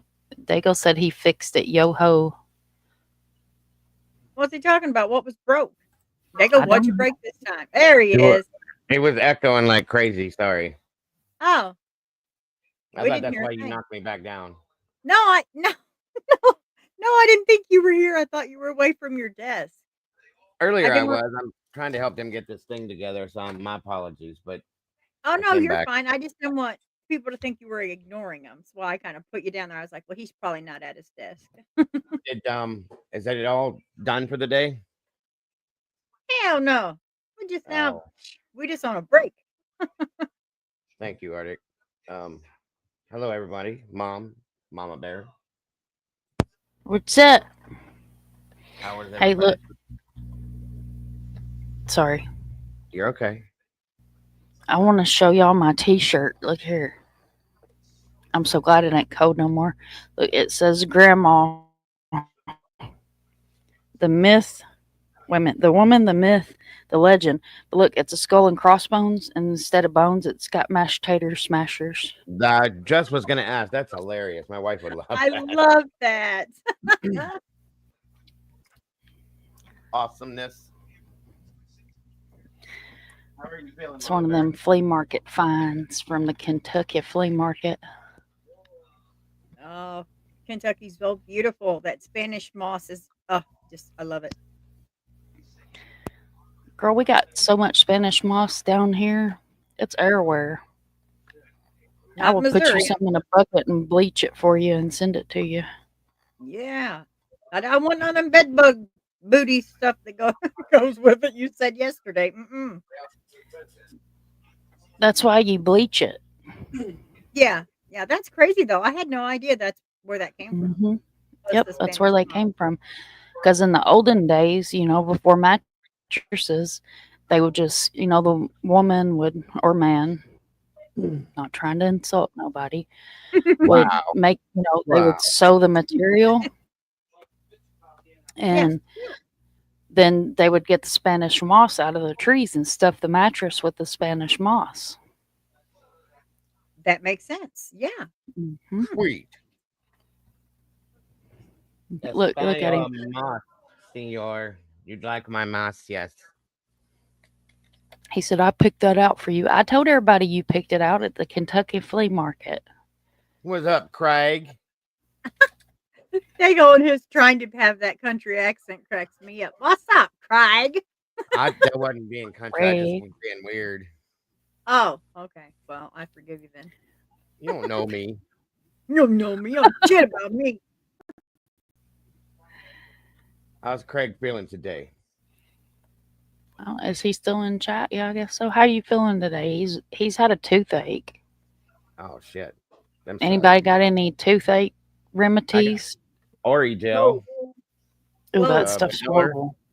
Orange, or what is it? Real pure orange extract. That works. It numbs the shit Little out bit your of face. cloves. Clove, yeah. Cloves, and it's pink, but I'm telling you, it works. A brick. A brick. Yeah, if you smack yourself, if you hit him in the face with a brick real quick, it'll go away. He won't feel anything but the brick. Wow, Dale. I mean, have a toothache. Miss Barbara. Hello. Jack Daniels. Jack Daniels, we already tried. It's got too much sugar in it.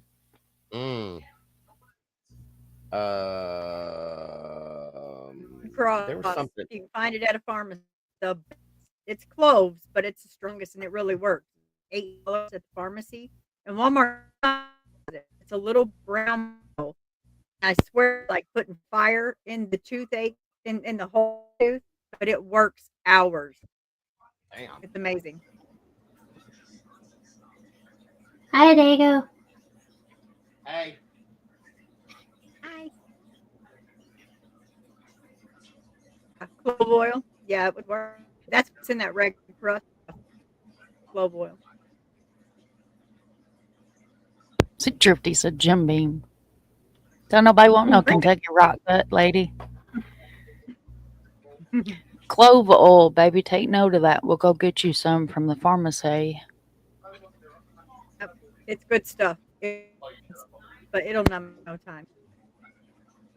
What are we trying to numb? Toothache. Ooh, I hate toothaches. Mm-hmm. Hold on. Which tooth is it? Okay. This side. You could yank it out. Cool. Be done with it. I don't know if he'd let me. Would you let me yank it out? I've done that before. Oh my lord.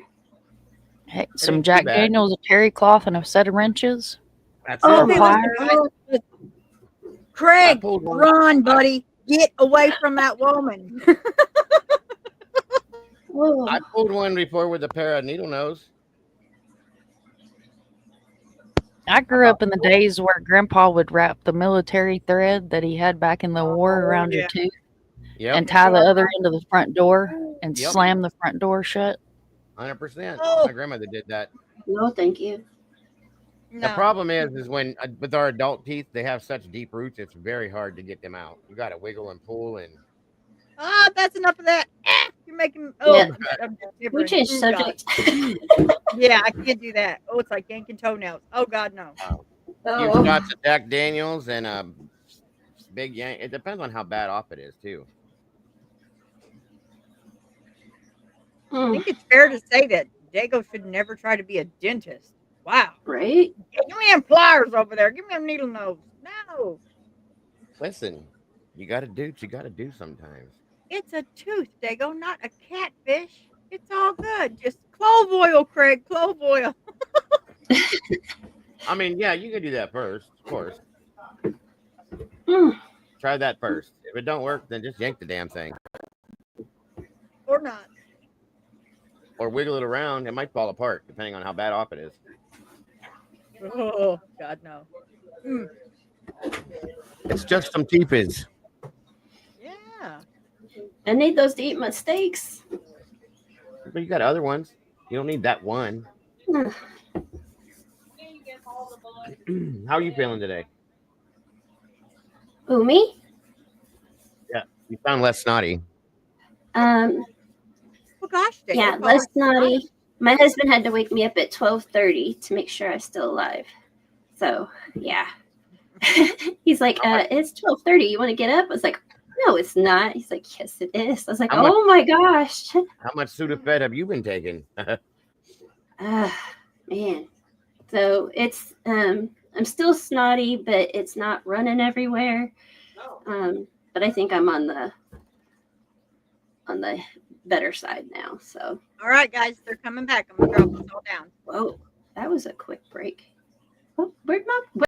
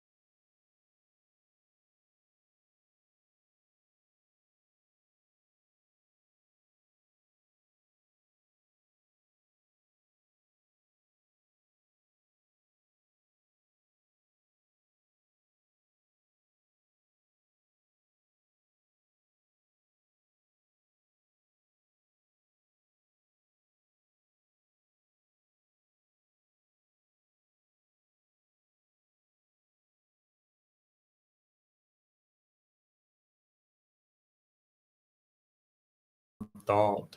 Okay. Did you ask why she hadn't contacted law enforcement? We did.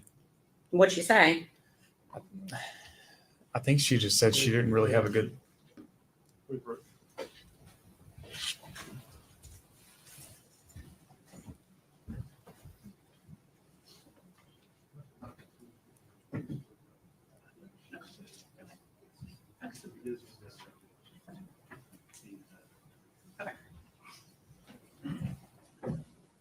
Sustained. Okay, so I'm going to ask when I ask you a question. If you don't know the answer, you don't have to tell me. Sure.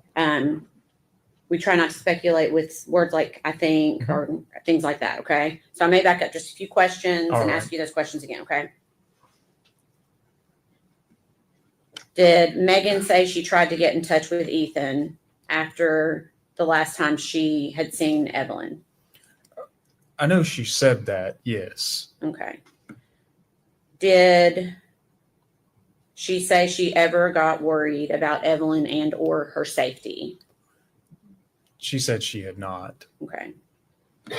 Did you ask her why she hadn't contacted law enforcement? We did ask her that. And what was her response? Specifically, I don't recall what she said. Okay. What was her demeanor during this interview? I would describe it as just very nonchalant. Okay. And on this same day, do you recall being present when she was interviewed again? Yes. Okay. And was anyone else present during that interview? Yes. And who was present? At the time, it was Sergeant Matt Price. Okay. Was the interview audio and video recorded? It was. And where did it take place? It was also at the sheriff's office. Okay. And is that in Sullivan County, Tennessee? It is. How much time had passed from the interview we just talked about to this interview that we're getting ready to talk about? Something like 8 hours. The interview we initially discussed ended at around 3 a.m. The interview at the next day was around midday, noon. Okay. So you said the first one ended around 3 a.m. Is that right? That is correct. And what time do you believe the second one began? It was around noon the following day, the Okay. 20th. Okay. Without going into the details of that interview, we're going to go ahead and jump ahead to the following day, February 21st. Was the defendant interviewed again on February 21st? She was. Was anyone else present for that interview? Matt Price, Okay. sheriff's office. Okay.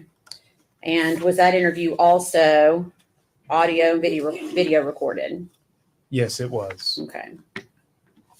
Prior to that interview, had the Tennessee Bureau of Investigation collected some of Megan Boswell's property from the residents of Hunter Wood? Yes, a couple of our agents had collected some of her property. Okay.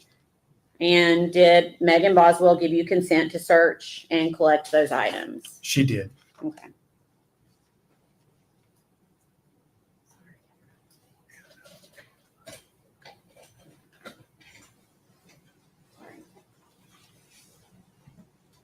Okay, just a second.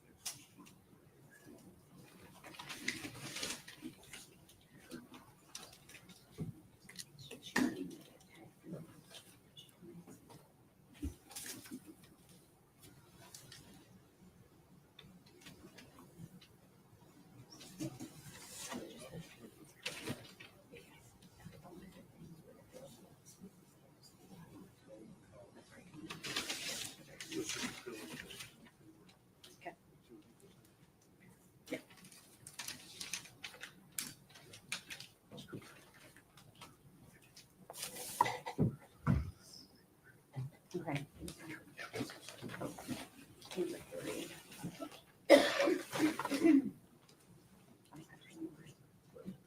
Okay. Let's pass you some items from evidence. Would you prefer? I'll just send that. Scissors over there. There's a pair of scissors. If you want. Thank you.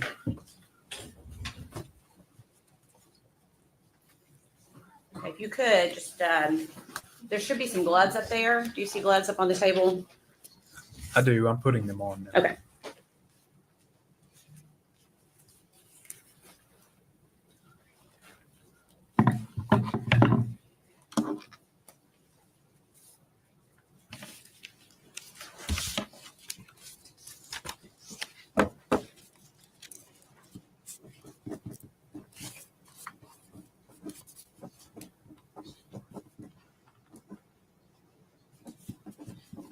Oh, yeah, two of them are here. Tell me the number.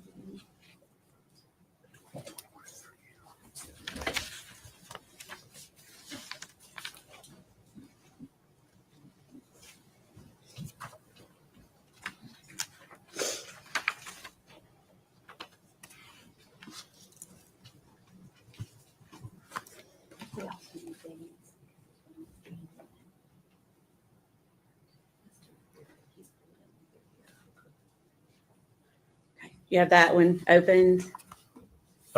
No, I was sort of waiting on you to That's ask a okay. question. If you could go ahead and open that item.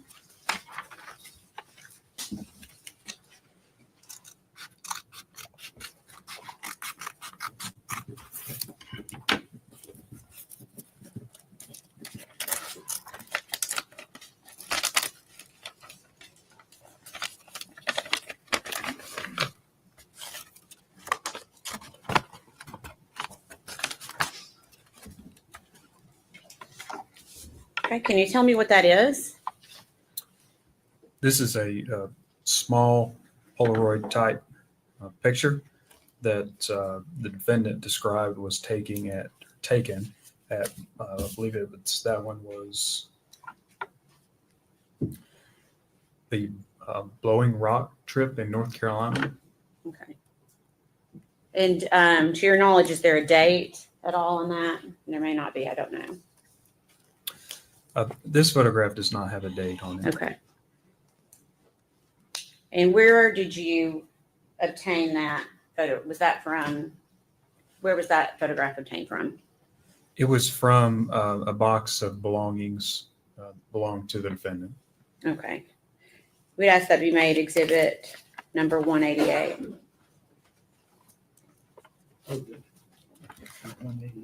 You want it back in the envelope?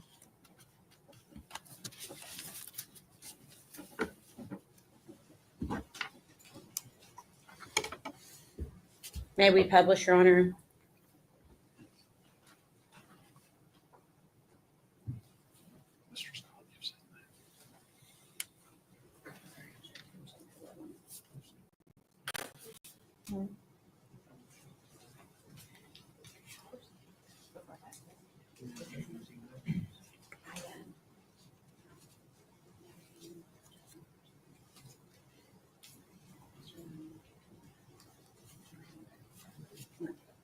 Permission to publish?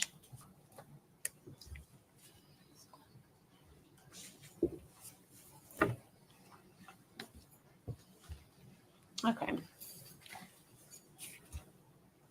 And how did you know what this was a photograph of? At the time during the interview, myself and Sergeant Price were sitting there with the defendant, pulling these items out, asking her to describe these items to us. Okay. And she described that as being from Blowing Rock. That's correct.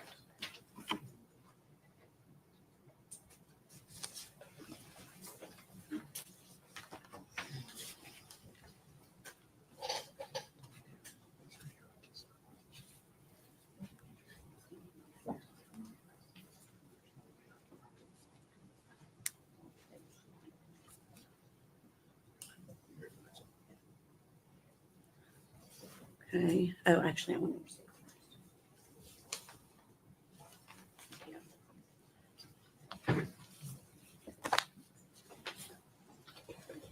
Could I get that exact knife?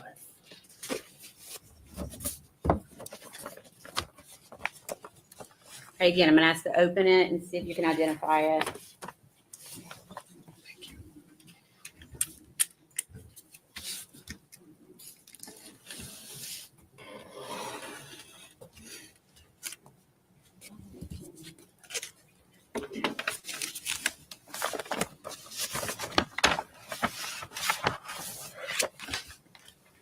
All right.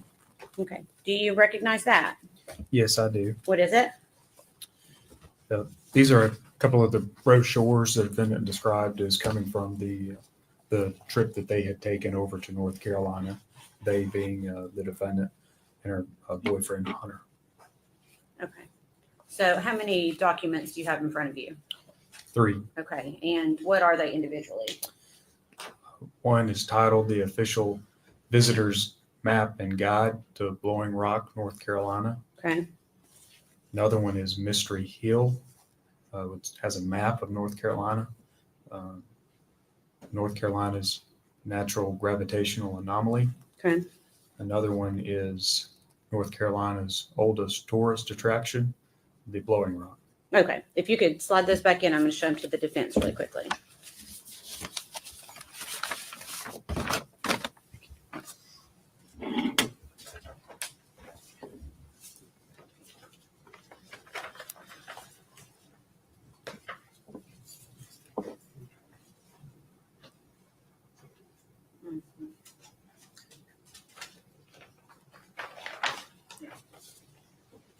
Your Honor, we'd offer this as exhibit number 189, please. Any objection? No, sir.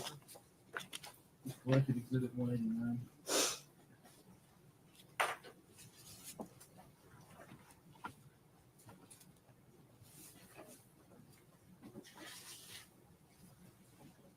And where did you find those brochures? They were with the defendant's belongings. And where were, when you say the defendant's belongings, where were those belongings located? Inside the residence of Hunter Wood. Okay. I see the next.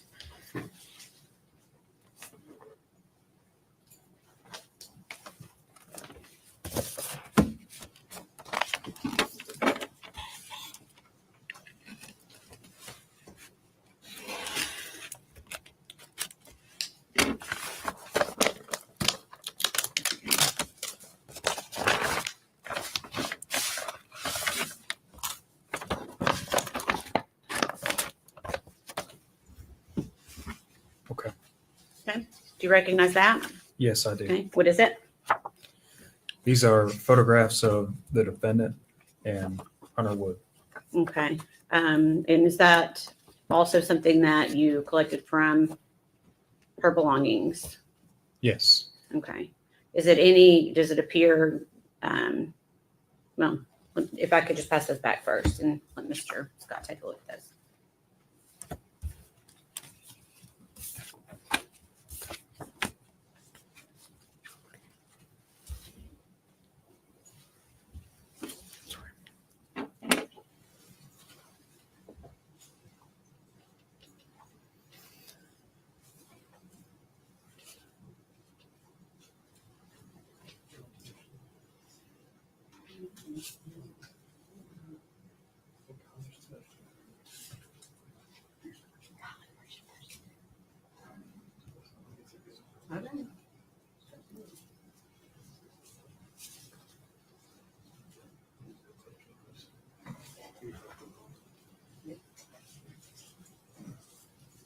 May we approach?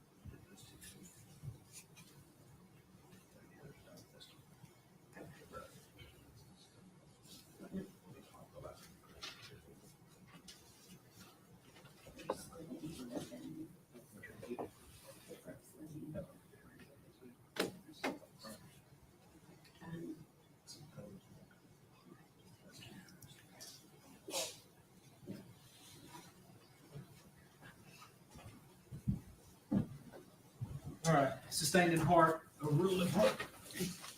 And we'd ask these be made Collective 190. 190.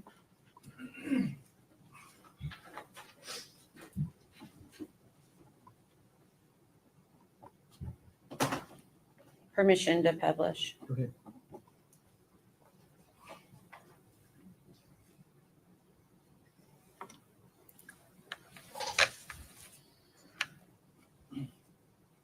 Is that a fair and accurate representation of one of the photos that you took from the defendant's property? Yes, it is. Were these located within anything? They were inside of a box that the defendant identified as hers. Okay. Same thing with that one? Yes. Okay.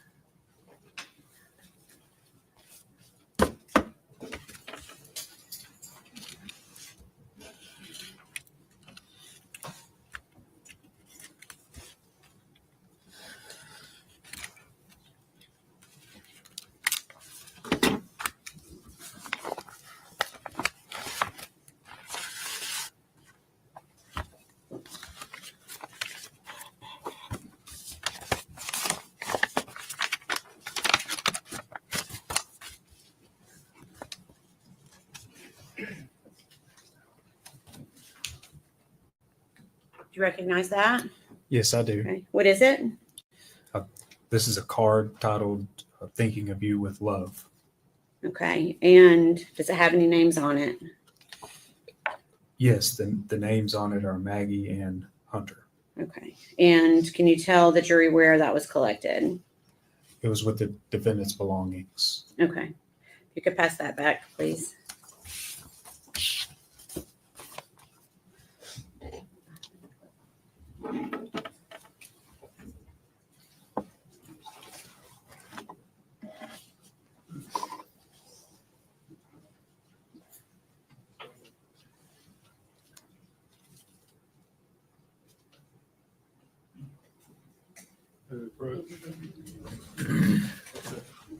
We resolved it.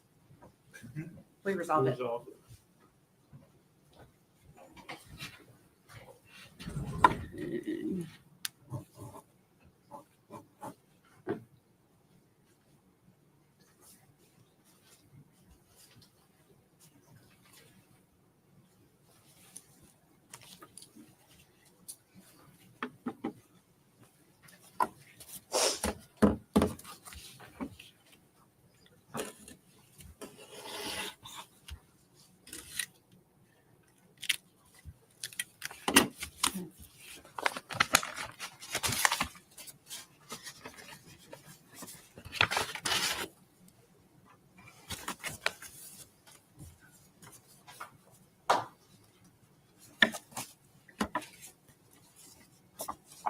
You recognize that? Yes, I do. What is it?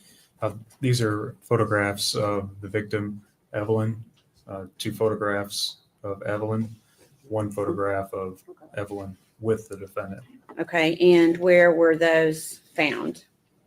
with the defendant's belongings. Okay. If you could pass those back, slide them back in the envelope and pass them back.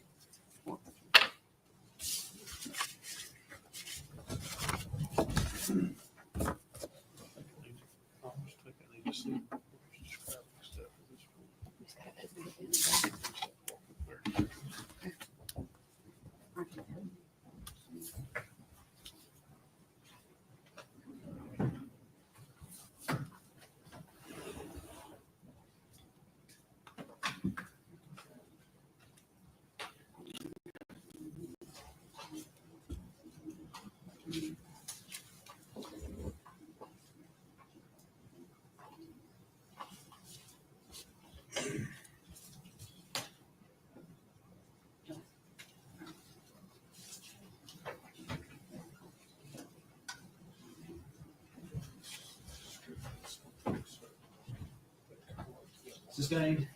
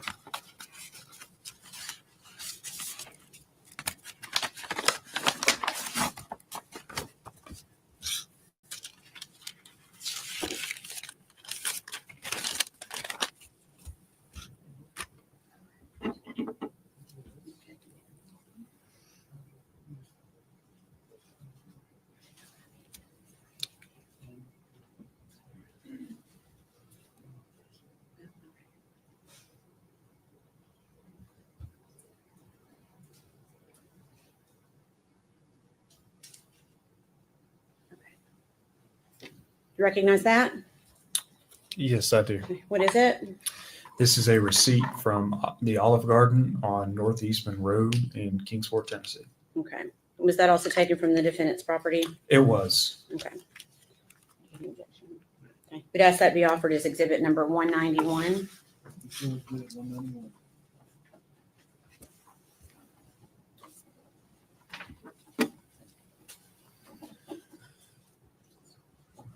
If I could have it passed back to the witness briefly.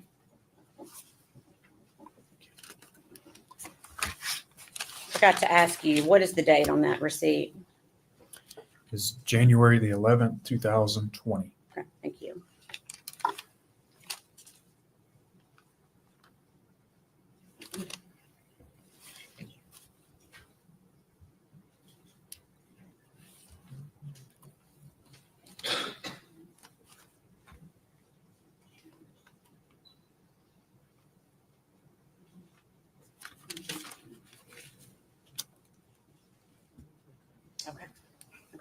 I'm going to ask if I could please have, you saw that exhibit with you? You can pass that back down to the clerk. And then ask if exhibit number 29 or 21 can please be passed to the witness.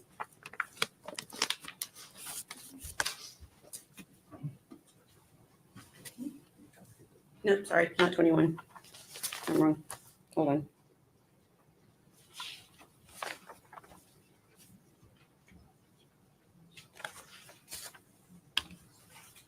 It would be number 91. Sorry. I'm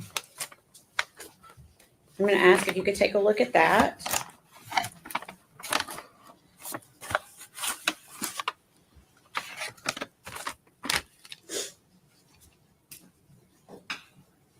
And see if you recognize that. Yes, I recognize this. What is it? This is a shirt that belonged to the victim, Evelyn Boswell. Okay, where was that found? It was inside what the defendant referenced as a baby box. Okay. And where was that baby box located?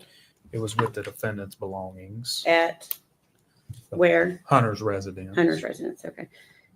Your Honor, we had previously marked that exhibit as number 91 for ID only. We'd ask that be made a full exhibit at this time.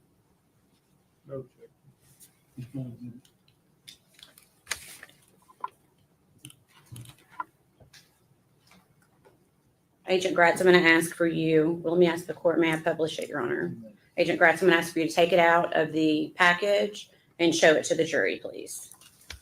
Do you just want me to hold it up? Yeah. Yeah, I'm going to stand up so everyone can see it. Thank you.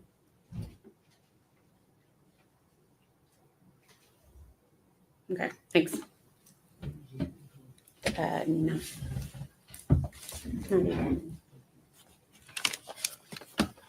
I'm going to ask if exhibit 92 could please be passed to the witness.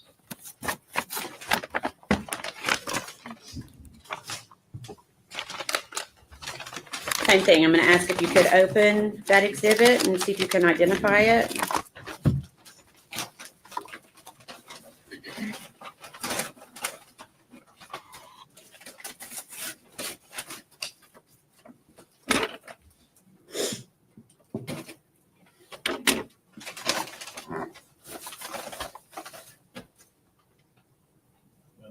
Don't show it to the jury yet. I'm sorry.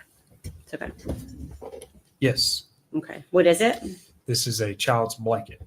Okay. And does it have any special features on it that are identifiable? What type of blanket is it? It's a shark blanket. Okay. Baby shark. And where was that located? It was with the defendant's belongings. Okay. At Hunter's Woods residence? Yes. Okay. And was that also in that box that you're referencing? Yes. Okay. Your Honor, that had been previously marked as ID only. We would ask that it be made into a full exhibit. Exhibit 92. Now you Okay. May we publish it, Your Honor? You want me to stand up again? So long as the court is okay with that. can.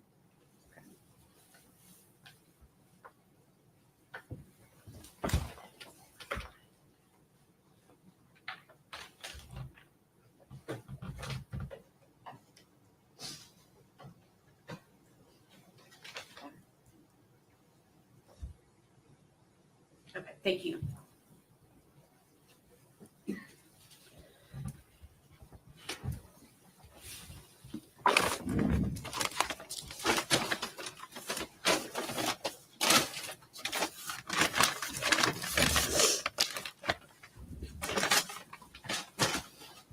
So before we went through all of those, we were talking about that interview from February 21st with Sergeant, now Lieutenant Price.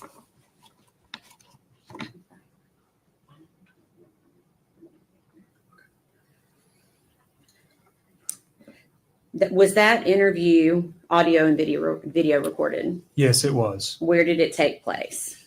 at the sheriff's office. And is that in Sullivan County, Tennessee? Yes, it is.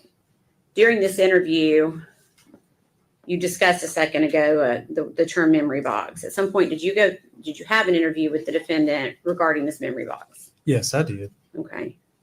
Can you tell the jury a little bit about, just briefly, what you did with the defendant? During that interview, we had what the defendant referred to as the memory box, and we pulled items out of it sort of one by one and had the defendant identify what each item was and the significance of each item, Okay. if any. And what was your purpose in doing that?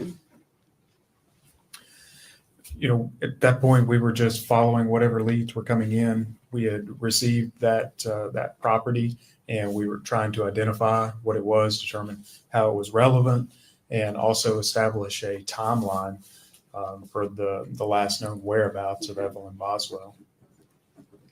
And did the defendant freely and voluntarily go through that box with you? Yes. Okay. Give me just 1 second.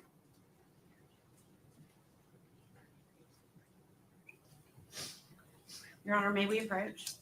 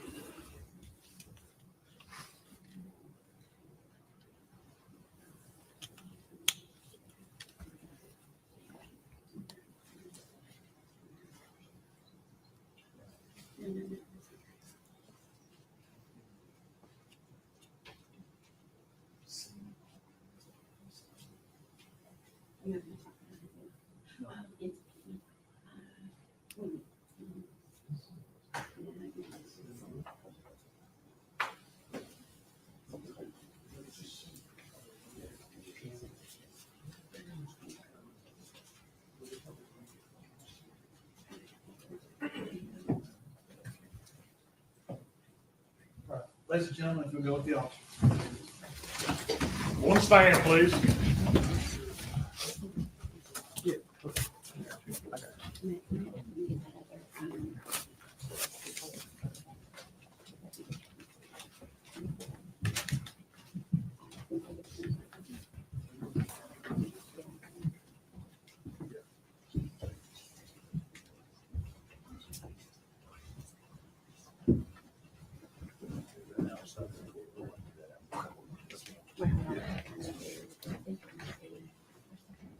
Be seated. Thank you. All right, we'll be in recess. 10 or 15 minutes. You want to take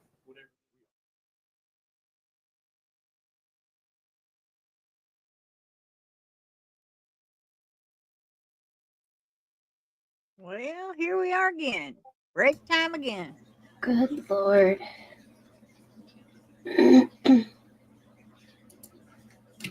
Every hour on the hour, 10 to 15-minute breaks.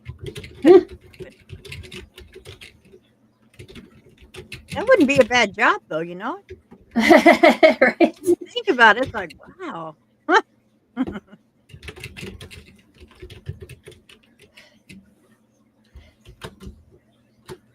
Go pee 1,000 times. Right. Yeah. Yeah. Get some coffee.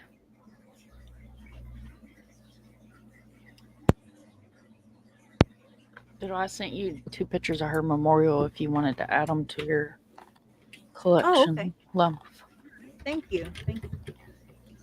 you're very welcome.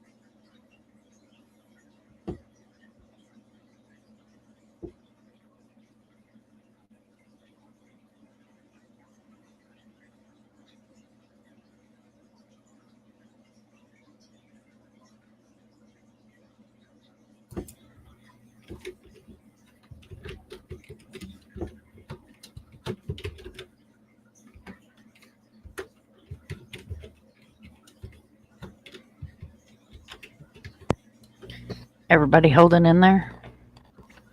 Chats, y'all all doing good? Seems to be. Everybody's just kind of hopping around.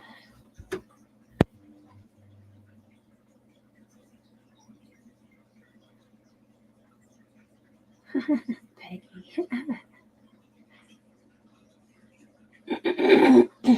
Hey, Tandy.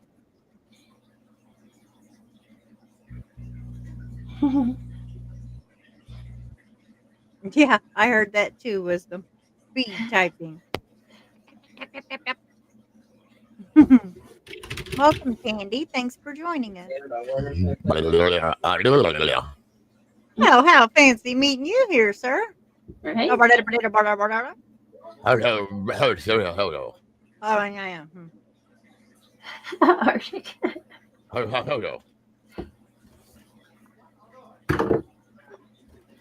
I swear that dude pees more than my grandmother does.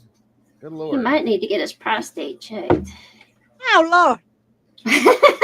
Process. Woo! My You signing bear up is for getting doing that, down Bill? dirty today. She's going No, straight. I'm not doing it. She's like, you know what, buddy? You need to get your prostate checked. I used to work for a urologist, so you know. Oh, no. I used to work for a myologist. Hee hee. Mhm. Evening, Mark and Betty. Artac. Wow, Mom actually looks like she's in a good mood today. Yeah. Right, Weird. Zelda. Mama Bear didn't play. She just went straight there. That judge Yep. needs a prostate check. The face crunch is gone. That's why I was saying it, Mom. Your face ain't all scrunched up in anger like it was yesterday. What are you trying to say, Dago? That she was angry as shit yesterday. This case infuriates me. This Mhm. case infuriates me. You I guys know, should have it's seen me streaming Harmony's case. Like, I was working 10-hour days, getting off work and streaming Harmony's trial at night. You talking Aw. about mad. I bet. Oh, I stayed mad that whole damn trial. Mm.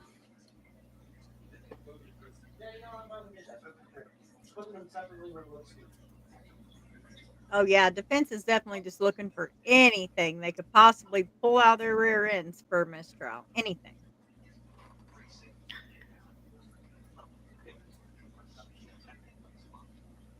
And Phil, I don't know if the postpartum depression thing would even be a defense in this case, since she was out partying, having the time of her life at Hunter's and living her best life. So I don't think that's going to fly either. She But wasn't depressed. She was selfish. Well, it's like Casey Anthony. You know, Casey was yeah, living her best life, and she not only was living her best life, the bitch went so far as to get a tattoo that she was living her best life. And not only nice. that, the bar that she was hanging out with, that famous photo that floats around, that's Yeah. right down the road from me. It used to be called Bonfires. Now it's a crab Oh, shack. cool. Mm, Hmm. I'm sure it turned into a crab shack after she went in there. no doubt. Yeah, I don't know if Craig's still in here or not, but Hey, Matahari. my Thanks for joining us. stepdaughter's mom was in jail with her, and they were in the elevator together. It took everything in her power not to catch more charges. We'll just put it that way for YouTube purposes. Oh no, I know, Phil. I was just saying I didn't mean it that way. But yeah, I know what you meant. Yeah, I mean you would think so. That's probably the only reasonable defense they could possibly come out Right. with. But from her actions, I don't see how it would stick. Yeah, I didn't mean it that way, Phil. There ain't nobody that's gonna believe anything that she tries to use as a defense, in my opinion. I don't see it. No, the jury's going to see right through her. This ain't Florida. This is Tennessee. Mm-hmm. She's going down. Y'all know how I feel about this state. I hate this whole state. The only thing I'm putting any kind of faith in is the fact that they'll get rid of the monster Stearns. But Oh yeah. other than that, this state's a freaking joke. Like, it's an That's what- absolute joke. Mikey said that too. Well, you guys do have Grady Judd, so let's not forget that. I mean, That's oh man, can you imagine if he'd got a hold of her? oh, I tried would to get love him to run for president, and he told I me agree. that heck yeah. I reached out to him and told him we need you to run for president, and he was like, "No, I'm happy with what I do right here." I was like, "Come on, please."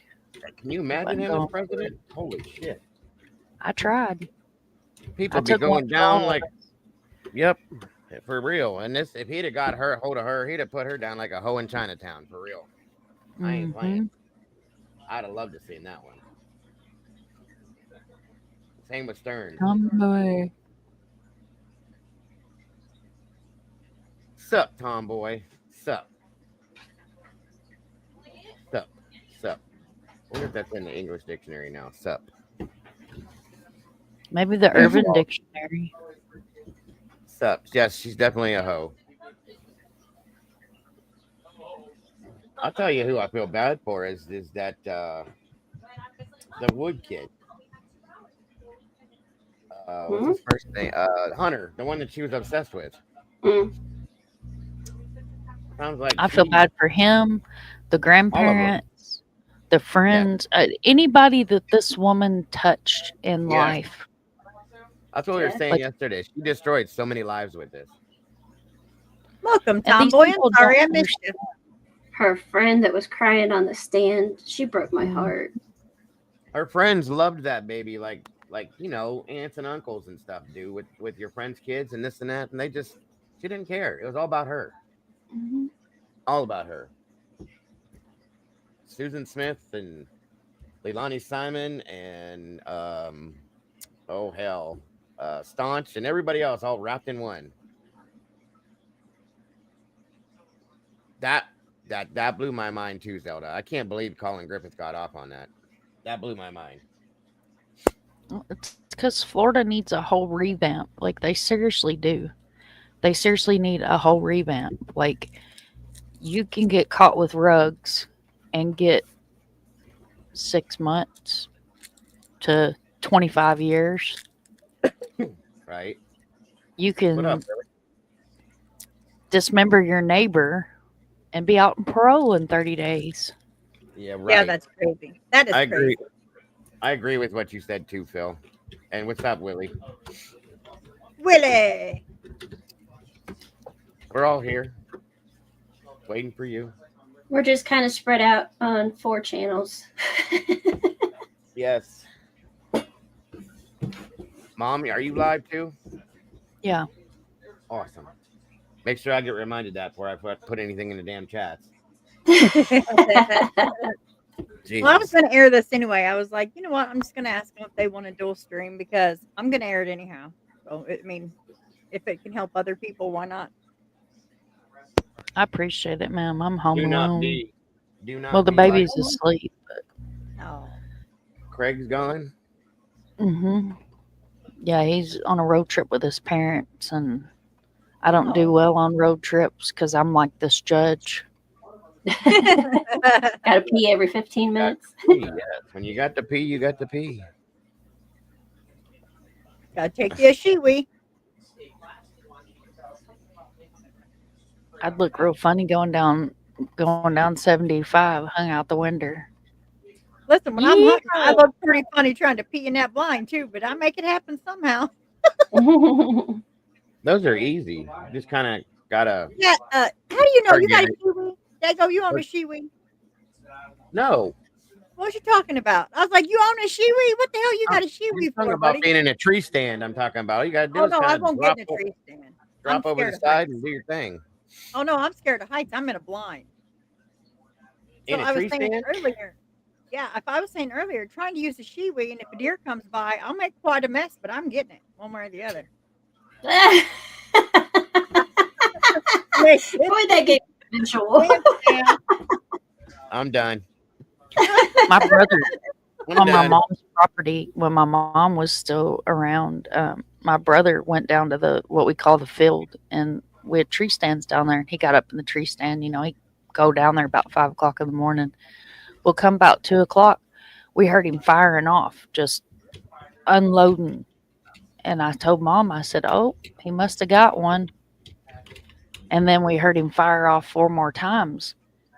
And I said, why is he still firing? Surely he ain't that bad of an aim.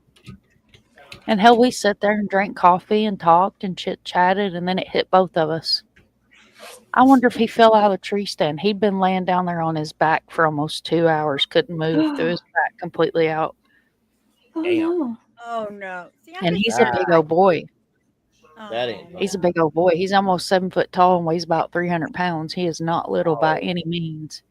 And when he No. hit the ground, let me tell you what, you knew there was a spot there where he hit the ground. He hit it hard and couldn't move. He's laying down there. We walked up. He said, "Well, damn, y'all just let me lay out here in the woods and die." Yeah, I'm not even attempting. I'm so scared of heights that I know if I get up there, I'm not coming down. That's it. Are you stuck. scared of heights or are you scared of falling? Oh, Both. like I think I could climb up there okay, but once I got up there, I'd be like, I might fall out of here. So maybe it's the falling, but nope, no way. Yeah.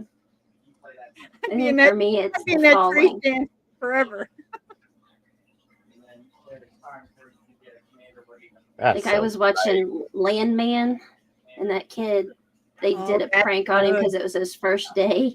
And they made him climb this big old thing, and I was like sweating. I was like, oh my god, I can never do that. Saw that. Landman's good. It is very good. It is pretty good show. I like that too. Yeah. It sucks it was so short though.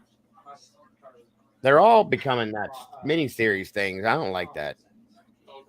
Yeah. Something gets good and then they're like, okay, we're done. No. Make it right.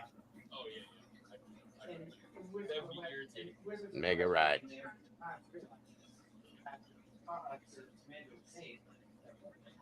Yeah, if you guys just popped in, what we're doing is they're on a 10 to 15-minute break from court. So we're just up here just bull crapping, I guess, until they come back.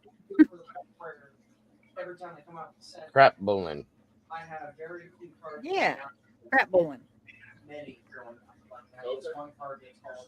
Who's all gonna be watching the Super Bowl tomorrow? Not me. I'll be right here Not me. streaming this court if they have it. They ain't gonna have it tomorrow. How you know? They don't do it on Sundays. Well, we didn't think they were going to do it today either. So There's the I've question. never. They may. Yeah, but I've never seen them do it on a Sunday ever. Maybe I'm wrong. I could be wrong. I'll shut up then. Fine. No, I'm okay. You can shut up. I'm playing. I'm playing. Ew. Oh, it's so funny. No, they may not, but I don't know. I don't know what they'll do really. I don't think they know what they do till last minute, and then they call it. Dang, he did leave. He's like, "All right, fine, dude, bye." Ah, there he is.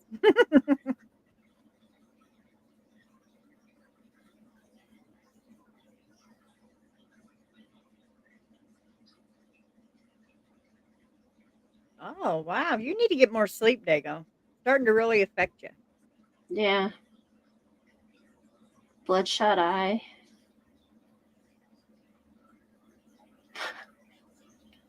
All right. That's not creepy. Not at all.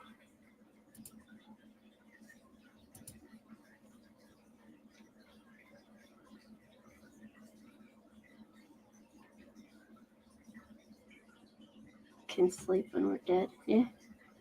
That's my feelings. We're gonna do a whole lot of it too. So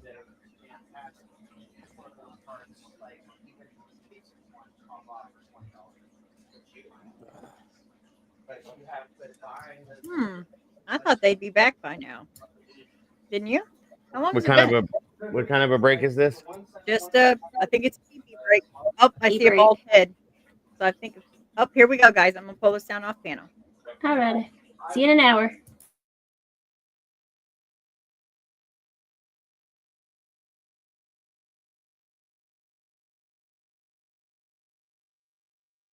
I'm not muted this time. It's court muted, I promise. You'll be able to hear it this time.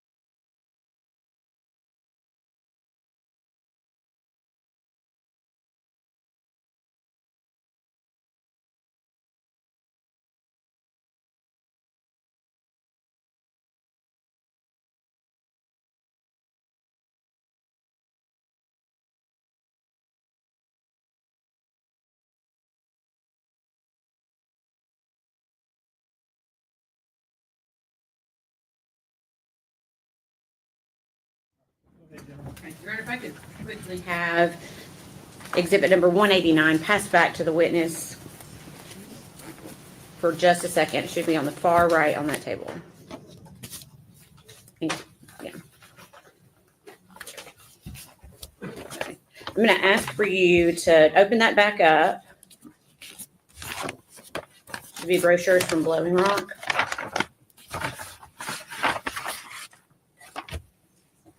Is that right? That's correct. Okay. If you could look into those brochures and see if you anything that indicates a date.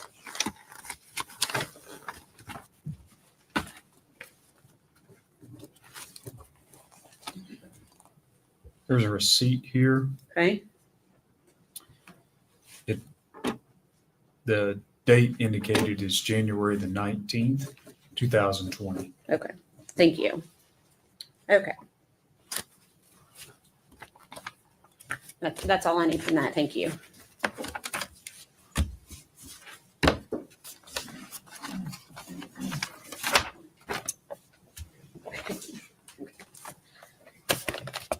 I'm going to ask if you can open that up and see if you can identify it. Yes, this is like a memory book that says "Hello, Baby" on the front, and it appears to have an ultrasound. And where was that found? It was with the defendant's belongings. Okay. At what location? Hunter's residence. Okay. Okay. We will ask to be moving that exhibit number 192. Any objection? No objection for our agreement. That's great.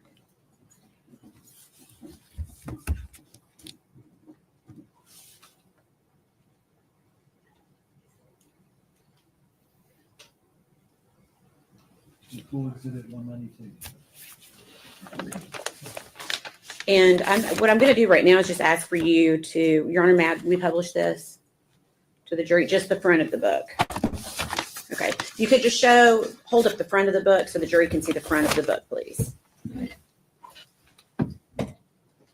Okay. Thank you. And we briefly talked before the break. Is that the book that we were discussing in regards to that interview? Yes. Okay. Okay, you can pass that back to the clerk.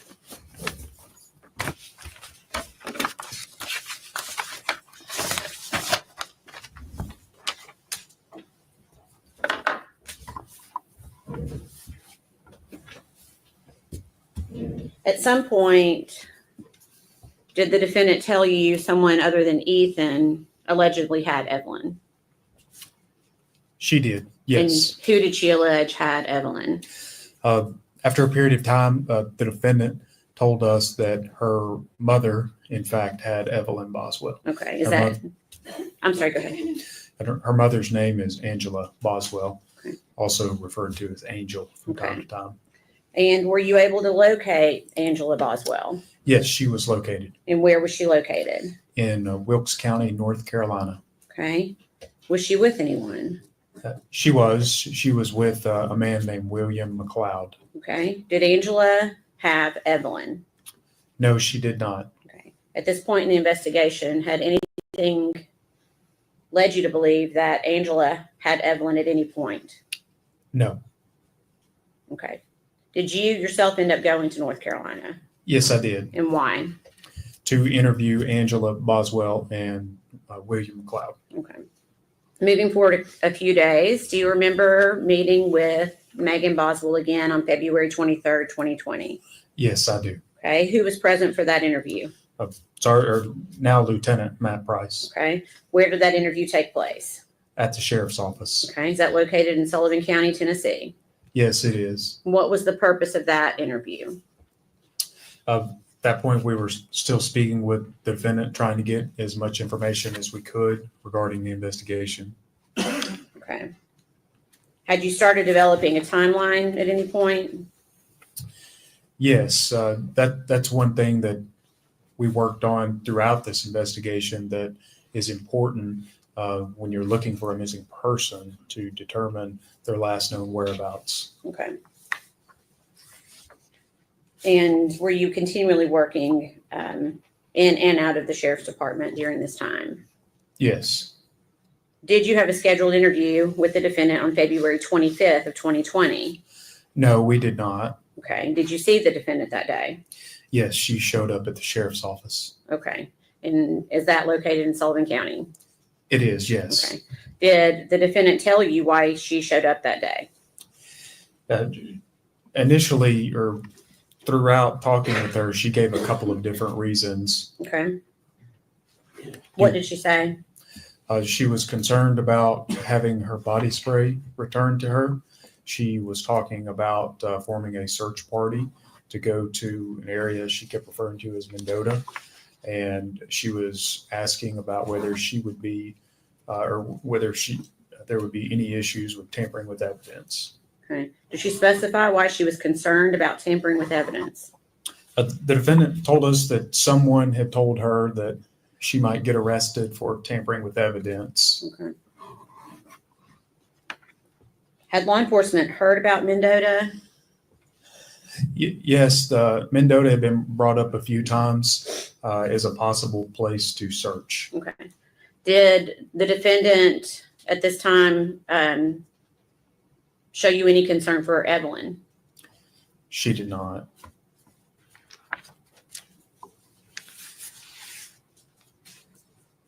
Do you recall speaking with her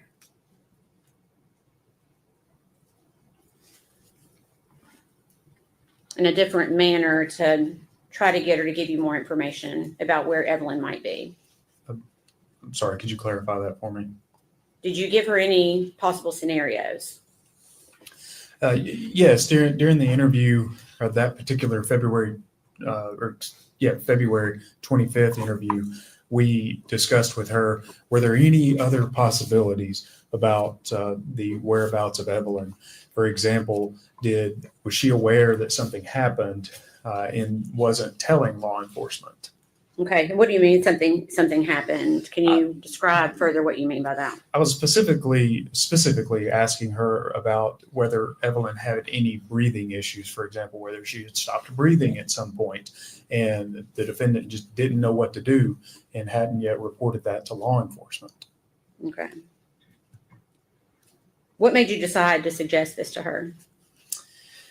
There were several reasons. Throughout the investigation, we were consulting with our forensic scientist in the lab, as well as the doctors at the William Jenkins Forensic Center about possibilities in child deaths. And some of the issues that had come up were positional asphyxiation. Okay. You used the word positional asphyxiation. Is that a word you used with the defendant? In the interview, I don't think I said those specific words. Okay. Do you know what words or do you recall what specific words you used? Specifically, I think I just was asking about whether the victim had stopped breathing. Okay. So you asked her specifically if Evelyn might have stopped breathing. Were you suggesting an accident, or were you suggesting that it was, for lack of a better word, a homicide at this point?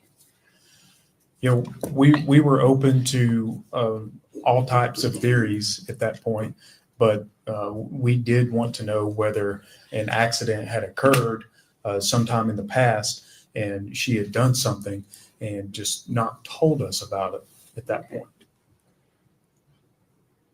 When you discussed these things with her, did she continue to maintain nothing like that had happened? She did. She denied that there was ever any breathing issues. Okay. Did she maintain she told you everything? Multiple times the defendant had told us that she had told us everything that she knew. Okay. And do you recall that interview ending? Yes, I do. Okay. And do you recall where that interview took place within the building? It took place in several parts of the building. At one point, we were upstairs in the sheriff's office, and another point, we had walked the defendant downstairs to essentially escort her out of the building. Okay. So you walked her down yourself? I believe now Lieutenant Price was with me. Okay. When you got to the door, did you see anything outside? Yes, at that time, the news media was just right outside the front door. Okay. What did you do when you saw them? We offered out of a courtesy to the defendants, do you want to go out another door so you don't have to face them? Okay. And did you, in fact, walk her to a different door? Yes, we walked her out a side door at the sheriff's office. Okay. And did you see the defendant after that moment? Yes. What yes, did you we see? What did you see? She had walked from that side door back to the front of the building and then gave an interview with the news. And looking for Evelyn, how many times did law enforcement search that trailer park where the defendant was living with Evelyn? I know multiple. I know I was there twice, and I know other law enforcement officers had gone in addition to that. Anything ever found other than the stroller we've already talked about that was helpful to the investigation? No. Okay. Can you please tell us how many law enforcement agencies had been called in to help find Evelyn Boswell? The specific number, I don't know. However, it was a large amount of law enforcement, essentially all of the TBI resources out of the Johnson City office, several from the Knoxville office. Many people from Nashville were helping. I know our aviation unit, several pilots assisted with a plane, the Federal Bureau of Investigation, all of Sullivan County Sheriff's Office, and probably every local agency in the greater East Tennessee area. The United States Marshal Service was involved at times. Our partner agency in North Carolina, the State Bureau of Investigation, assisted, along with the Wilkes County Sheriff's Office. Okay. Was a tip line established in order to try to find Evelyn? Yes, in scenarios like this, we use a tip line, the number being 1-800-TBI-FIND. Okay. And do you know approximately how many tips came in during that time? A couple of thousand. Okay. How does a law enforcement agency determine which leads to follow? At different times, especially early on in the investigation, we man the tip line with different agents. Different analysts in Nashville are keeping eyes on every tip that go in, and we essentially use our experience and determine which tips that maybe we should look at first and try to prioritize them and continue to working them until we can close them and move on to others. Okay. Are you confident that every credible lead was followed to the end? Absolutely. Okay. And were you given leads based on information that Megan Boswell gave you directly? Individuals to look at? I'm sorry, I'm not sure what you mean. Did you follow the leads based on information that Megan Boswell gave you? Oh, absolutely. Yes. Okay. Can you tell us what, like just one at a time, what was one of those leads that she gave you as to where Evelyn was? So we got the initial story that Evelyn was with Ethan, and us and other law enforcement agencies and the Army CID essentially eliminated that lead. Okay. Do you feel confident that you were able to eliminate Ethan as a suspect? Yes. Okay. What about Angela Boswell? Same answer. Yes. Okay. Did you investigate Angela Boswell? Yes. Did you investigate her boyfriend, Will McLeod? Yes, we did. Based on your investigation, were you able to confidently eliminate Angela Boswell and Will McLeod as suspects?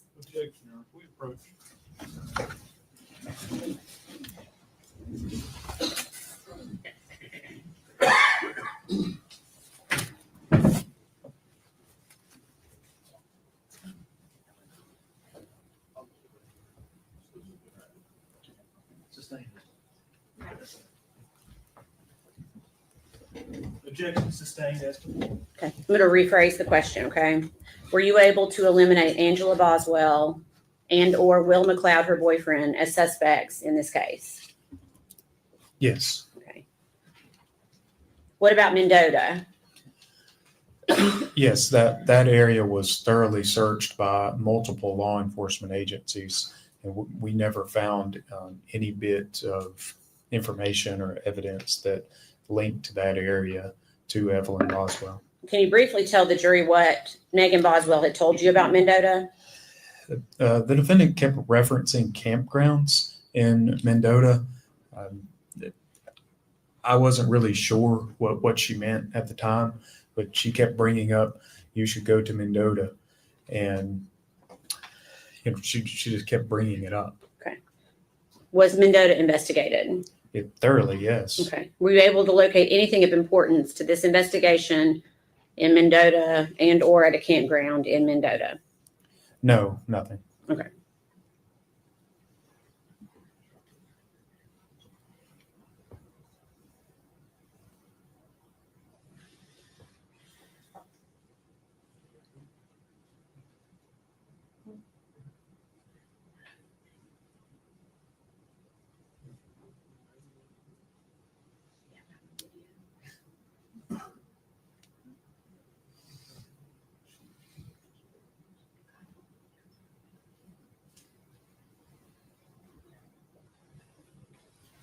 Pass your document.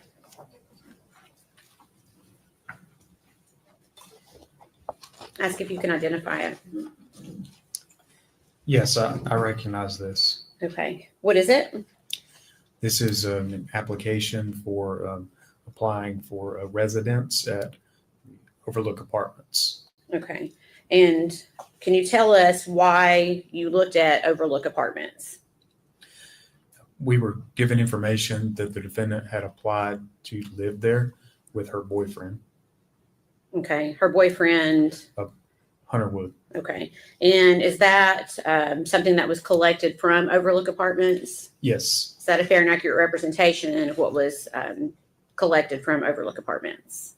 Yes. Okay. We'd ask that be. Yeah.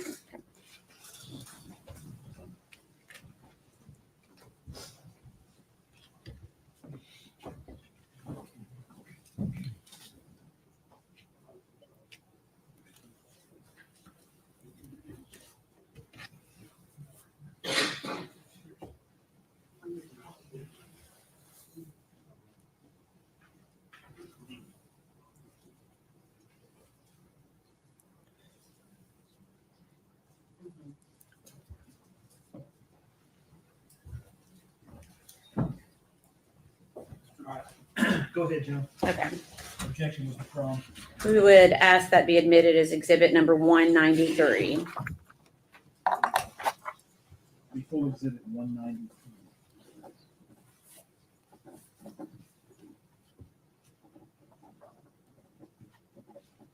And permission to publish.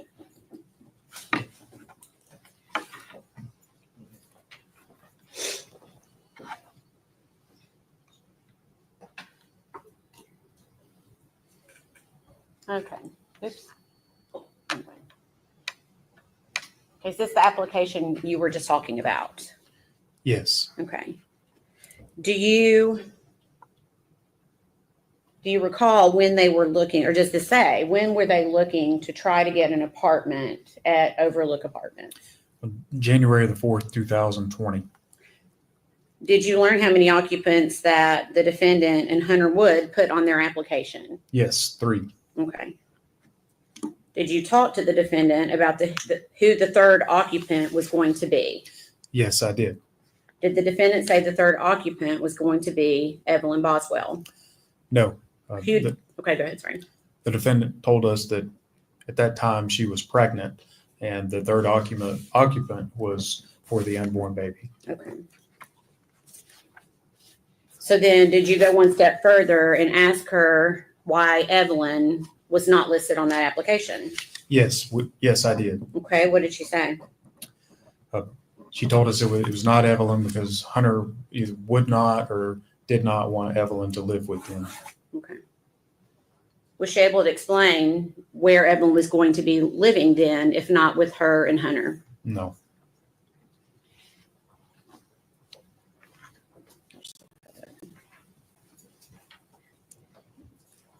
Jumping ahead to March 6, 2020, do you recall being contacted by the defendant's father, Tommy Boswell? Yes. And without going into hearsay on what he told law enforcement, did law enforcement go to Tommy Boswell's property? Yes. Initially, myself and Detective Haraz. Okay. And is that located in Bluntville? Yes, it is. Do you remember the street name or address? Muddy Creek at 539/543. Okay. And is that located in Sullivan County? Yes, it is. What was the purpose of going there? We were under the impression some of the defendant's property was at that location. Okay.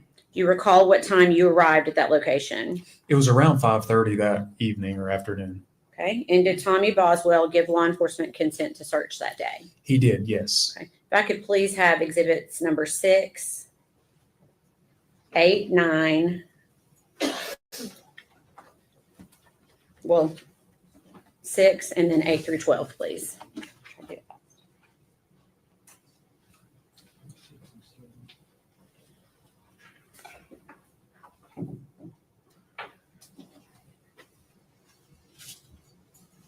Pass to the witness, please. Thank you. Sorry.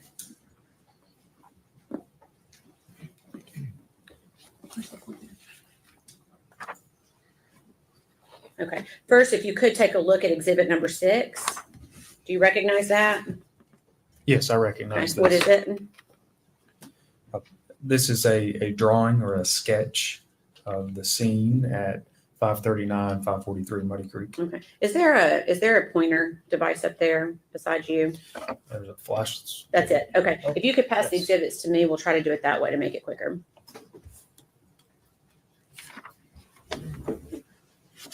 It's not a flashlight. Sorry. Yeah, I thought it was a flashlight. Okay. We'll try to make it quicker this way. These have already all come into evidence, so we'll just discuss each one. Is this a diagram of the property as it was on March 6th of 2020? Yes. Okay. Can you show the jury? I'm going to try to zoom in a little bit. Can you show the jury where you first searched? Are you wanting me to point at that screen? Yes. It should work. There you go. Would have been in this area right here. It's excuse me. It is labeled as shed. Okay. And did you search anywhere else on the property? Yes. Okay. Can you tell us where else you searched? That building there that's labeled as Playhouse. Okay. Now I see a box below that also appears to say shed. Do you see that? I see that, yes. What was that? That was another outbuilding that was full of, I believe the business name is Tommy's Paving or something like that. And it was full of paving or asphalt related equipment. Okay. All right. I'm going to show you next what's been marked as exhibit number 7. Is that the outbuilding that you were talking about a few moments ago? Yes. Okay. And exhibit number 8.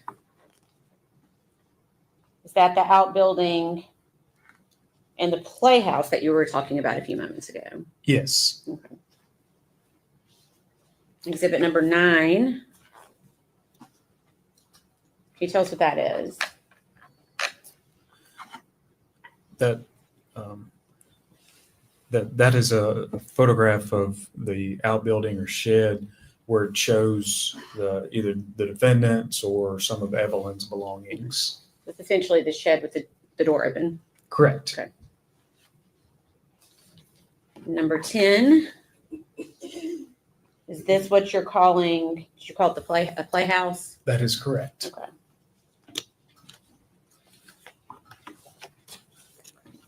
Exhibit number 12. Is that just the playhouse with the door open? Yes. Had anything been disturbed at the time this photo had taken place? No. think I might have gotten that order. Sorry. Okay.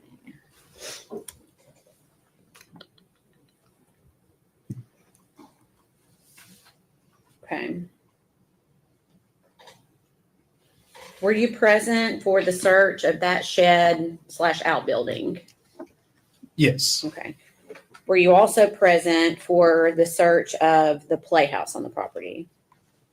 Yes. And were you aware of whose playhouse that was? Yes. It was the playhouse of the defendant. Okay.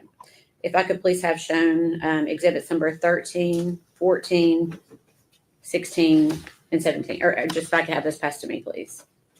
13, 14, 16, 17.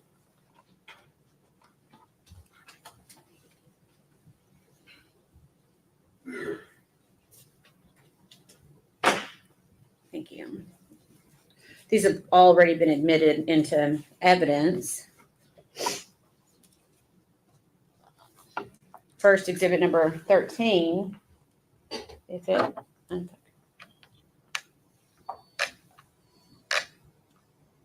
okay, I just made it worse.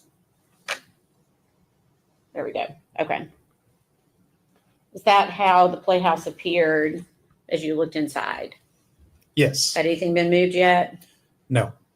Anything you noticed at first glance about this space? Yes. A lot of the area in the back of the playhouse was covered in dirt, dust, debris, spiderwebs, and there were several items just right inside the door that it appeared they were placed in the playhouse more recently. Okay. In which says in just a second. This photo, exhibit number 14, again, how does that appear to you upon first glance when you went to that scene? That's just a better photograph showing all of the dirt, debris, or other things on top of the belongings in there. Okay. And then last, I'm going to show you exhibit number 17. Had anything been moved prior to this photograph being taken? No. Okay. And if you look closely, it's hard to tell. Can you see the black trash bag in this photo? Yes. Okay. And again, were you present when the trash bag was removed? Yes. Okay. Is this trash bag the way it appeared prior to law enforcement taking it out of the trash can? Yes. Okay. I'm going to hold on to 17 for just a second. So you stated, I'll put this one back up for just a second. You just stated that a few items appeared out of place. Can you tell the jury or use your pointer on which items you are talking about? These trash bags Okay. right here Mm-hmm. and this trash can. Okay. And can you tell the jury why did those appear out of place to you? 'Cause they weren't covered with any dirt or dust or spider webs. Okay. So based upon that, did law enforcement make the decision to look closer at some of the items in the playhouse? Yes. And which items were looked at closer? The trash can and the trash bags. Okay. And who in particular went to take a look at the trash can? Agent Fraley. Okay. Is that Brian Fraley with the TBI? That's correct. And did you witness Agent Fraley do this? Yes. We're going to do this kind of in steps. What did you see Agent Fraley do first? Just reach in for the trash can. Okay. And does he pull anything out of the trash can at some point? Yes. What does he pull out? Initially, the bags that were on top. Okay. And did you notice anything at the time that he pulled the bag on top? Yes. What did you notice? A couple of things. There was some things that looked like flesh in a sort of this part of either an elbow and an arm or the part of a knee and a leg, and noticed immediately the smell of human decomposition. Okay. Had you noticed that smell prior to that trash bag being removed? No. Okay. And again, in looking at this photo, actually, I'll pass that back up. If I could please have number 18 and 19 and 42, please.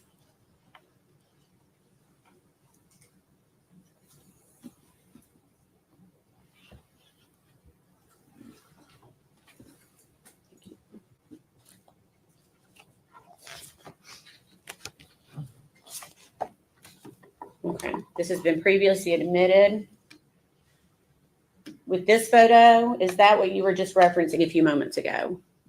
Yes. Is that before or after the black trash bag was removed? This photo would have been taken after. Okay.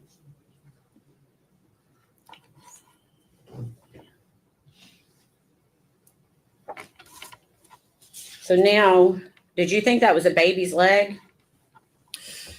Initially, when I first saw it, I really thought that it might have been a baby doll. It looked like an antique, kind of a flesh color, and it was, it's hard to describe the look of the skin, but it almost did not look real. It had like a shine to it.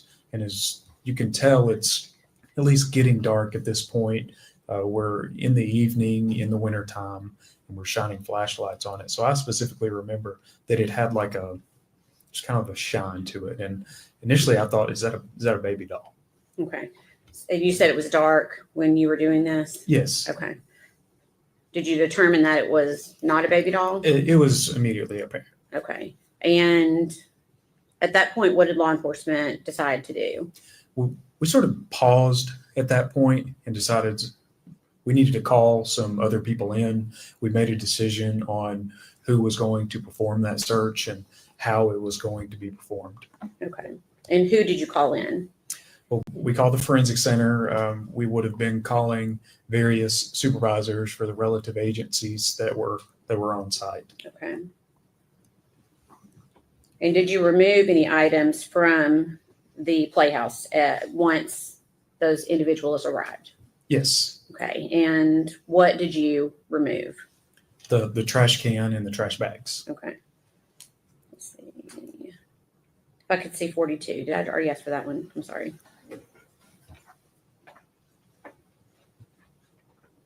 And I'm going to be asking for 22 through 27 in a second. If that helps. Okay. I'm going to show you what's been previously marked as exhibit number 42. Now, are these items still inside or are they outside the playhouse at this point? Can you tell, or do I need to? It might help if that helps a little bit. As far as it goes. It's a little dark on the screen. Would you like to see the exhibit Yes, or that the would photograph help. itself?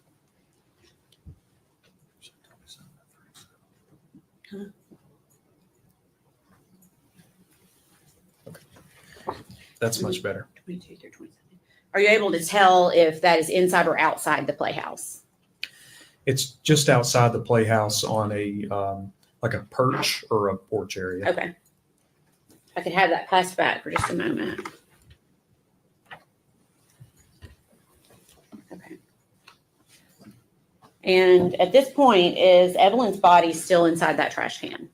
Yes. Okay.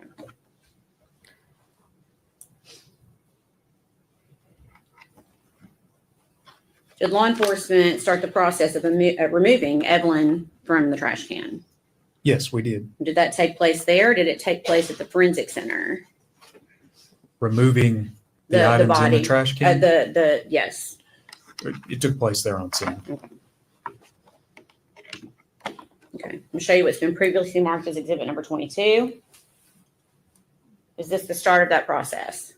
Yes. Can you please use your pointer and show us where Evelyn's head would be located in this photograph?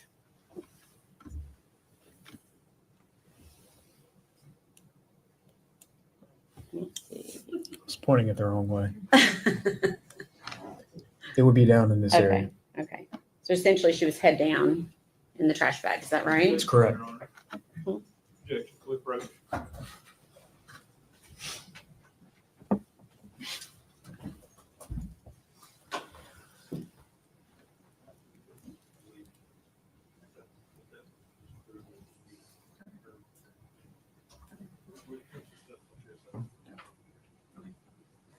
Sustained. General, you can rephrase. Okay. Was Evelyn in this trash bag? Yes. Okay. Where was Evelyn's head? Are you wanting me to point or no?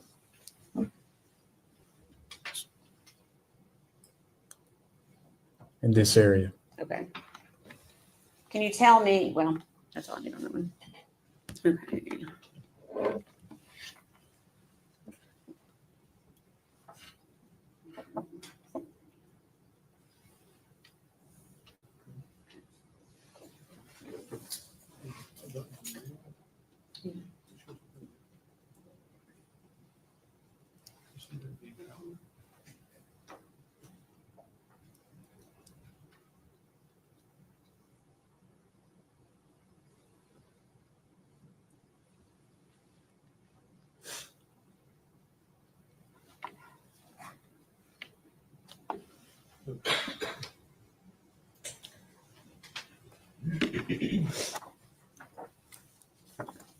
Okay. Do you recognize that photograph? Yes, I do. Okay. What is it? This is a continuation of the photographs that were being taken at the time I was taking the photographs. Okay.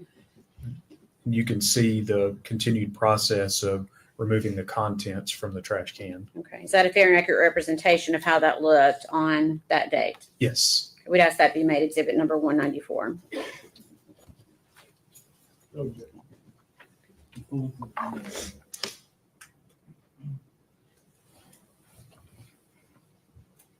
Permission to publish.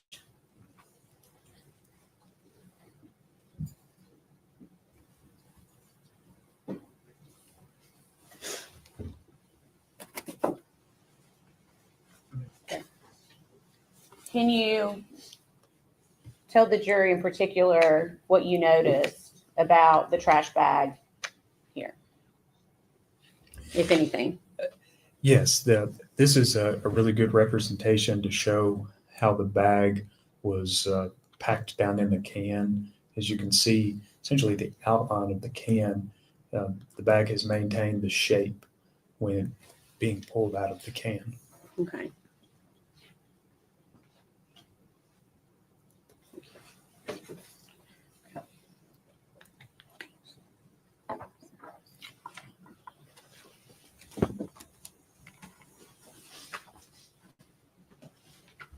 This has already been previously admitted as number 24. Can you tell us what we are looking at here?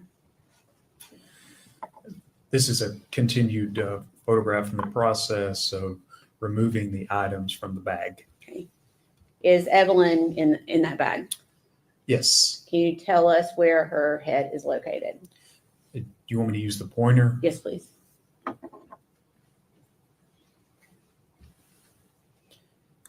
It would be down in this area here. Can you tell me what's depicted in this photograph? This is the body of Evelyn Boswell. Okay. And can you tell us what we're looking at here? Using the pointer if you need to. Could you be more specific? What are we looking at? Okay. So again, the body is inside of these contents or this blanket. Right here is a blanket. It's grayish, and you can really start to see it's a little difficult to see on the screen with what it's doing with the colors, but right in this area, you're beginning to see the outfit that Evelyn has on. And in addition to that, you're beginning to see the shape of the head of Evelyn right here.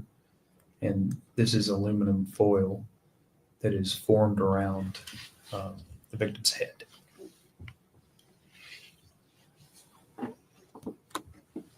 Previously marked exhibit number 26. Can you tell the jury what we are seeing here?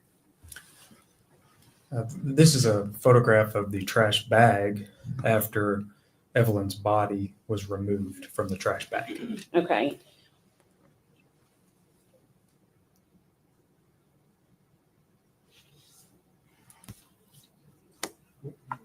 26. Again, can you tell the jury what we're looking at here? Here's the pointer. Mhm. This picture, you can see again, the victim is lying here, this being the shape of the head. This is the trash bag. She had just been removed. And at the bottom of the bag were trash contents. Okay. So what, was anything else in that bag that had been removed? I'm not sure what you mean. You've got a bag there full of food debris. Had Yeah. anything else, was anything else located in that bag other than that food debris? Along with the things that were already removed, What else had been removed? the blanket with the body and the aluminum foil. So Evelyn's body was in that bag. Yes. Okay.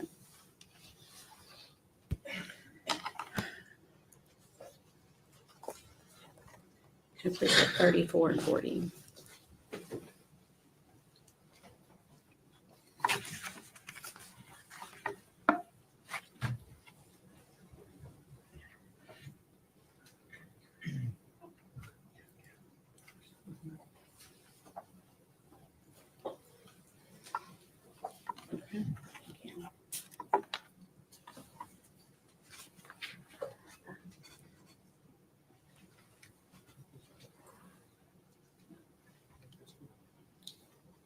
Okay. I'll show you what's been previously marked as exhibit number 34. Can you tell the jury what they are seeing here? Yes, you can really start to see the outline of the body at this point, of the body of Evelyn, which right here is the head with the blanket formed to the head. This is the outfit. That is Evelyn's hand, and this is a blanket that is wrapped around Evelyn. Okay, can you tell us where Evelyn's face is located? It would be right in this area. Okay. And I'm going to show you one more, previously marked as exhibit number 40. Can you tell the jury what they are looking at here? Yes, here I was focusing in on the trash can specifically for this item, Okay. which was a piece of gum that was stuck to the side of the trash can. And was that collected? Yes. Okay. All right.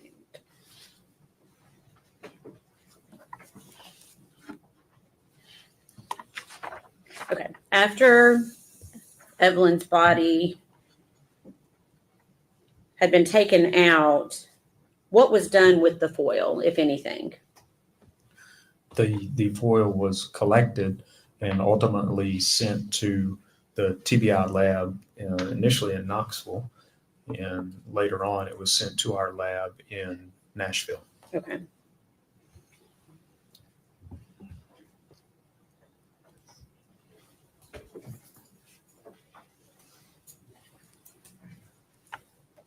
Okay. Ask if you recognize that. Yes, I do. What is it? This is a photograph taken later at the Knoxville lab of the aluminum foil that was collected. Okay. Is that a fair and accurate representation of the foil that was collected from the body of Evelyn Boswell? Yes. We'd ask that be made exhibit number 195. Any objection?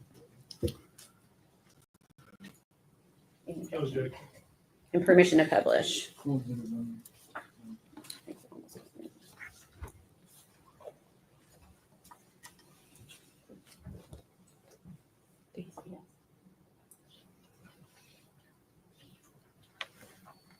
Okay. Can you tell the jury what they're looking at here? Yes, this is different sheets of aluminum foil. They were stretched out as best that I could without damaging them, and I stretched them out onto a large table at the Knoxville lab and photographed them. And were those also collected as evidence? Yes, they were collected that night, and at the time they were at the Knoxville lab, and I believe shortly after that were sent to the Nashville lab.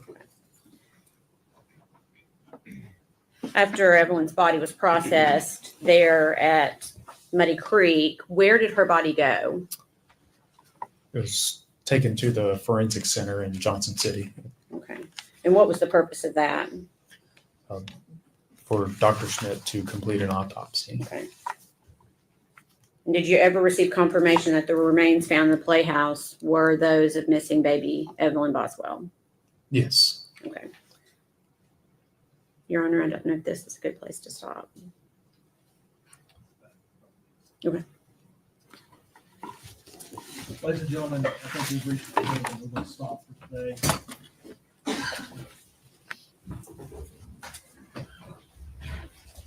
Wanting to admonish you not to communicate with other jurors or anyone else regarding any subject connected with this trial.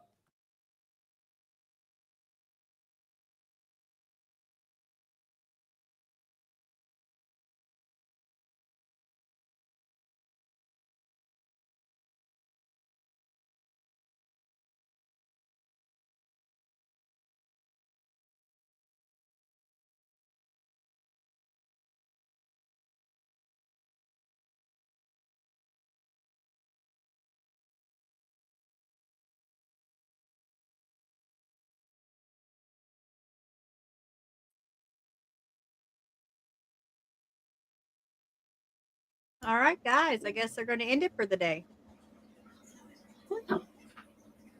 All righty. Yeah. Yeah. I'm not sure. I'm not sure about tomorrow. David might be right. Maybe they won't on a Sunday. I'm not positive, but with them being sequestered, I really don't know. Yeah, I don't know either. But if they do, I will be live tomorrow morning with it for sure. All right, guys. Well, we can't thank you enough for joining us. I know it's Saturday and you could be anywhere and you chose here, so thank you. We do appreciate every one of you. Yes, very much. Thank you Yeah, all. thank you. All right, guys. Thank you Well, I guess for that's thank it. you, Doodle, for hosting this again. We all appreciate you very much. You're welcome. No worries. Thank you, Mom, for joining, Miss Mama Bear, and thank you all for having me as well.